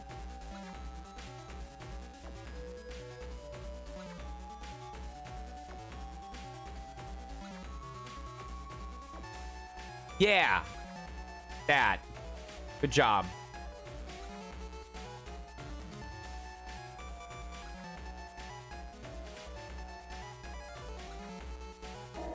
All right. Let me in, kiddo.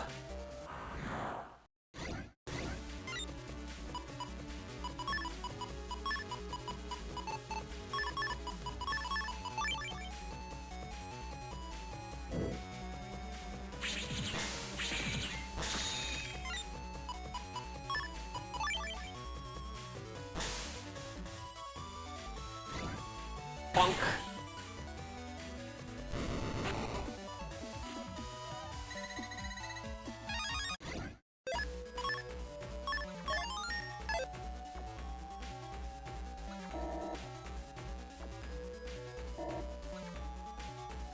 I have to beat the plant.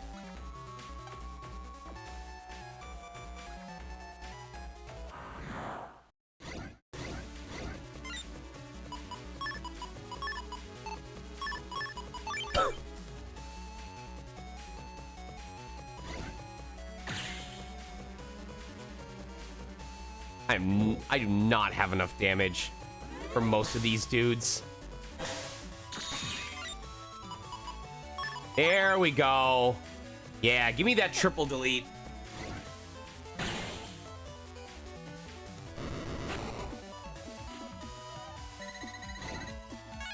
I was hoping for a chip, but whatever. A lot of sand stage. Interesting. Although sand stage is going to be really helpful when we have access to wood style again, because it will give us more damaging tornadoes. This is the Undersquare, a place for bad guys to... Whoops, I mean, a great place for very, very good Navis to hang out. If I say bad guys, I'll get in trouble. I didn't say that.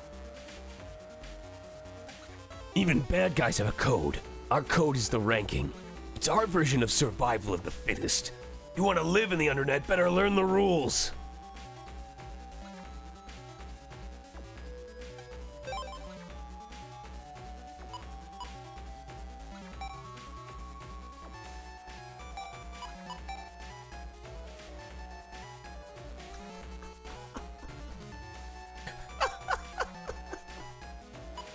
Yeah.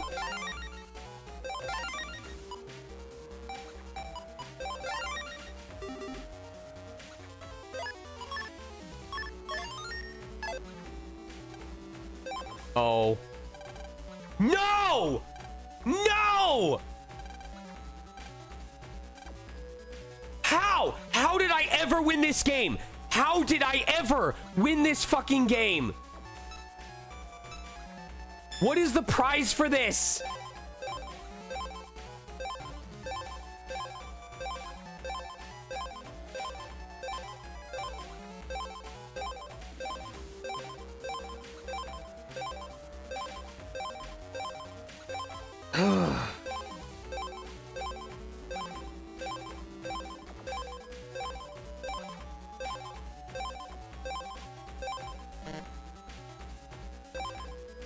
How did... Okay, someone look up what the prize for this is. I am not spending time on this stream. Like, I am too old to have the hand-eye coordination to do this anymore.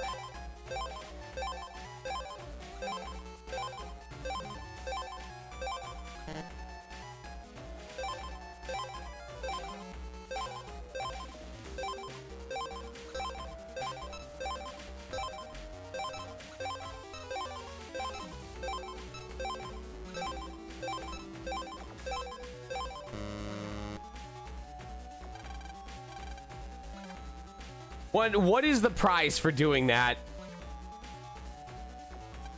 Whoa, for such a young Navi, you sure look brutal. You'll be a big cheese someday, I'll bet.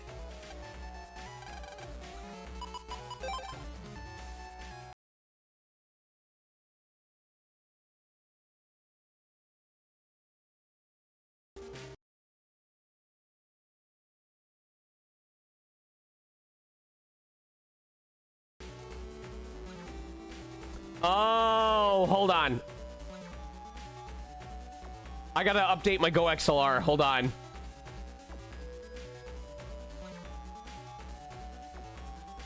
Now it's up to date. Okay, cool.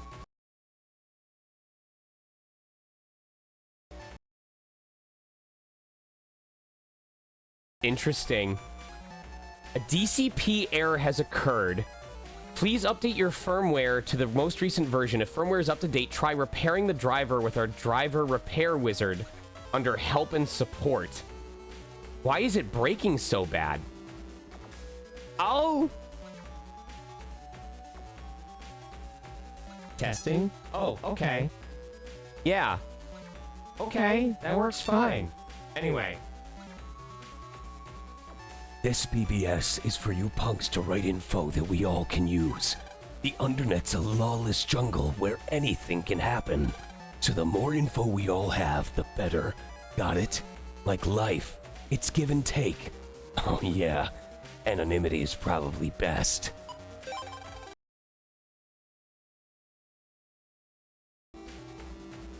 Word is that there's a chip that summons up dark dwellers. It won't work unless you're at a dark hall leading to Merkland. Wonder what kind of baddies live there. I was attacked by Dominerd. What is that thing? It protects other viruses. Maybe it's one of those mutating viruses. Mutation reminds me of them fishy too. Speaking of viruses, I sometimes see some that look like amoebas. They fly at you and suck up your HP before you know it hit you. Where are those suckers coming from anyway? This stinks of the World 3. That Wiley's been involved with base. She won't let anyone get too nosy down here, though.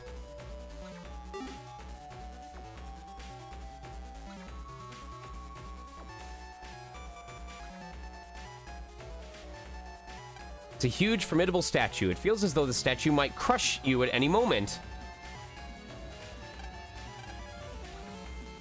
Hello, Silver! Did you check the under BBS? It ain't like the BBS's on the surface, it's fun. Anyway, you came down here, so you might as well check it out.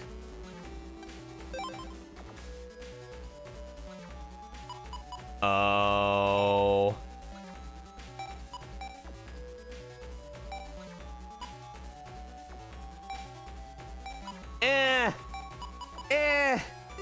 I don't really need those right now. So, you want to get ranked? You realize what that entails. Well, if you think you're ready, go stand in front of the stone statue in the Undersquare. Just don't blame me for what happens to you next.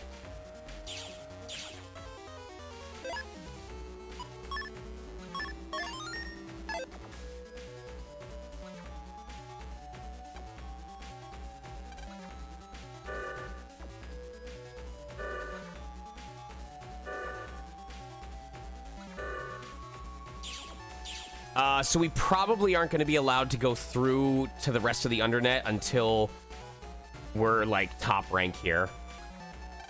We were told to wait here. Is this really the right spot? You think we were tricked?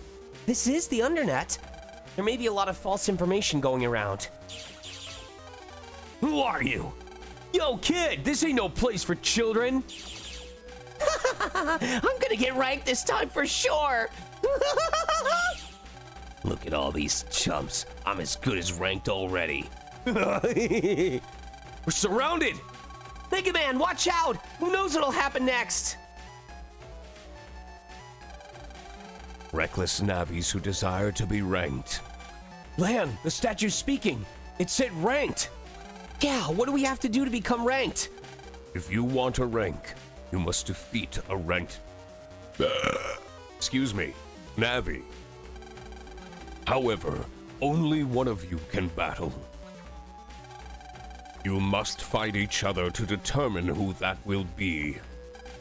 Power is everything. That is the only law of the Undernet. So if I beat all these chumps, I can fight a ranked Navi? Yes, there are no rules. Only the winner will receive a chance to be ranked. You may fight freely in Under 1, 2, and 3. No rules, eh? We can fight however we want in Under 1, 2, and 3. That's just the way we like it. Let the party begin! Hey, Lan, let's go too. There are no rules? Who knows what these undernavies will do? All right, Mega Man, let's show them what we've got. I will fight one of them, but... Oh. Okay, well...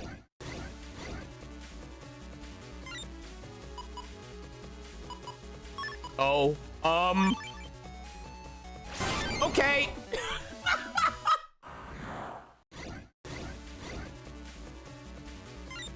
Oh, shit.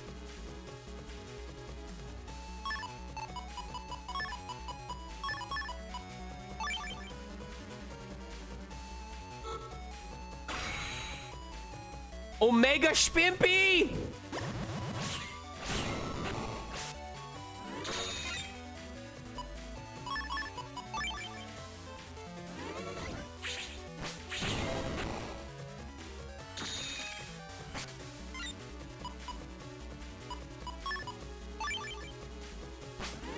Shit.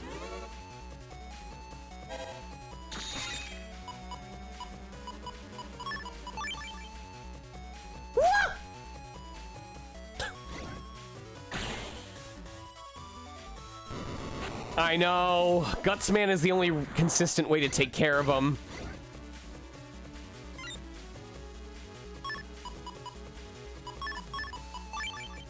All right, come on.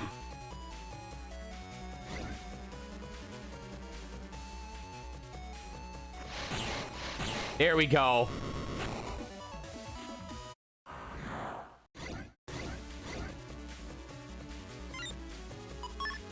Can we two-fer it?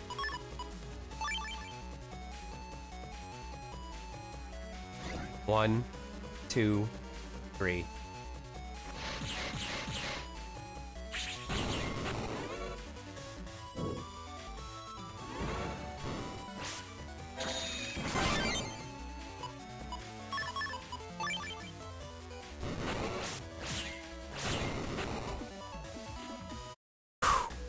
He beat all four of us? Who is this guy? Want some more? Hey, you just remember this day. You're gonna pay for this. We won't forget your face. 4-on-1. So this is how they do it in the Undernet. There really aren't any rules. Who knows where, when, or how we'll be attacked next? We better keep on our toes. Alright, I think we have just enough time to fight these dudes and get ranked. Get ranked, scrub! And then that'll be the end of stream. So there's probably a group of 4 in each area of the Undernet.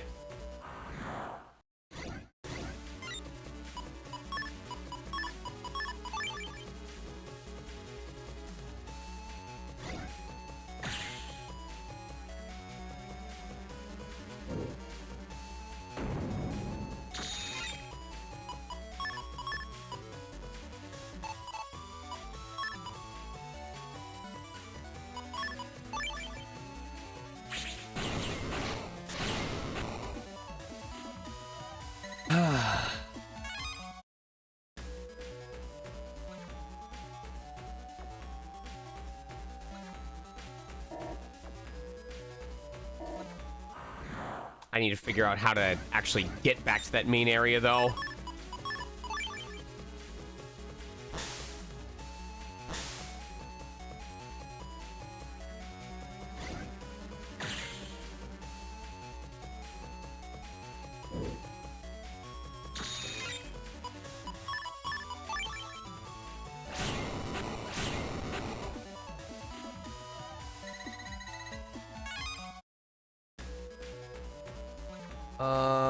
There we go. Okay, cool.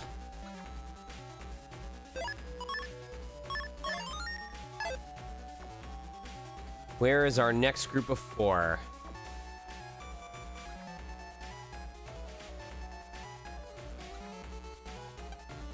Oh, they're all separated.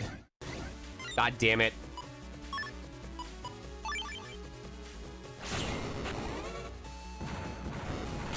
Oh my god. Dangerous.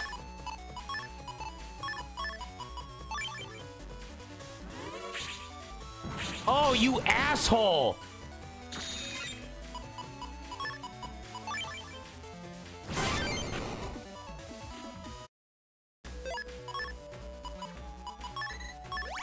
Okay, well, I thought they were gonna all be together, but it seems like we have to hunt them down individually, which sucks.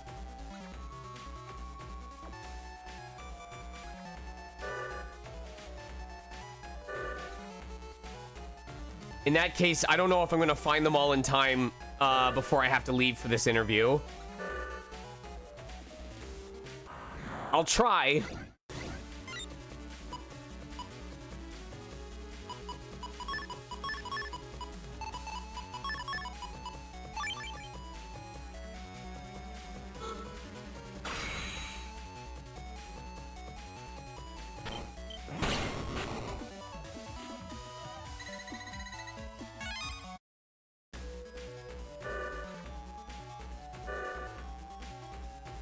Okay.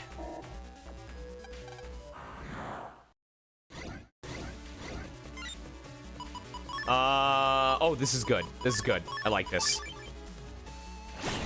Nice. Easy peasy.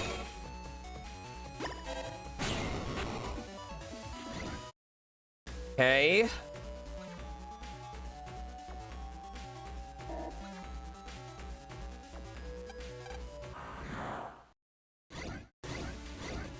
Ooh, this could suck. All right.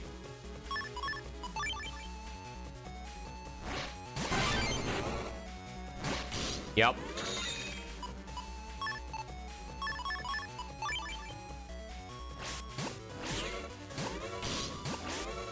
This is dangerous! Woo! Goodness gracious. Ret.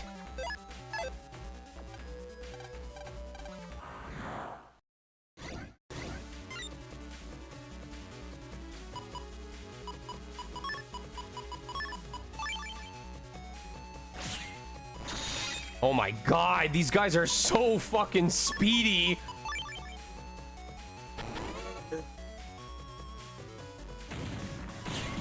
Shit, shit, shit. Run, run, run, run! Run, run, run! Oh, I'm so dead. I'm so dead. I'm so dead. Faster, faster, faster! I'm so dead! I'm fucking dead! I'm dead!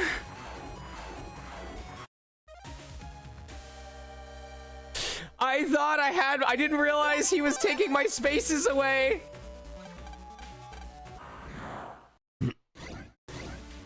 Oh, danger boy.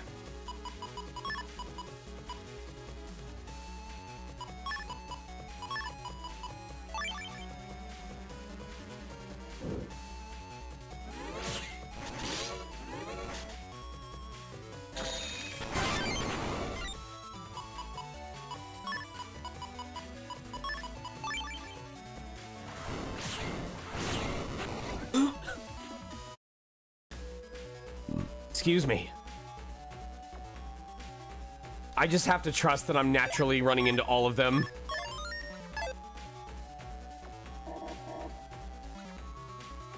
Has anyone kept count of how many of them I've destroyed so far?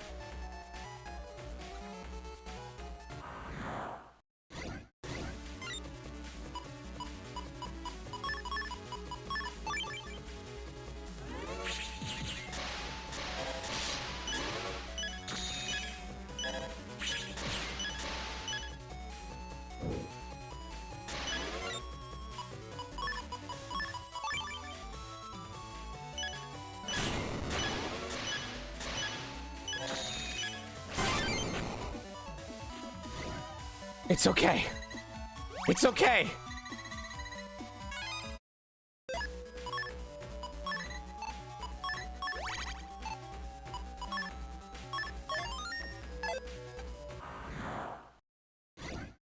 Oh no. Not this guy.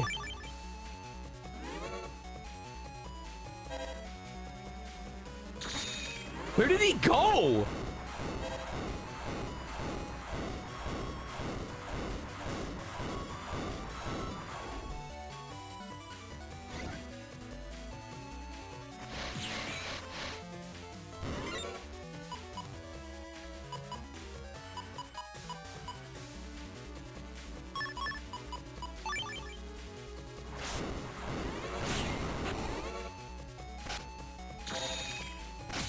Jesus Christ!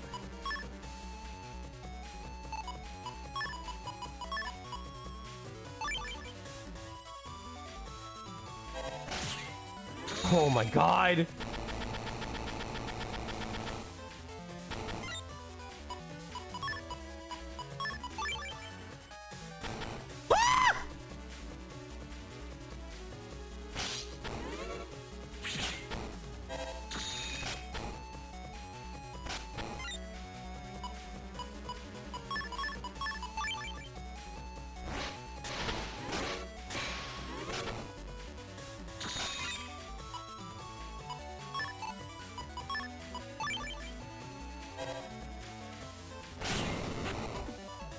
Oh my god.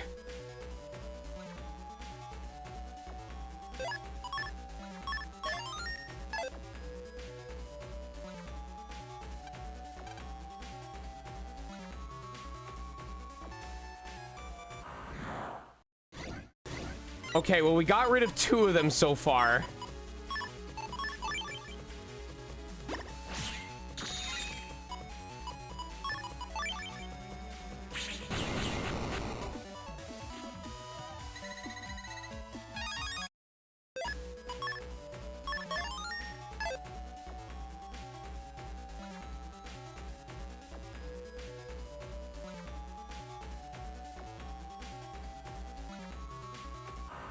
Here's the 3rd one.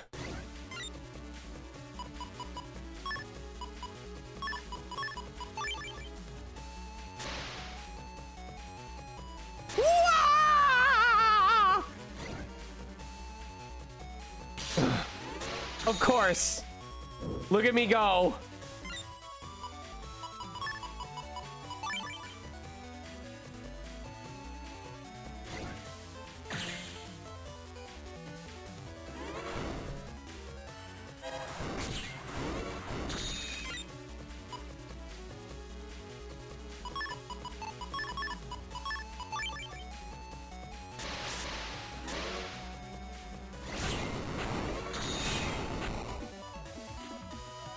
Oh my god. I really hope I found all of them.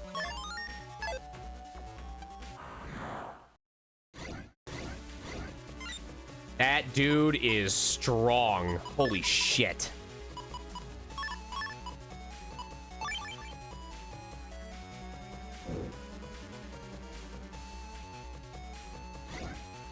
Uh-huh. Uh-huh.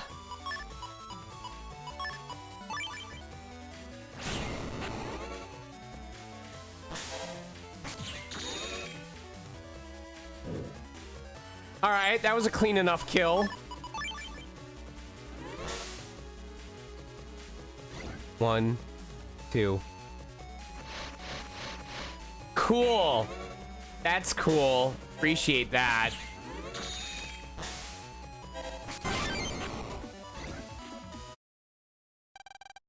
Lan, we did it! We beat all 10 of the challengers! Yeah, now we can finally meet a ranked Navi! Mighty victor of the Reckless 10, you have earned the right to challenge a ranked Navi. The Navi ranked number 10 may be found where the evil fall. Where the evil fall? If you can defeat that Navi, you will be ranked number 10. Communication's been cut off. Lan, do you have any idea where the evil fall may be? Where is it that evil people fall to? I'm not sure, but we better start looking. Right. I'm taking a wild fucking guess. Oh. Ohio.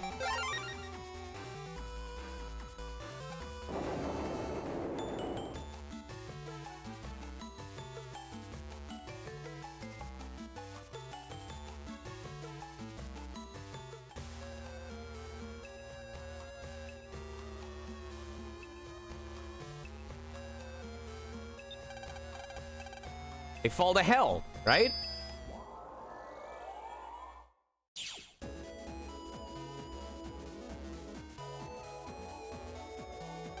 Flash, Summer Lighthouse program. Guide them using a light.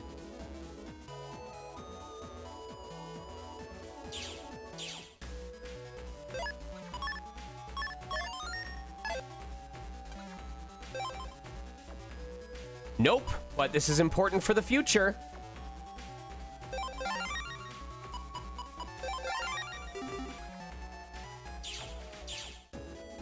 Okay.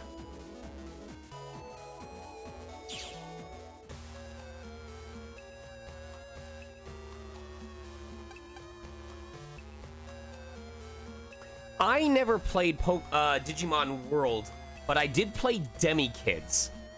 And all of the weird ones played light version, but the cool ones played dark version.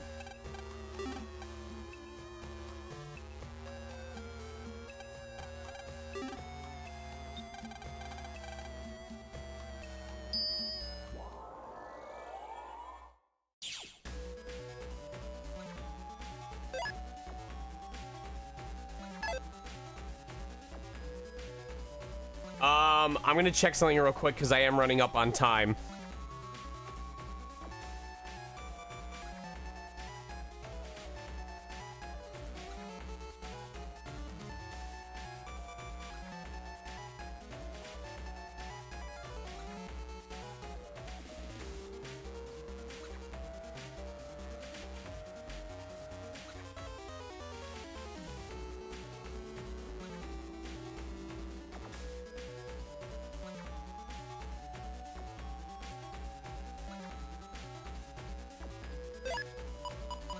I do think this is it, actually.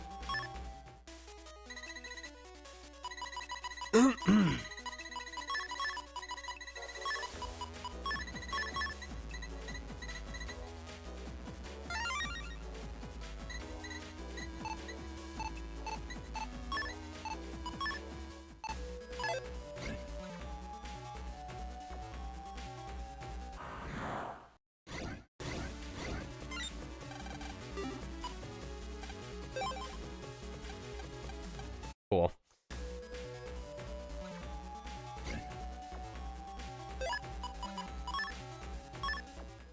And swap that back out.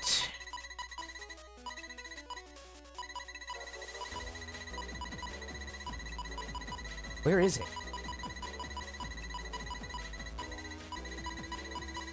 Huh? Oh, I know where it is. Custom.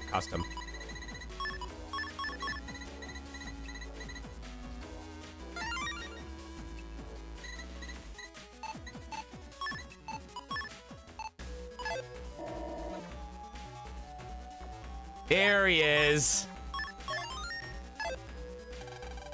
Who are you, you little punk? A rank challenger. You think you can take my rank 10? Fine by me. Let's fight. There's something I want to ask you first. Spit it out. I'm looking for a Navi by the name of S. Why would a little punk like you be looking for S? If you want to find S, punk, you'll have to get past me first. I'll decide whether or not you deserve to meet S. Bring it on!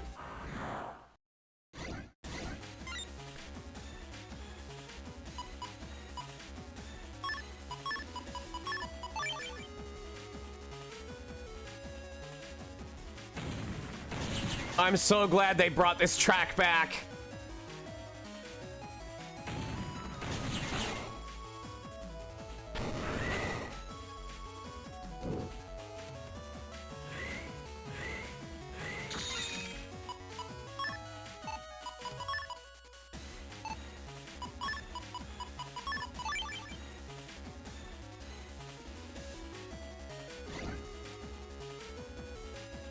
Ugh.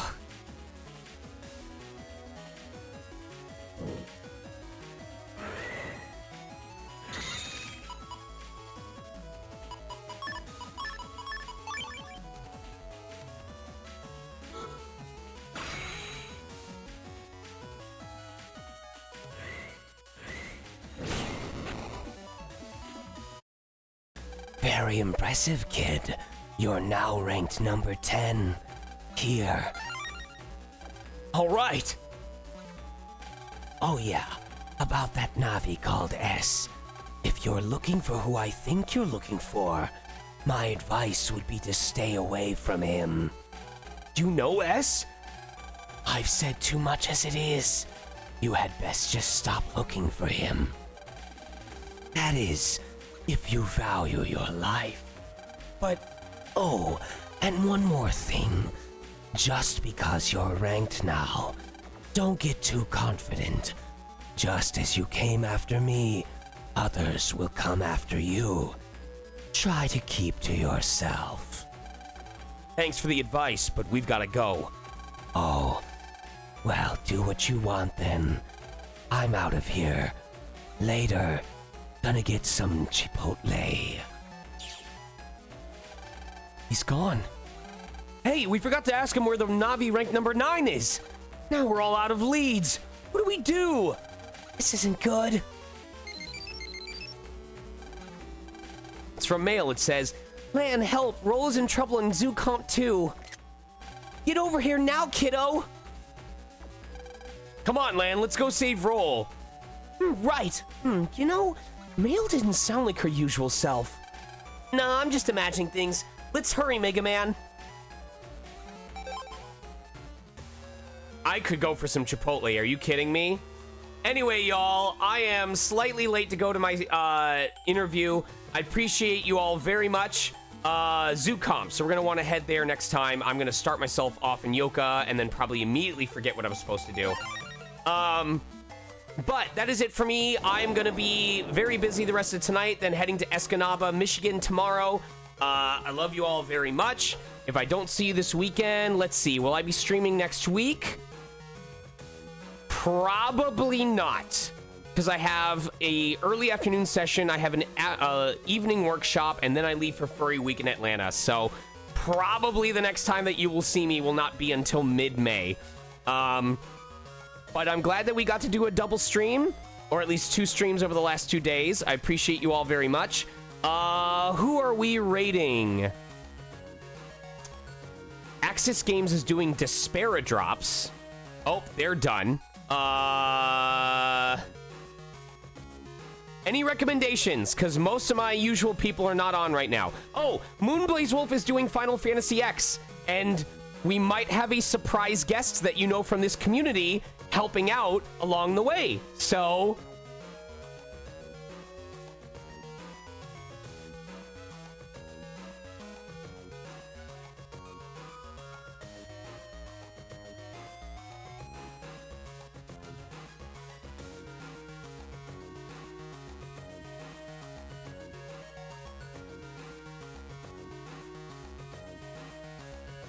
all right, appreciate you all very much. There's our raid phrase. Yeah, I'm gonna just repeat myself, but take care, and until next time, let's raid.